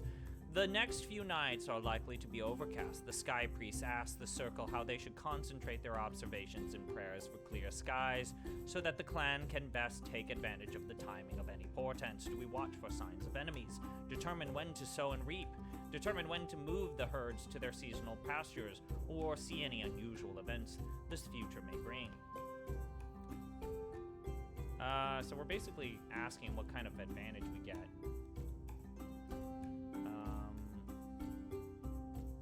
I guess... I mean, in this game, I guess increasing our food production is still pretty good.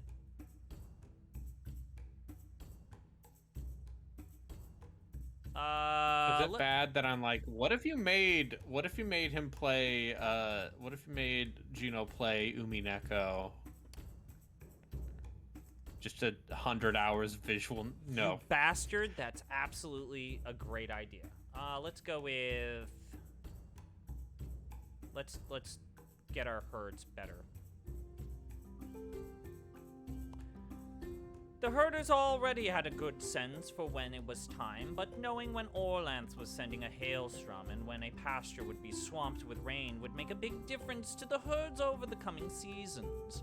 The clouds parted to show Uleria crossing the stellar desert towards the eye of the Star Dragon. When the bat approached from the other side of the Celestial River, in a generation, maybe two, our lives would all change. The seers couldn't say if life or destruction would win. The oldest priest said this was because it would depend on our own actions. As we suspected, moving south brought us closer to the Rams. I've been asking around, and it's not just the Ayonling clan in the valley. A number of others live across the Black Eel River. We will have to live with them one way or another. Emissary, I believe we're gonna call in a favor.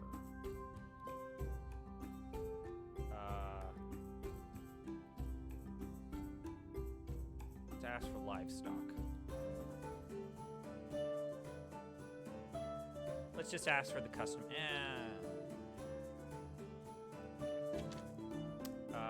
We need to trade. actually go to wealth and trade, because we do not have a lot of goods. We have a lot of cows and goats. Holy shit. Brayden, look how many... 669! Ah ha ha ha! Look at the number of cows Nice. it got. Look at those goats. Holy shit.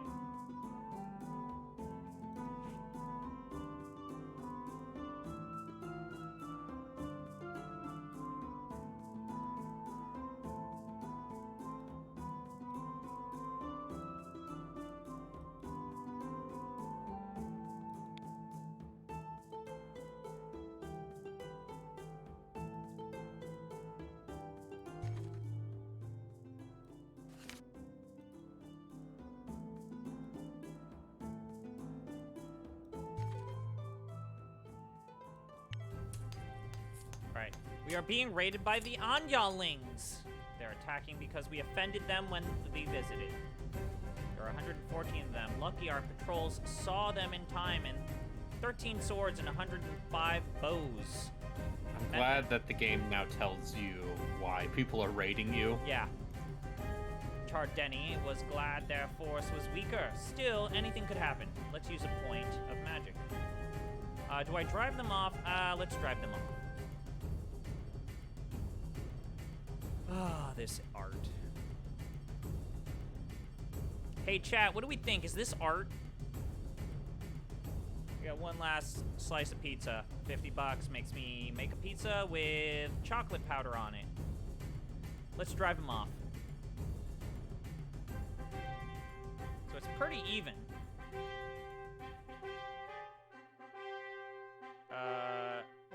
Let's skirmish for now. Gino and Yatsu are both in a stream chat together. Do you want to stop this and then join them? Yeah, do we want to just try to wrap this up with everyone who's still streaming? Yeah, isn't that what we did last year? Yeah. All right, let's drop out of here.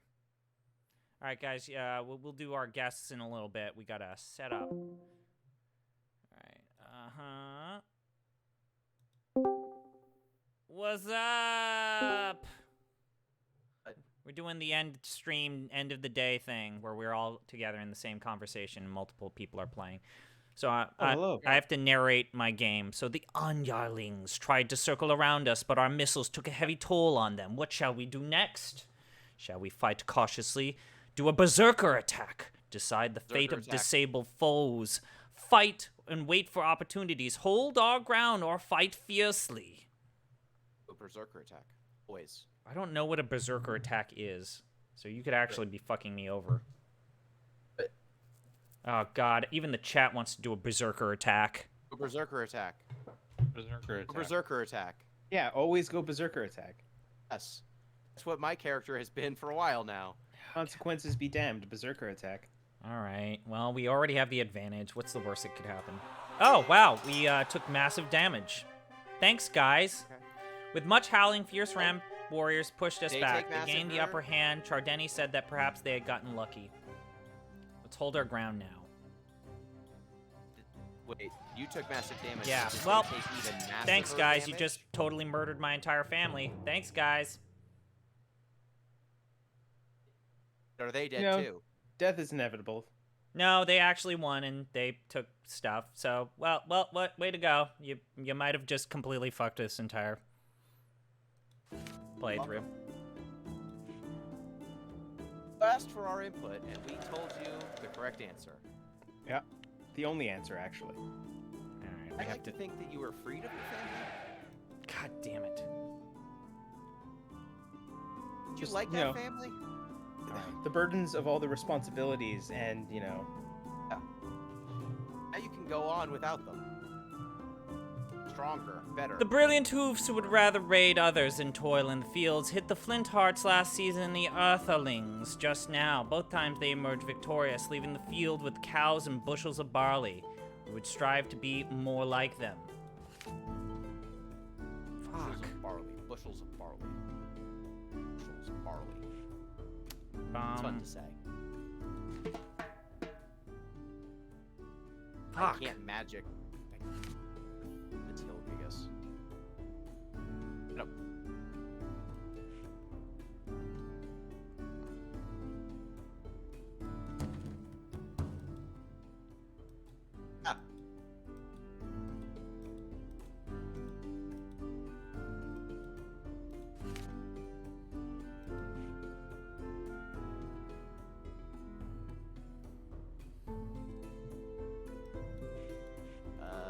Zantetsu could work on you?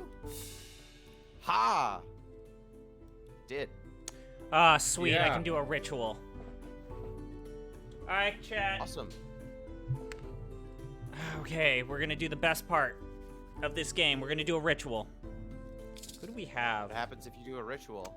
It's the best part You of the get game. blessings from the gods. I get blessing from the gods. They fun gods? Or are they, like, angry It's gods? Both. These gods like to party? They fungry gods. So this is Dostal the Elk Hunter. What do I need? A hero must the be name of the male god? and worship Dostal with high food and combat skills. Food, renown, combat, very good. Is there anyone else who's Dostal? A Dostal?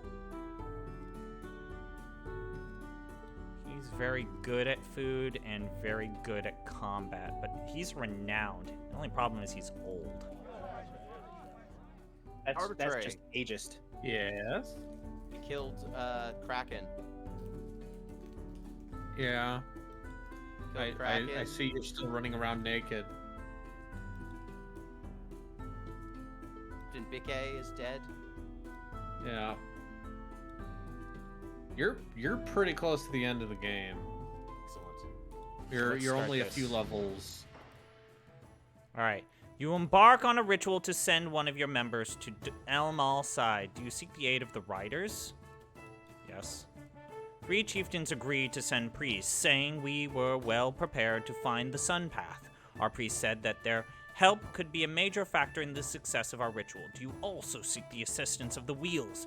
Though they tell odd versions of many sacred stories, their Elmal lore is likely to be more or less correct. Yes.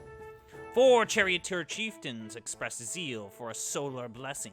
A devotee of Elmal or Osara typically attempts this ritual. It calls for someone adept in leadership and combat. Wait, no.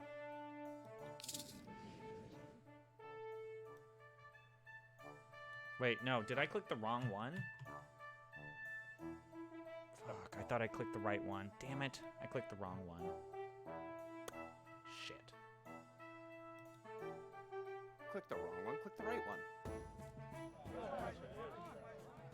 Oh no. Ugh. Don't get grabbed by Hilgigas. Got it. I don't have to kill any of these things. I'm just gonna run past them. Damn it. I've done this one before. I accidentally clicked the same one as last time. Man. I didn't mean to do that. I'm sorry, guys. Can you do a berserker No, attack please on stop. this ritual? I'm actually kind of disappointed. I accidentally clicked the wrong Not one. everyone can run around naked like you, Gino. Oh, yeah. Actively defying mechanics. And saying, I'm a naked samurai. It's my favorite. That just Anime. sounds like a Yakuza character. That's my favorite anime, Tale of the Naked Samurai. Oh, shit. I failed one of the skill checks, and so we're on a different part of the branch.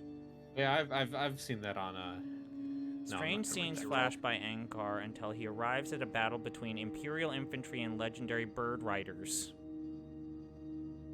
They're riding Toucan Sam like a fucking horse. Awesome. They worship an avian god called Vreemak, as with your own golden city of Nivora. The Emperor's forces made the Vreemak part of his empire. Anga Khan must have tumbled back to the days of conquest.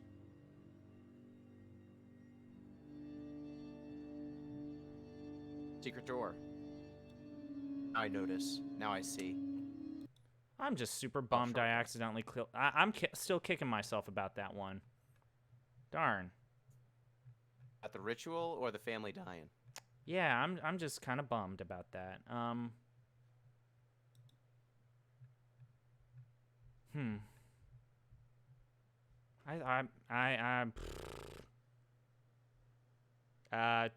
don't know.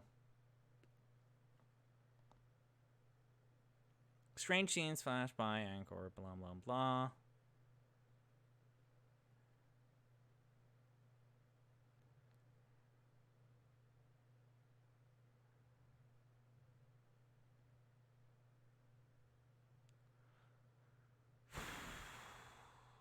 Fight for the bird riders.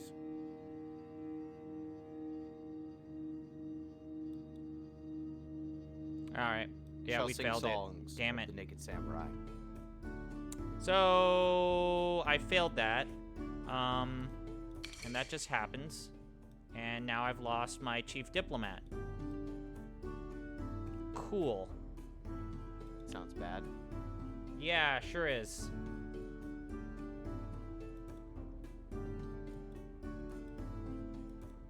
Is this a strategy game you're playing? It's complicated.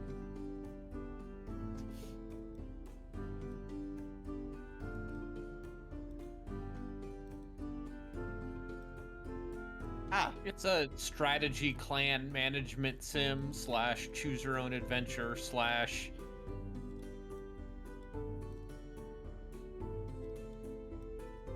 Flash, something else. something else. This family says that they're disappointed that there's no one represented in here, but... I can't...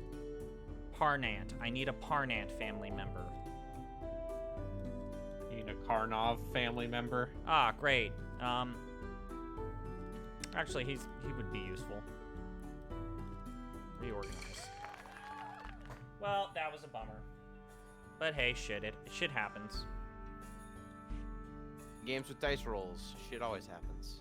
No, that was on me, and that's the disappointing thing. I need goods. I will give... What do we have again? We have a lot of goats and cattle. I don't Good. play dice roll games anymore. I only play the video game equivalent birds. of a resource management heavy Euro why? game. Why can't I send a caravan?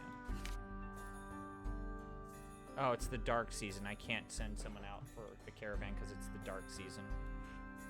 Of course. Yeah, it's winter. They're not gonna live.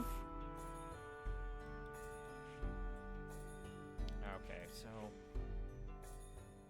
Alright, this year was a bummer.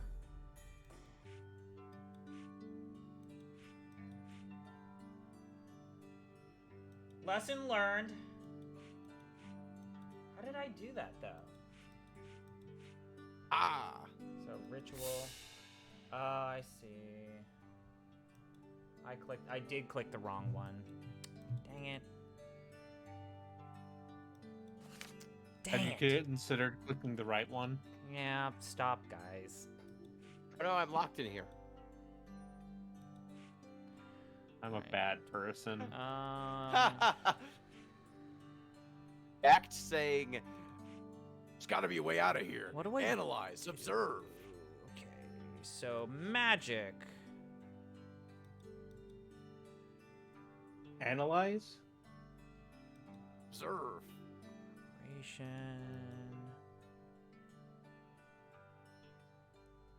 Foragers gather more food. What?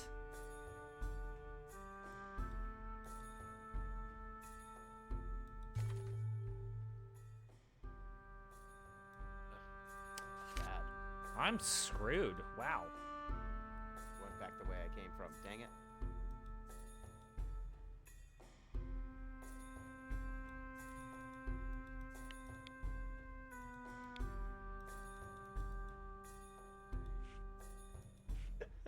This door is mocking us, daring us to find an answer to its riddle. Perhaps a key?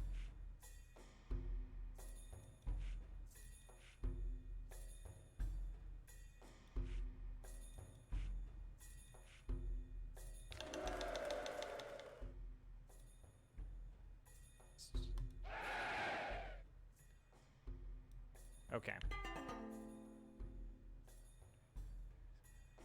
A seasonal market. Some less friendlier clans claim this is because we are sacred to leave. Scared to leave our... Oh, fuck. Your shamans report encountering fell spirits haunting your grublands, they would have caused horse miscarriages had the shaman not succeeded in driving them off. Your shamans wish to add new bangles to their ritual costumes, strengthening them against the possible return of these spirits. Occasionally, it becomes necessary to add new items when the old ones lose their potency. I'm going to...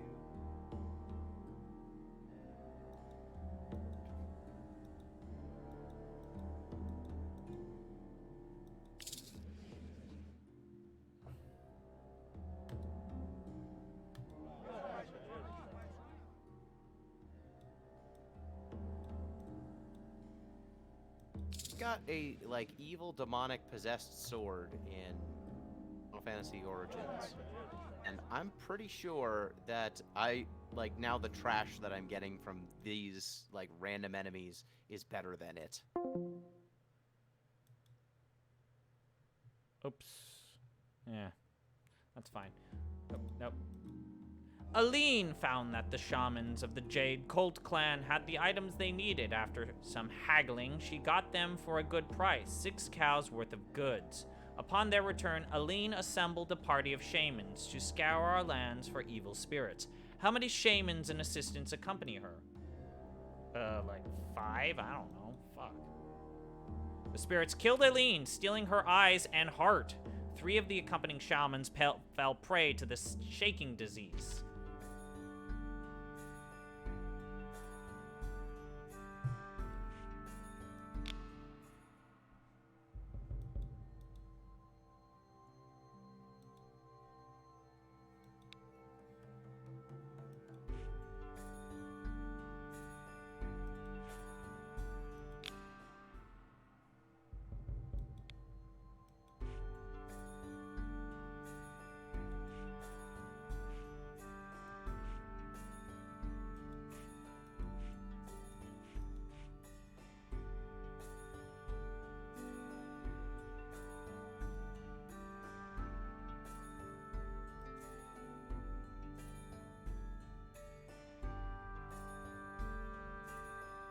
How do I perform a...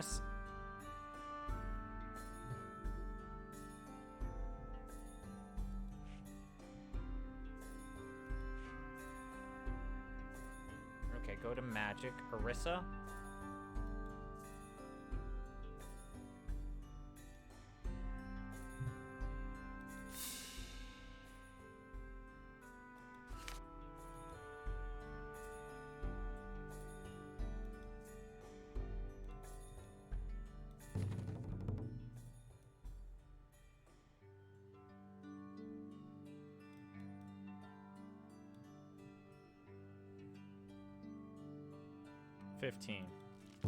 Our priestess received only confused visions. Doskalarn mentioned that our clan magic was low. In addition, no worshipper Orisa served on the circle, which would have made the sacrifice easier. We had not conducted rituals during sacred time to make sacrificing easier, and Orisa didn't prefer animal sacrifice. Amazing news. Varus is not dead after all. He said that the entire expedition had been invited to feast with Pella. He declined because the clan Jan still needed him and rode right back. The others remained. Not everyone believed this, but everyone could see that Varus seemed to have aged 7 years.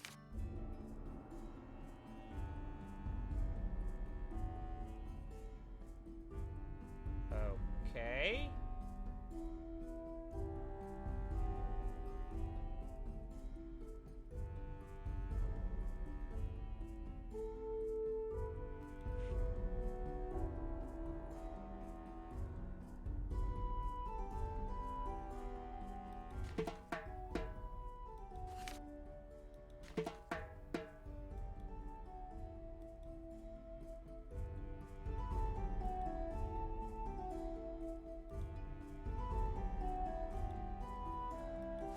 All right. We can't raid.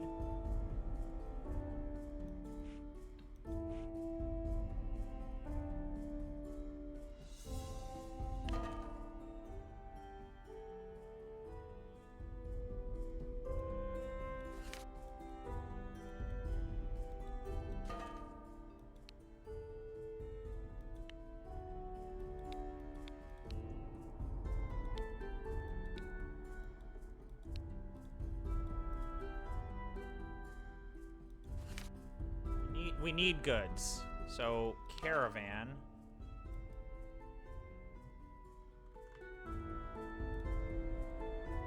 Like us.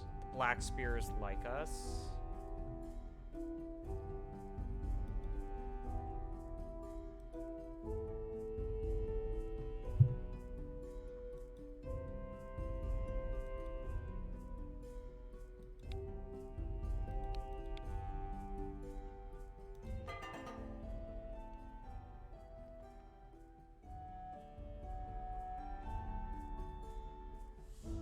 We got the goods. Okay, cool.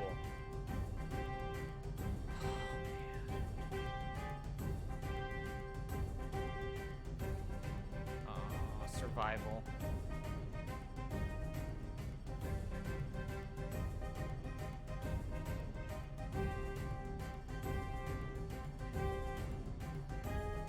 Skirmish.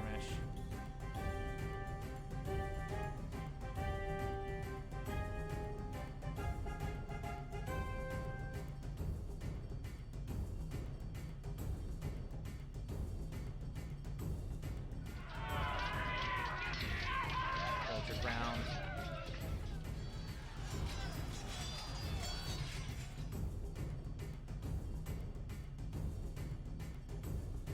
Okay. Hold your ground. Ah, we're getting our asses kicked. Ah, we got our asses kicked. There have been unusual comings and goings at the village of the Arthelings, one of the closer Ram clans. It appears that many different Ram clans have sent emissaries. Several of the elders wonder what's happening.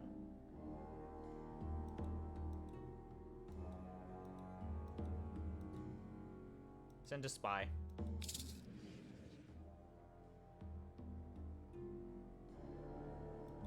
Yeah, he's old. Varys managed to convince a twin-song caravan to let him join them on a visit to the Ertheling clan. The Erthelings caught him trying to eavesdrop on their chief. They beat him severely and stole his horse, saying that the laws of hospitality kept them from doing more. When Varys made it home, he said that it was especially hard to spy on someone who spoke a barbaric language.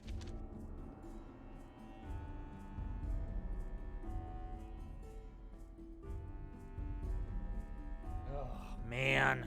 Getting my ass kicked.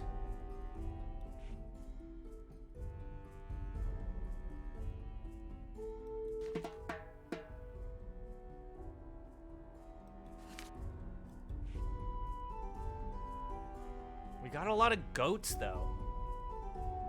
We just don't have enough goods.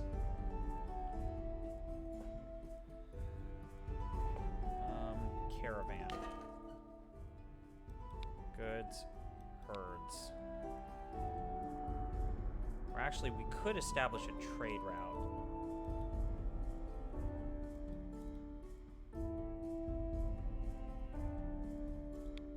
They like us. Let's establish a trade route.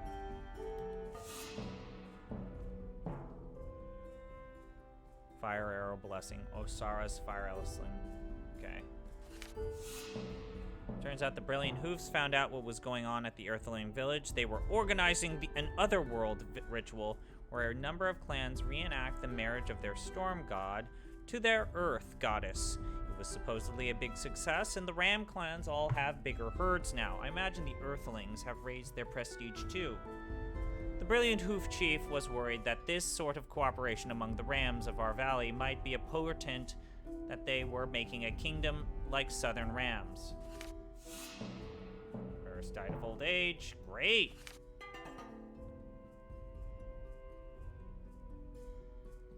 Alright, we got goods. Arissa was pleased that we refrained from raiding this year. In thanks, she granted the priestess insight into her healing blessing. We could not afford to make the proper sacrifices to Arissa. Great. Our shrine has fallen into disrepair.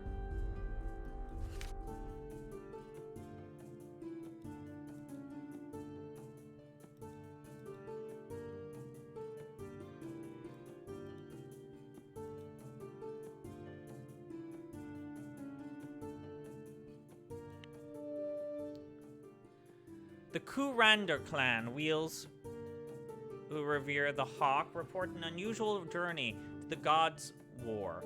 They went beyond the sky to find Yelm's brother Dezatar, a mysterious god we know about but do not try to worship. He blessed them with a watchful hawk, a magical creature that will make it harder to launch surprise attacks against them. Many babies this year, craft stress. What?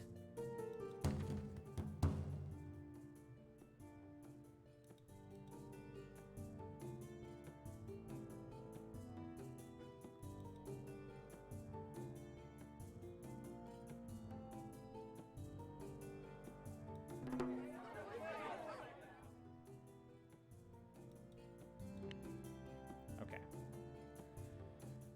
All right, so we need to start rebuilding.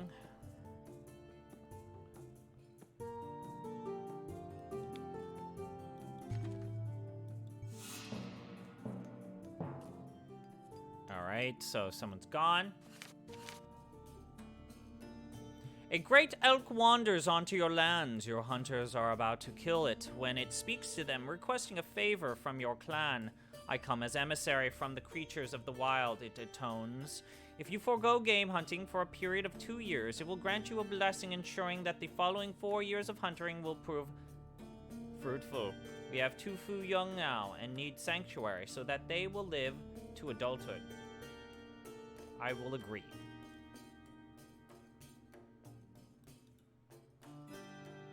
Your hunters pledge to zealously uphold the bargain.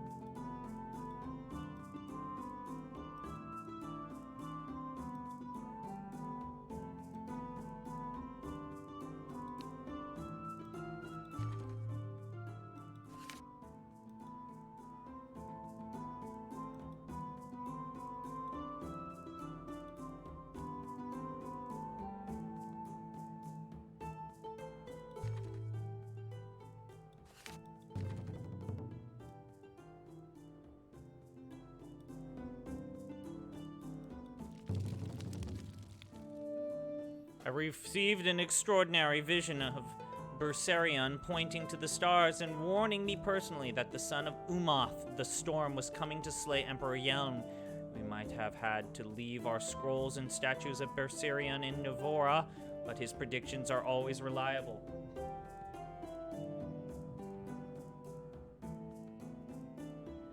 Sorry. However, Orlanth murdered Yelm thousands of years ago. I don't think the gods have the same sense of time we do. We need the help of the gods to ensure people are fed. We do have sufficient food for now, but that won't last if we don't take action. I reckon we will produce less than we eat during the next year. We could ask for Dostal's sure-shot blessing. Need to sacrifice for mysteries to learn it.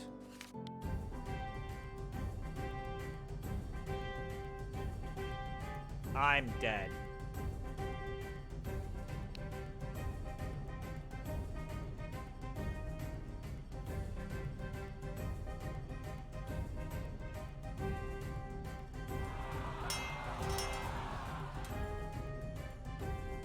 Hold our ground.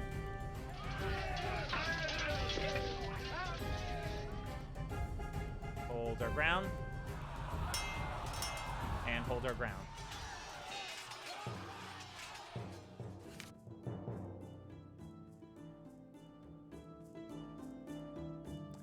I think we are in a fail state.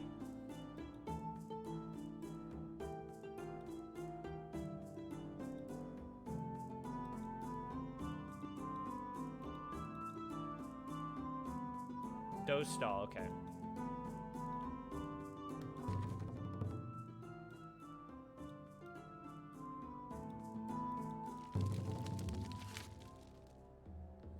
Ah, cool. A ram girl, Jerema, has run away from her people with the Zath Maring clan to be with one of your young men, Venalor. The rams forbid intermarriage between the two peoples. As riders, you take this a step further, forbidding sexual contact. The hunters who caught them say it was plain that they had flouted this sacred prohibition. If he has impregnated her, it is highly likely the offspring will become an evil magician. Guys, you heard it here first. Don't impregnate. Don't impregnate rams. Ram people. You'll get an evil magician.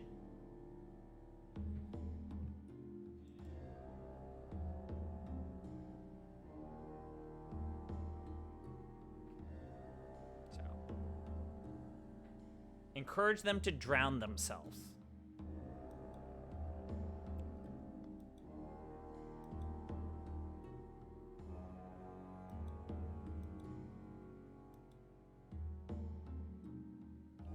They agree that they did not want to live if they could not be together.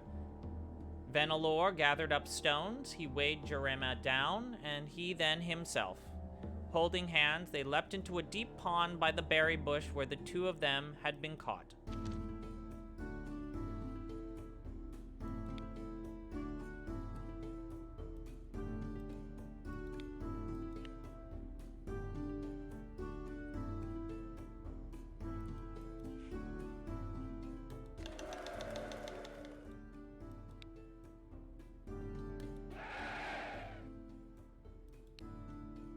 Warriors. Okay.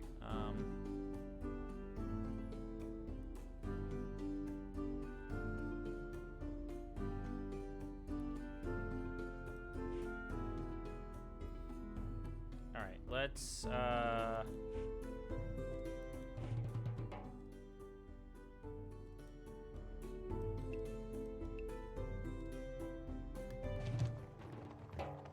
Ah, cool. A thick black fog rolls over your lands as if night has literally fallen on the land. It terrifies your livestock, some of whom panic and die. Though it is in the middle of the day, you can't see your overstretched hands. Even a burning torch adds only a few hands of visibility. No one needs priests to tell them that this manifestation of worsening darkness is a terrible omen. The priests say it has drained away the clan's magic.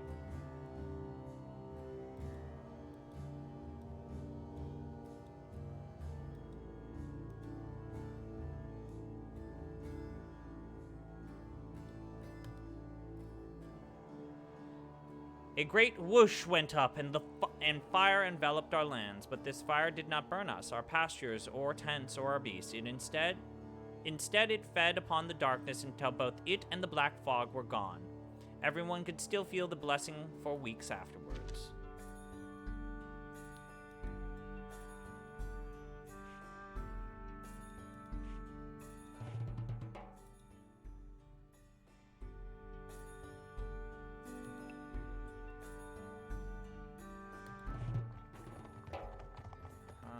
Relations. So we've got 1, 2, 3. We need trade relations. Emissary. Does anyone owe us a favor?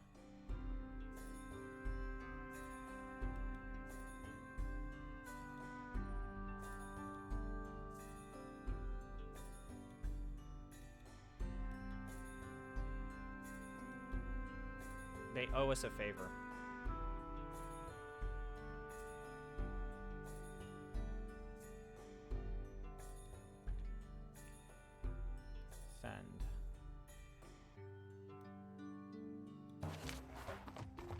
Call in a favor.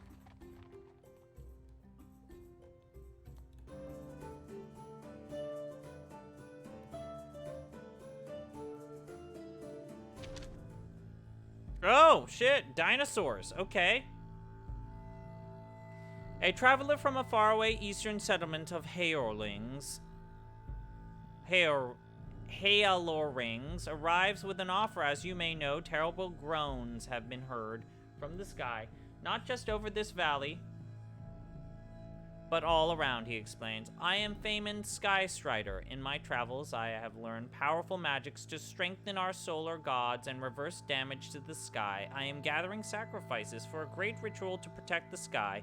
Your neighbors have been giving portable goods worth about 20 cows each. Protect our gods and save the world from destruction by aiding in this grand working.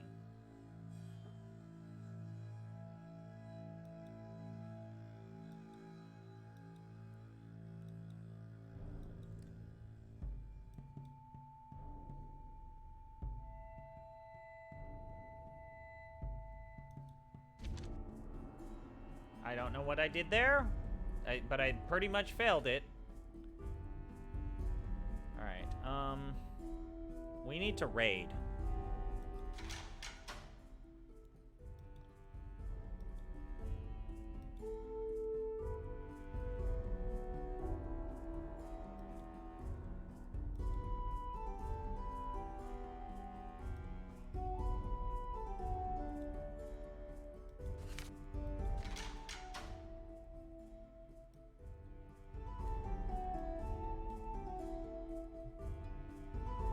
Uh-huh.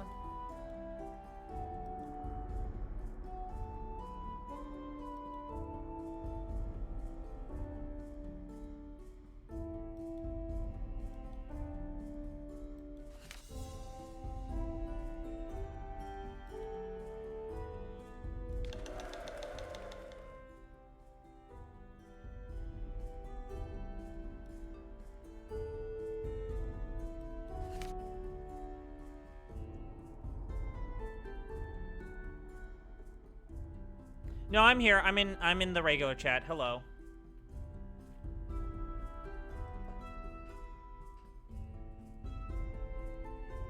Right. I'm in Twitch chat. Okay, so how do I 27 cows. We need goods. Herds.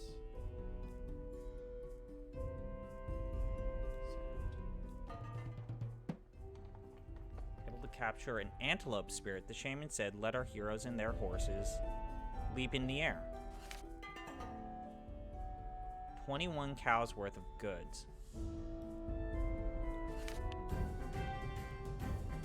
Fuck. How do they have so many more?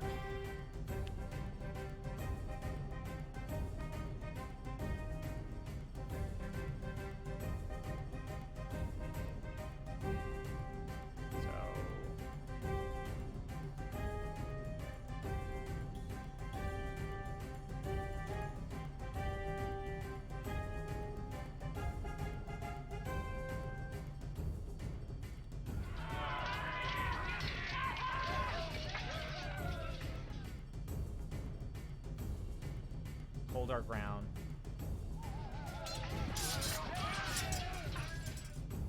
Again, hold our ground. Oh, great. We have a pivotal moment. I saw. Thank you. I saw the picture. As you fight the Yellow Hills, you hear a din from the other side of the battle. A group of warriors from the Char Arissa clan drives towards your foes, spears and bows poised to attack them. The two clans are neighbors, not good ones, from the looks of it. The Char Arissa must have seen them mustering to come attack us, and followed them here. What action does Charendi do? Support them as they lead a strike.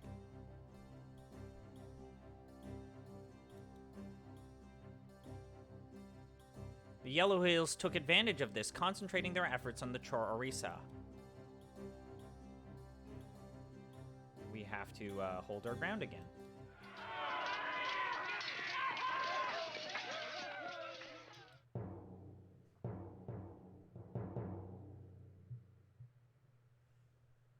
That one failed berserk attack really just completely screwed this entire run. It's amazing.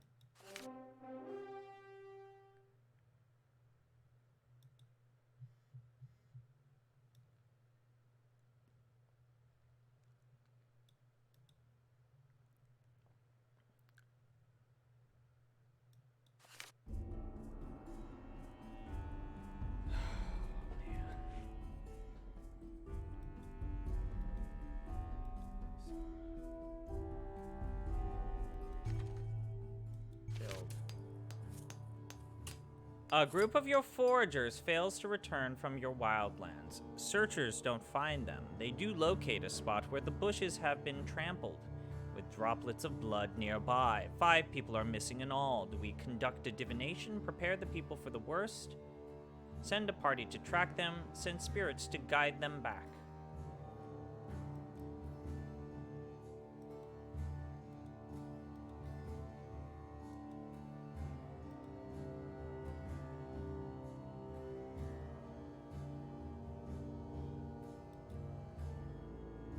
The shamans communed with the spirit rocks, especially those that had been gathered far away. They contacted guides who promised to find the missing people and lead them back to us.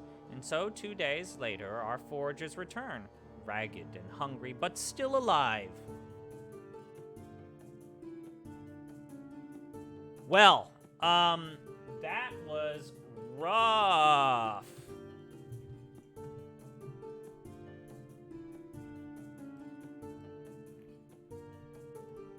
Just a friendly reminder, here's the donation link. I am tired.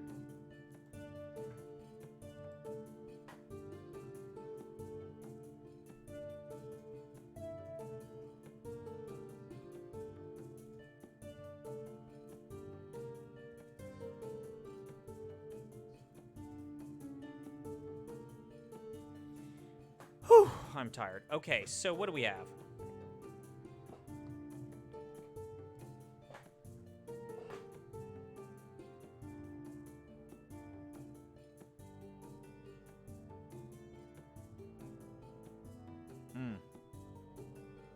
Okay. Fields, pastures, war, ritual, proceed. God damn it.